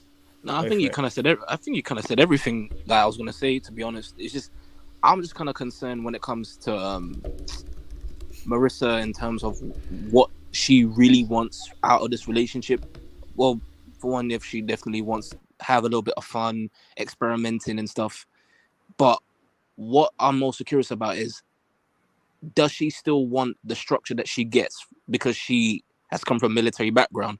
So what if that now seeps into the relationship? She says that, oh, I want to try this and that out. But then when things really got hit the fan, is she going to revert back to what she once knew in terms of the structure that she grew up with? That's the question I'm asking as well. And then dealing with the other guy as well, him coming away from Christianity, even if he's now on a spiritual journey, he will have to borrow from the foundation which he started off with. I mean, Right. you do not get rid of those things easily. But if he's now trying out new things, he's created a void for himself. So there's instability within him too. So what now happens when they deal with conflicting situations and arguments? Is he going to fall back onto what he once knew, or is he now going to try something different? And this experimentation of, we're trying to figure each other out. He's now thinking about being like a home person, and is she okay with that? So I really think on both sides, they're not really being honest. They're trying something out. They're enjoying the sexual chemistry that's there, but then the sexual chemistry can only go you so far until you really are dealing with real life situations and choices. So that's why my head's at with it. Jeff, you brought up a good point, because she even said in the pods that she was tired of men overlooking her because they felt like she was just a good time girl, that they wouldn't take her seriously. And that I think that's the reason why she actually joined Experiments, because she wanted to be taken seriously and she wanted something deeper. But then if you look at how she carries herself with the other men, that's not the energy that she was giving. It's not the energy that she's giving right now either. Say that again? No, she's been a hypocrite then, because you can't be the same person talking about, oh, I don't like people taking me seriously. I don't want to be people see me as a good time girl. And what the flip are you doing now? You're literally having a good time with this guy. Right. Just doing whatever. Just because I think she's Jeff was so unserious. passionate. Jeff was so passionate about that. But no, I hear Pun that. intended. Yeah, she did say pun intended. Exactly. She's trying not to be the fun girl, but she's actually ended up being the fun girl. And actually, she made this joke. She's made a joke about quote unquote people joining their relationship more than once. She made it with the throuple joke with Bodan, but she actually made it in the last episode with the girls and made a joke about people being open in a relationship. And I'm looking at her going, listen, sis, if you're trying to change that imagery of being a fun girl, I think she can't help herself but be the fun girl. That is who she is. And I don't, like I said, when you haven't done the work to actually change, we just said this about we just said it about, we just made this earlier on about this, about the mindset. You want to be different, but the mindset, you haven't put the work in, you haven't inputted to bring a different output to a change of mindset. So you're going to output the same thing as you were before. You're just in a different environment. And so now that fun girl is going to come out, but the fun girl really is what I call, for me personally, and I'll leave it, I won't do too long, but sure, but for me, the fun girl is a mask at this moment, right? Because I think it's her performance. It is her way of being liked. It's her way of being received and being accepted into a group. But actually, that's why the underneath we've got the abandonment issues, because you're performing. That is not the real you. And so when he gets a real her, we're going to really see who she is. Because once that mask is off and you don't have to perform anymore, we're going to see who she really going to present to him and see. And let's see what Ramses also does, because all this, I'm so patient. And I always say this, there's very few people in this world who are I'm so patient. I'm just so, ready to just receive you, and you do whatever you want to do, and I'll just forgive you for everything you do. Very few people can do that, without dying an early death in that situation. You know what I mean? So, okay, let's shift it to Garrett and Taylor, because they got their madness there. What's you guys' thoughts on Garrett and Taylor? Because, baby, this is the last half an hour of our run. But Garrett and Taylor, talk to me about them, because, Mazza. What we saying?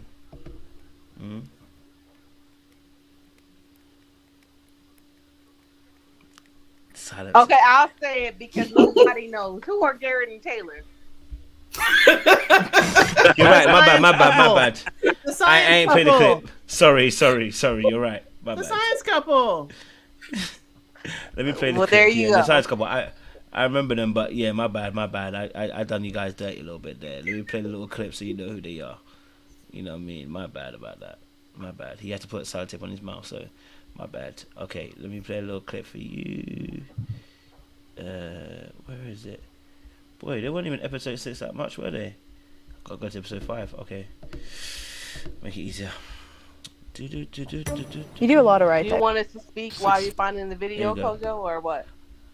Oh, you good. I got it for you now. Here we go. But I don't know. Thank I you, did not Becca. say that. Yes, you did. Yes, you did. I said we'll get a tape measure out here right now. Oh, maybe I was just giving you shit. It's You were, kind of which hard is because we great. both have a very That's what I dry want. sense of This is Garrett and Taylor for you guys. Garrett and Taylor. What's you guys' thoughts on Garrett and Taylor? Oh, I'm seeing you shaking the hairs. Why are we shaking the... To anybody that thinks they have chemistry, the lies you tell. The lies you tell. The guy looks so awkward. He looks so awkward. He can't help that he's awkward, Jeff. He can't help it. He's a physicist. Here's my problem with them. He's reminding her what she said. And she's like, no, I didn't say that. I didn't say that. And he has to say verbatim exactly what he said. I'll bring a tape measure out here. And she did say it. So it's like, is this going to be your regular? That you're going to say no, and then I have to remind you of what you said to me or about me? Or are we going to get to a point where you're 10 toes down and, I got to call for the videotape? I'm wondering for her if she hid her, ethnicity because of what happened back in the day with Natalie and Shane. I don't know. But I didn't think it was a big deal. And I'm hoping Phil is still here. As he said in the chat, is like, I don't see it as a big deal. Maybe it is in the DMV area, her ethnicity, but I didn't see it as a big deal. Unless when she heard he only dated, Caucasian ladies in the past, that would be kind of like, okay, I don't want to tell him because he may eliminate me from the running. But Garrett was in shell shock when she said if the Y had a 40+ team, I'd be on it. He was like, wait a minute, are you 40? He was, he jumped. Please do not put me in a match with a 40-year-old. He was something else. But they all, apart from the science, I like that they can talk about sports. I like that they can talk about other things. Her hard stance on her fertility. Garrett, throw some root hormone in that avocado so it could start bearing fruit. Because it seemed like she ain't gonna bear fruit until that plant bear fruit. Okay, so watch your back. I got your back, Garrett. But some things with Garrett are a little, I think he's trying not to be too full on to not push her away. But I'm wondering if he's just trying to navigate. But put some root hormone in that plant. I think that she just had the depth that his pull will not reach. So I just feel like that they have similar, again, superficial interests, but she's very much more in tune with her feelings, and he is not. And when she's trying to communicate that, it hits him at a very surface level rather than how she's really feeling about the dynamic. And I think that that's a recipe for disaster, because when you're trying to communicate, and again, bringing it back to the Hannah and Nick situation, it's not about you riding the duck with a woman that I don't know.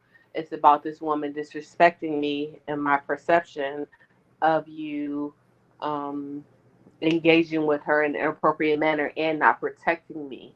So when you have a difference of opinion about how we're perceiving situation, the depth of how we're perceiving situation, it just does not make for an alignment situation. I don't know if I don't think I've seen him try to go deeper with her, and I think that would be even more of an issue with what he does not understand, being willing to try to dive. I need you to dive to understand where I'm coming from. So I just Ashley and Tyler, I'm just gonna stand on that for this entire 3 hours. D, when you're talking about his inability to, like, I guess, have emotional sensitivity, are you talking about the clip that Kojo showed, or is there like another example where he's done that? Because I'm racking my brain, and I don't. If anything, I feel like they have the same amount of emotional intelligence. To be honest with you, she comes off as incredibly dry and logical too, to the point where, I don't know, she's kind of like neck down dead. That's the vibe that I get from her. So I'm not saying. I don't know what about the specific video, but in general, like, I just see her even with the avocado. It's just like where she's explaining to you what she can't explain to you verbally about how she feels about her longevity of her experience, and she's explaining to you again about her race and how it's important to her to keep that secret, and you're just being understandably like you perceive her opposition as being just confrontational rather than an ability to protect herself. So when you have these differences of like I'm communicating my protection, i.e., I need safety, versus my perception is that you're being difficult slash argumentative, it just makes it not cohesive. I don't know if that's a fair characterization though, because he doesn't have the benefit of being able to read her facial or body language. So he can really only go off of her words. And I did think that he was jumping the gun a little bit, but I think maybe that's more just a matter of poor communication between the both of them, because she probably could have worded that a little bit better. So he doesn't get the impression that she's trying to hide something from him. You know what I mean? She was well curated though, Dahlia. Well curated. It was, but he said that he liked that about her. He said that he liked that. He immediately clocked that she's careful with her words. I don't think that was a problem for him. I think that particular instance where she's admittedly hiding a key part of herself, I think he thought that was sketchy.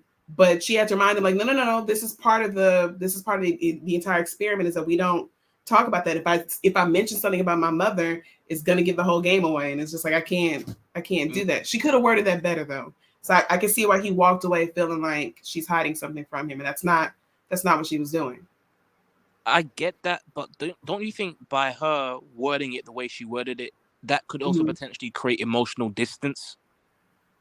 Yeah, that's what I'm saying. It was poor communication on her part, but I don't think that then means that he is lower on the emotional intelligence scale, that he's like missing what she's saying. I feel like that was just an instance where they're missing key factors that people will normally have to be able to properly communicate. They can't see each other. You literally only have words to go by in your tone of voice. And because I don't have previous history with you, I'm going to project onto you based off of whatever previous experiences I already have on my own.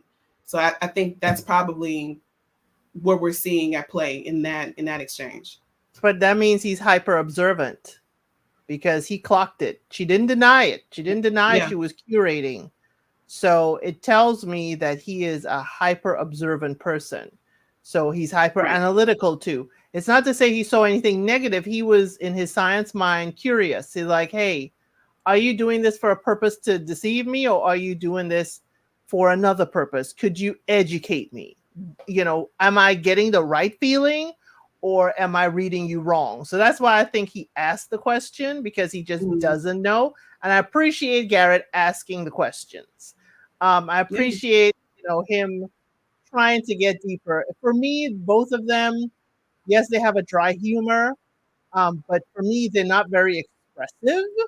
So sometimes I have a feeling when I leave their, scenes, I'm like, duh.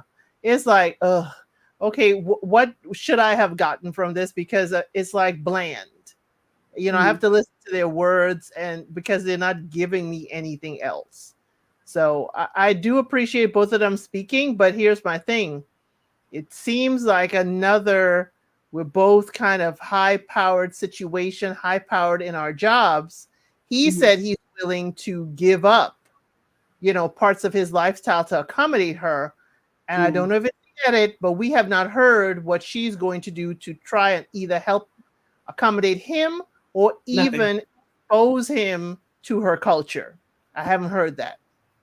So yeah, I agree with you, El said. Everything you said. I'm gonna add to it on what they need to make this happen. One, they're gonna need those conversations on how we gonna be in 5 years, 10 years, going on such and such and such. They're also gonna need a lot of patience and understanding with one another because of the dry humor. And with their particular type dry humor, especially hers, you have to just know her to understand it, that she's joking or not joking or whatever. I know people like this, to the point that other family members is like, I don't know if they're joking right now.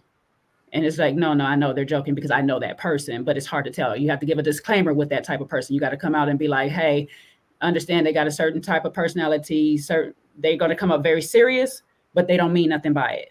Their look is going to always be serious, but they actually don't mean nothing by it. They don't be nasty in the words that they say or whatever, but it's very stern and it's very straightforward on some things, but it'd be a whole joke. So when you get that type of personality, which is hers, and I was like, that's going to be a problem when I said it in my life, is that it's going to be a problem if he don't understand or take the time to get to understand how she thinks, like with his humor to her. Because she keeps doing that little joke every time when he's like, oh, will you be my girlfriend? Nope, you got 2 hours to convince me. You know, and luckily she didn't do it when it got to the ring part, but I just thought she was going to do it there because it's always, nope, you got to do this. Oh, no, you got to do that or whatever and stuff. And then sometimes I can get tiring to a person, especially when they don't know you, because they don't know if you're being for real, you're joking. And when they're trying to be serious, it's like, I'm trying to be serious right now. Could you stop playing? Or are you being serious right now? What's happening? So they're going to have a lot of conversations and understanding conversations, not just to talk, but actually try to understand the other person. They might have the potential to actually make it, but yeah, what Elsie said, they're going to have other deeper conversations outside of just us, what it looks like between us emotionally, but also what it looks like between us financially and family-wise. Yeah, Jay, I was actually going to ask you about that when you talked about there's some points where if you keep on making the same joke over and over again, it doesn't feel like a joke. I was going to ask, so at what point does a joke even stop being a joke? Because with their dry humor, sometimes you can even mask how you truly feel with said dry humor. And even the way, when I was looking at that one clip, the fact that she kind of talked over him a little bit, that concerned me as well in terms of their style of communication. It seems that she seems a little bit more stronger, I guess, more assertive to me in terms of her communication compared to him. Yeah, that's where he's gonna have to do what he's been doing. Are you serious right now? That's when we have to do those questions. Are you being serious right now? And so he's hyper observant, like Elsie says. So he might pick up on ways how he spots it early, because there's still poker telltale signs that people have even in this, that they're being serious and when they're not. So he might be able to pick up on hers real quickly. However, she's going to have to get to a point where she kind of stops and lets it be known when she's serious and when she's not herself. And he's also going to have to make sure he sets the boundaries as far as, and that's a part of the conversations on what our family is going to look like. Who's the more dynamic one in the family? Sometimes people have that partner where they know when they go to the party, they're going to be the life of the party, and they're just the chill partner. They sit back. They're not competing with their partner because that's just who they are. So if they decide that she's that person, then she's going to be the more talkative one, and he's okay when he says, hey, he gets the final say, so to speak. You know what I'm saying? Not to be in a rude way or whatever, but when he speaks, she listens. So they're going to have to balance that through conversation, a lot of conversation. I think that's possible. And I will say this, I'm biased. I ride for Taylor. She's my kindred spirit because I feel like I share a lot of her qualities. She's very, don't do that, Elsie. Don't be like that. That girl, I can tell she's very direct. She's very blunt. I appreciate people like that. You are too. That's why we friends. Okay. And so I like people like that because I don't have to mince my words with them. I don't have to like think carefully about what I'm saying. And I know she's gonna give it to me blunt and direct too, because she's not gonna be sensitive about it. Everything that you guys are saying about what should be happening here, I think Garrett can really just tell it to her straight up and she'll be able to respond positively to it. You don't need to go around the bush. You don't need to go. I don't think you're gonna need to have like a whole thing about this. Just give it to her straight. These are my expectations. This is what I'm looking for. What do you think? And then she's gonna tell you yay or nay on it. And I don't think it's gonna need to be like a whole thing. And Garrett started to do that, to give him credit. They had the conversation. He was very clear. These faces, Elson. He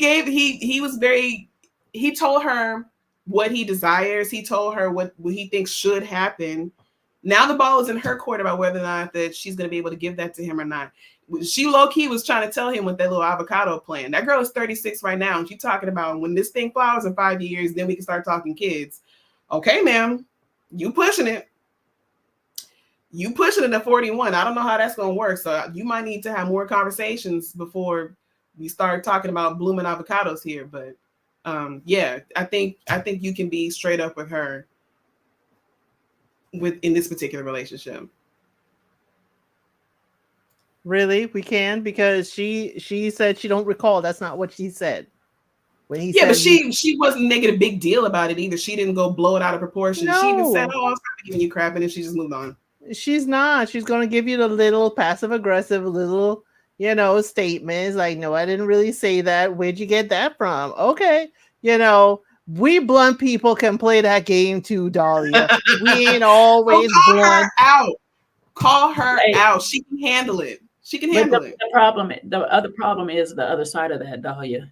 He gonna get tired of having to call you out. She gonna have to learn how to take accountability for some of the things. The problem with this type of humor is we say things and just move on. We don't storm. We just move on. And so we forget a lot of the little nasty things we say in jest because it gets snarky sometimes. We get carried away. We get carried away because we just get comfy. We get so comfy. And so therefore we just, our mouth flies out the handle because we're comfortable. And she has a tendency to do that, where her mouth is going to fly off the handle. She's going to say something and he's going to take it for serious.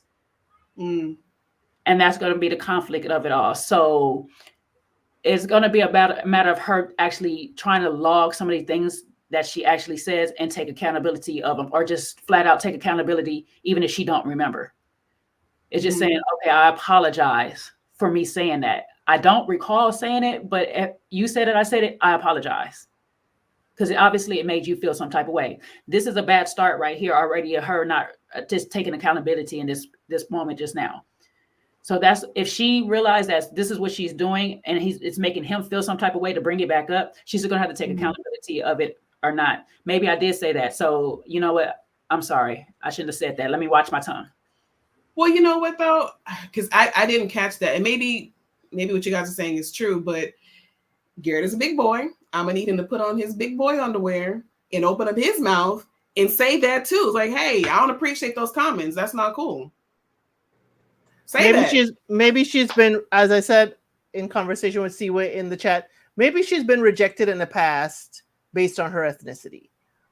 That's what it's giving to me. If it isn't a Natalie Shane saga, maybe she's sensitive to the fact, especially if she guessed that he's Caucasian. Maybe she is both sides of the coin, and maybe she has not been accepted in that side and she's been rejected. So it would have her keeping the cards close to her chest. To me, it has nothing to do with her race, her ethnicity.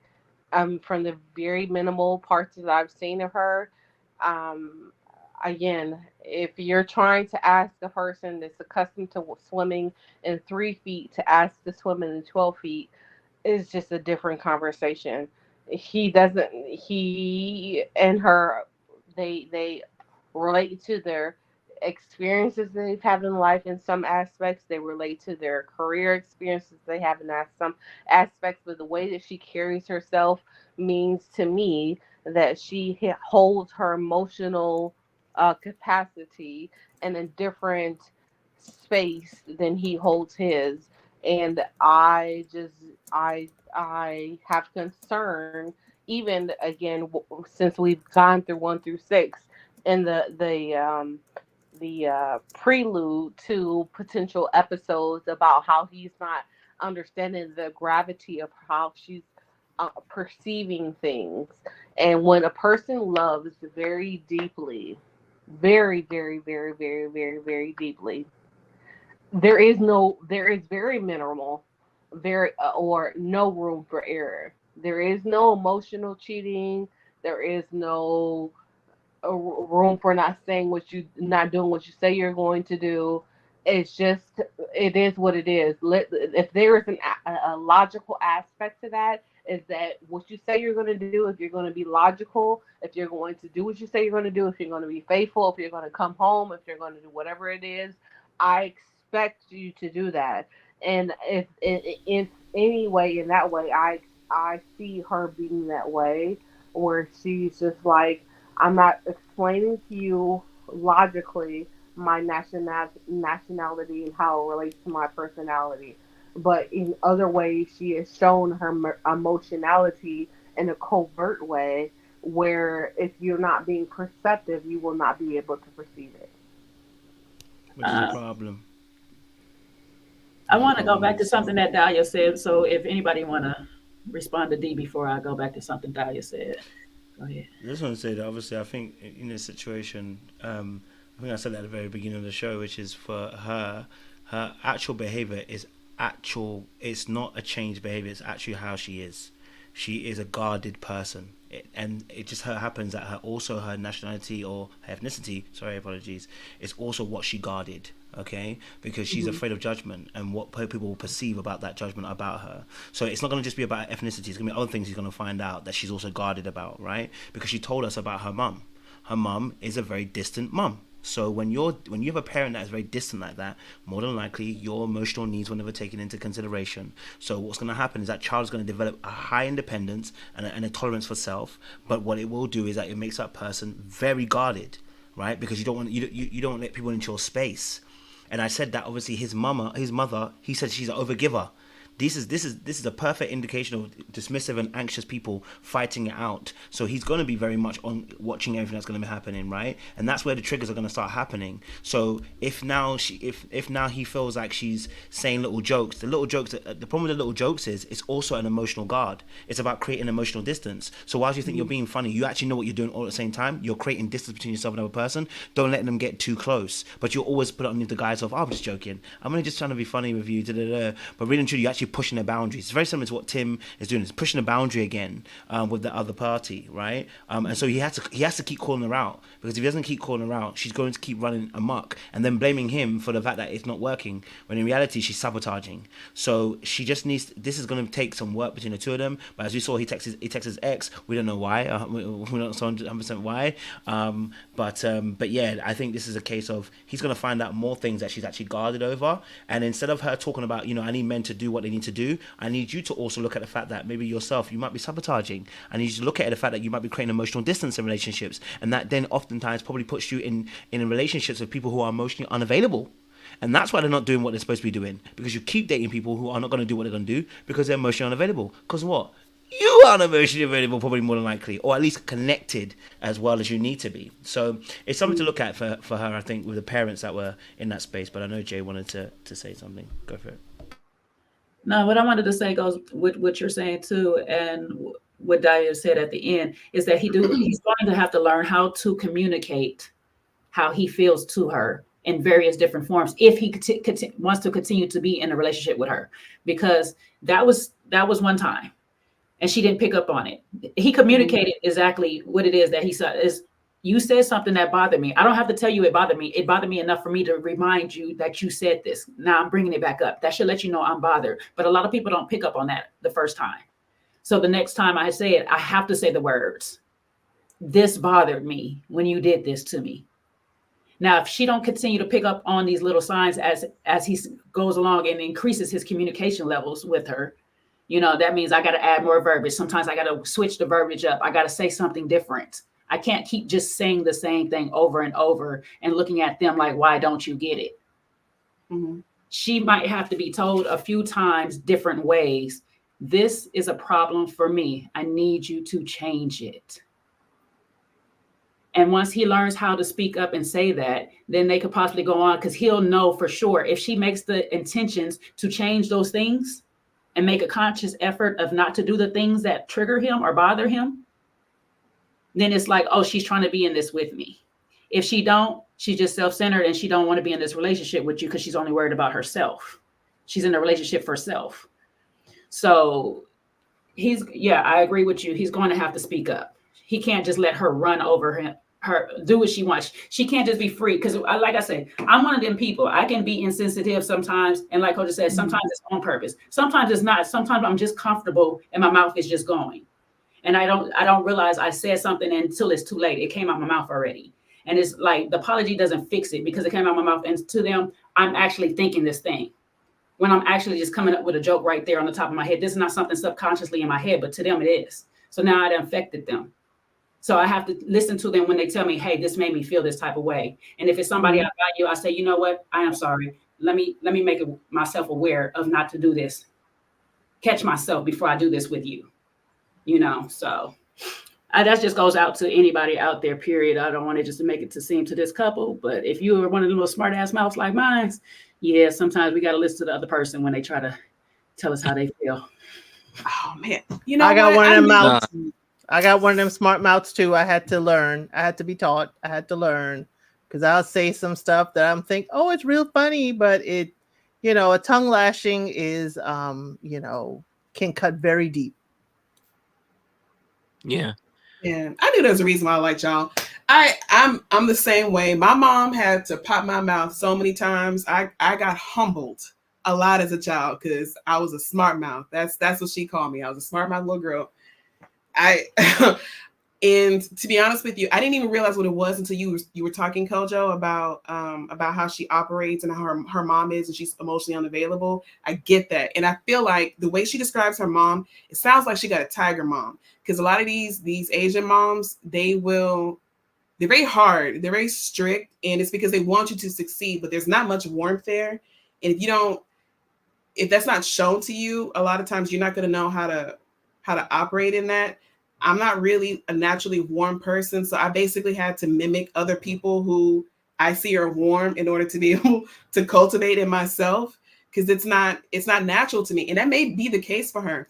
She might be one of those people, because I'm like this too, where all them subtle cues that you be giving us, that goes right over my head. Child, you can't do subtle. I'm sorry, but you're gonna have to just like bop me upside the head with a sledgehammer, because otherwise I'm not gonna get it. And that's why I said for her, he's gonna have to be direct. He's got to learn how to speak her language. It doesn't mean that what she did was right. It just means that in order for her to be able to get that, to receive what he's saying, he's gonna have to pivot and change up how he talks to her. He's talking to her like she's a regular woman, and she's not a regular woman. All that informal, indirect communication, it's not gonna work for her. You're gonna have to be direct. Tell her exactly what she did tell her you're offended. Tell her how she offended you. Tell her what you want from her, and then let her decide if she's actually going to give that to you or not. And if she doesn't give it to you, then you now it's your choice on whether or not you want to stick around or not. But at least now you know where you stand, and she can handle that. It's not a weak-willed woman, and if she truly cares about you, she will receive that. She will receive that with the love that you give it to her, and then she'll be able to make adjustments. She can do that. She's capable. I really think that. I don't even know this lady, but I believe it's about her. So yeah, for somebody like her, that's what you're gonna have to do. Yeah. I mean, again, when it comes to, I wouldn't disagree with you, Miss Delia. Yes. Okay. I wouldn't disagree with you about that. I just feel like when we're talking about compatibility and the aspect of whether a touch on the arm versus a punch will be able to get the message through. And ultimately, again, you can be able to acclimate, whether he can be more sensitive to her touch, whether she can have thicker skin to be able to deal with the punch. You can be able to acclimate to be able to understand one another. I just feel like, again, what she presented, and possibly what he presented in the pods, was her being very much a touch with sending a avocado tree, and the avocado tree symbolizing for her and her communicating in the way that she can of her vulnerability and where she kind of stands with that. And my personal experience versus and watching / the preclude for the next episode is just, it seems challenging for people who require a punch to be able to get the message, to be able to understand when someone is trying to communicate something that's important to them. Also, Dalia, you sound very, very optimistic about this couple. Like that they can actually work on it. No, I know. No. I honestly, I do get it. I do get it. Like Taylor, she has the opportunity to change, but here's the thing: they're fully grown adults now, and when habits settle in, it's very difficult to change that. Number one, it requires a level of self-awareness to even want to change, and even if she's aware that she talks like this dry humor, you know what? If she knows what she's doing, why would you want to change? I mean, number one, if she's emotionally guarded, if she's protecting her emotions, if she was willing to not disclose that information about, you know, the ethnicity, which fair, it's the experiment thing. But then, like Kojo said, there are other things that she also could be leaving out, other things that she could potentially be keeping to herself.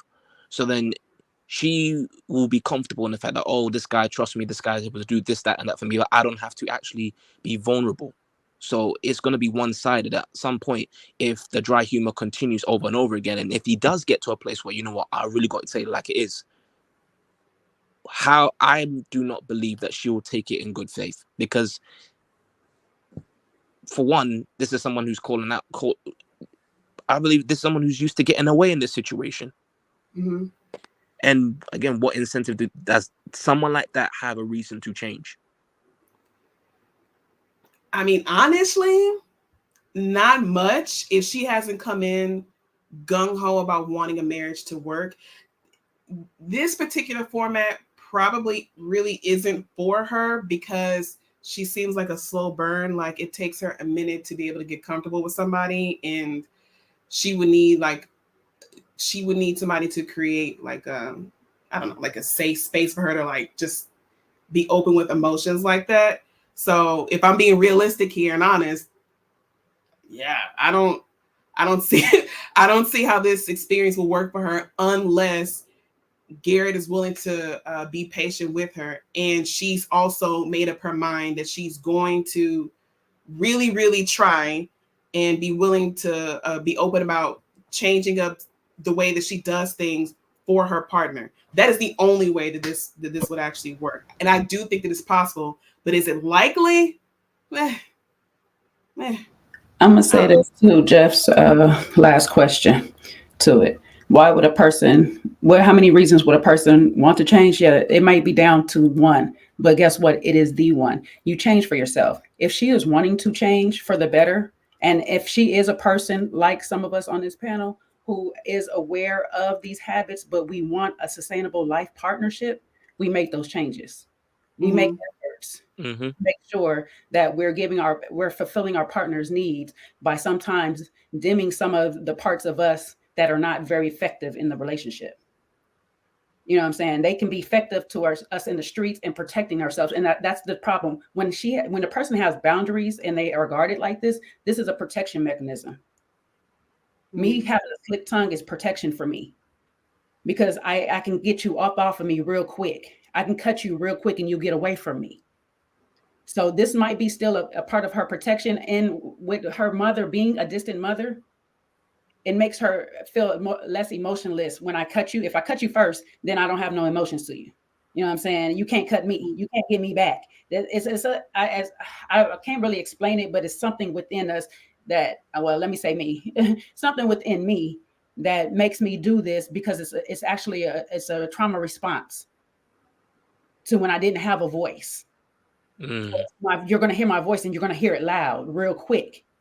Don't mess with me and stuff. But sometimes I don't mean to do it to the person that I'm doing it to. It's just that it's in nature of me to do it. So I have to make the effort. And sometimes I had to be told, actually not sometimes, I had to be told, you do this. You know, you do this little thing. And it's like, oh, okay, let me work on that.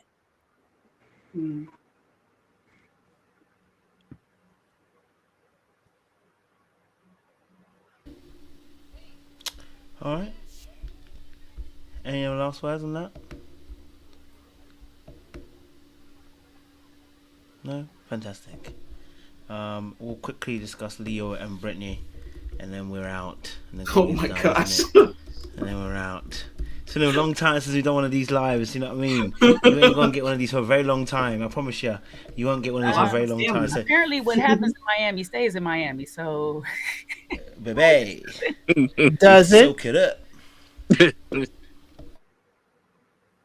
Oh, is he in Miami? Dahlia, did you not finish? I did. I didn't know that I knew that they went there, but I didn't know he lived there. Is that where he lives? No, Dahlia. Oh, okay. Having a blonde moment. Dahlia was listening. She wasn't watching. She missed the writing when they put the writing up. She was just listening to it. No, she not. Play the recap. Who's Brittany? Kojo, we need a video. Who's Brittany? We got D saying who's Brittany. Damn, D, you didn't watch anything because you don't know Brittany.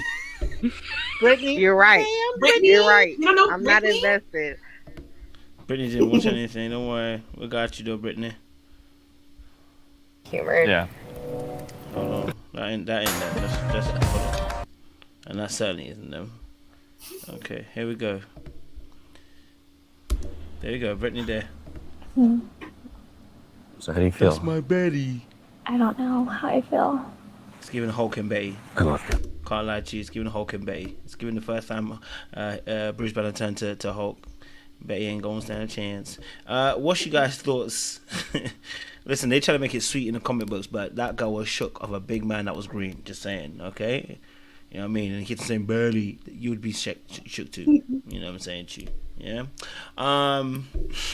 Shout out to Incredible Hulk in the 90s on Fox Kids. Alright, cool. So what's you guys' thoughts on Leo and Brittany? Because you know they end up in Miami. Welcome to Miami. You know, but you know, Brittany says she's leaving here with something, it seems. So talk to me, guys. What's your thoughts on Leo and Brittany?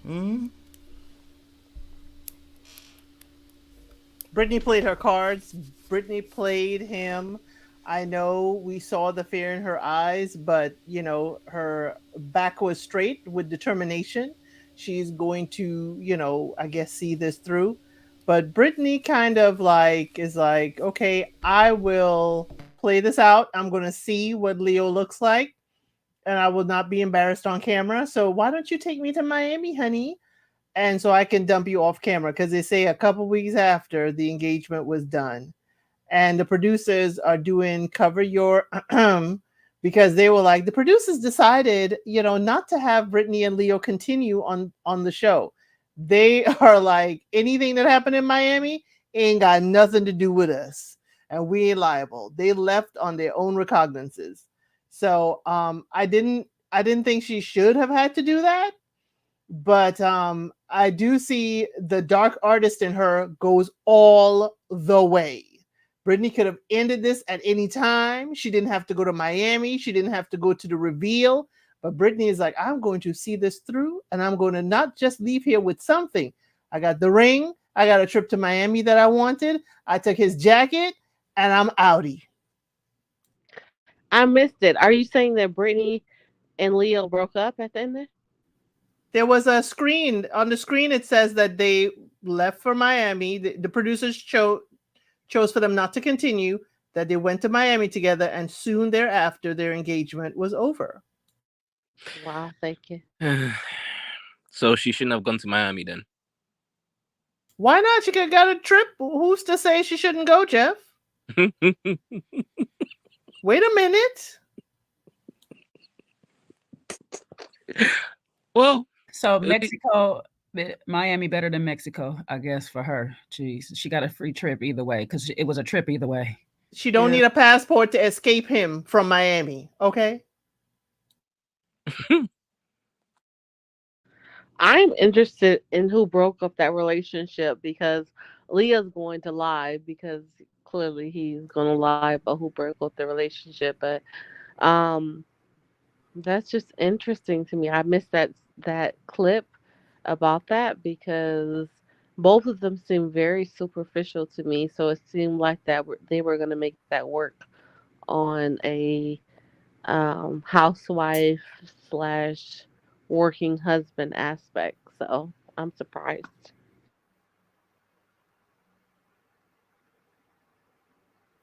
I know people don't like Brittany, but I love her. She's so delightfully blatant about being a gold digger. I just find that to be completely refreshing. And I appreciated the fact she was asking all the questions that she needed to figure out who's going to be able to take care of her. Like she was not playing games. Unlike these other girls, unlike Marissa or who else? Hannah or somebody like that. It's like, no. Let me get to the real. It didn't escape me that she asked all the men that 50-50 question before she even got to Leo. She asked all of them. She's like, no. I need to know where you stand on this issue. She was very clear about who she was. She wasn't lying. She ain't lied to that man. If he fell for the game, that's on him. And I'm willing to bet when she got to Miami, she got that man to buy her something. She gave him a little play. I don't think she went all the way with him. I don't see that happening. I don't see that happening. But I feel like she's got enough tricks in her bag that she can keep him invested for a long time before she ever has to sleep with him. I feel like she's got that level of game. I really do. And I respect her hustle. I wouldn't do it. I wouldn't even recommend anybody to do it, but I respect it. I'm not obviously a fan of Britney. I'm gonna just say that this just reminded me of like the episode of Pop the Balloon with that Aaron guy, where basically that's what it just reminded me of. Like Leo really thought he was that one. He thought he was that one. I'm gonna get this girl. No, Maji, you got played big time. he really thought he was that guy the way he was like hugging up. No. I'm gonna say this. Until we figure out why and who broke up with who, I ain't gonna give neither one of them praises. I'm just gonna say this is a definition of idiocracy. Doing the same thing over, expecting different results on both of them. Okay, both of them have been doing the same thing, and they ain't got no different results. Ma'am, you still got that rich asshole, excuse my French, that has not been picking or choosing you at the end of the day, if he dumped her. And sir, you got that woman that only wanted you for the money if she left you when she didn't get her gift, her tennis bracelet, whatever it is that she wanted. These are two idiots who just sat here and wasted all of our times on this TV show while he's screaming, I'm sorry, I'm sorry, I'm sorry to a whole nother woman. Just to sit here and tell this woman, you were my second number one. I'm glad I chose you. And she just sit there and still say, okay, I can't believe I'm doing this. And child, when she seen that man, she was not impressed. She was not impressed at all. Okay. He was smitten, but she was like, no. That's why she was like, well, sis, I'm going to break up with you in private. I'm not going to do this on TV. She was like, let's go to Miami. We're going to do this up in private, baby. That's if she broke up, allegedly, with him. Damn, Jay, you pissed with him. Yes, because all of that extra stuff he was doing and all that manipulation he was trying to do, gaslighting. He's gaslighting both of them ladies. Let's do that. Because you keep trying to tell this lady she's smart and stuff. And maybe she is, because if she got you at the end, all the way to Miami and paid for a trip, then yeah, she got whatever she needed to get out of you and she moved on. But these two right here, just like really, they gave us some conversation, but they really just wasted our time with this. They really did. Because I was interested in seeing them go further, especially. And you know what? Maybe she took them to Miami because she didn't want to really compete with Hannah in the real world. I don't know. Maybe she felt like she, because she know emotionally she not connecting to or intelligent. Oh, I hate to say that out loud. I'm sorry, girl. But intellectually wise, you're not competing with Hannah as far as when it comes to certain things. She could be more cunning and conniving. But she doesn't have much depth. And let's be for real. She does not have much depth. All right. That's fair. So, maybe she don't want to compete. She says she don't want to compete. And maybe that scared her that maybe when they get in the real world, they two get to talking and he'll leave her for that. And so before he played her on TV. She like, let me get this out the way. I have no clue. I'm all speculating here. It's all allegedly. But yeah. She don't know her audience. She needs to go the Anna Nicole Smith route. Get you an older man, like I'm talking at least 20 years older. Yeah. Yes. Yes. Does Brittany? Wait a minute. Yeah, Brittany is not. She want babies. She does not strike me as the type to wipe your nose or below. Okay. All she making is smoothies. Well, at least she can make some pureed fruit for the man. There she don't need to. She can hire a nurse for that. She's there to be a trophy wife. She knows that. I'm here for you to look at so you can admire my beauty. You done already had your kids. You already got your wealth. I'm not here to help you build nothing. I'm here for you to look at. That's all I'm here for. That's who she needs. Because you're right. She's not an intellectual. Okay. You can't take her around. She's not like a Jackie Kennedy type. Okay. She's not a Michelle Obama type. She's not gonna be she's not, you can't even take her to like southern guys who want somebody to like raise a family with and just be a stay-at-home wife. She don't even want to do that. So no, she need to go ahead and get her an older man, be the third wife.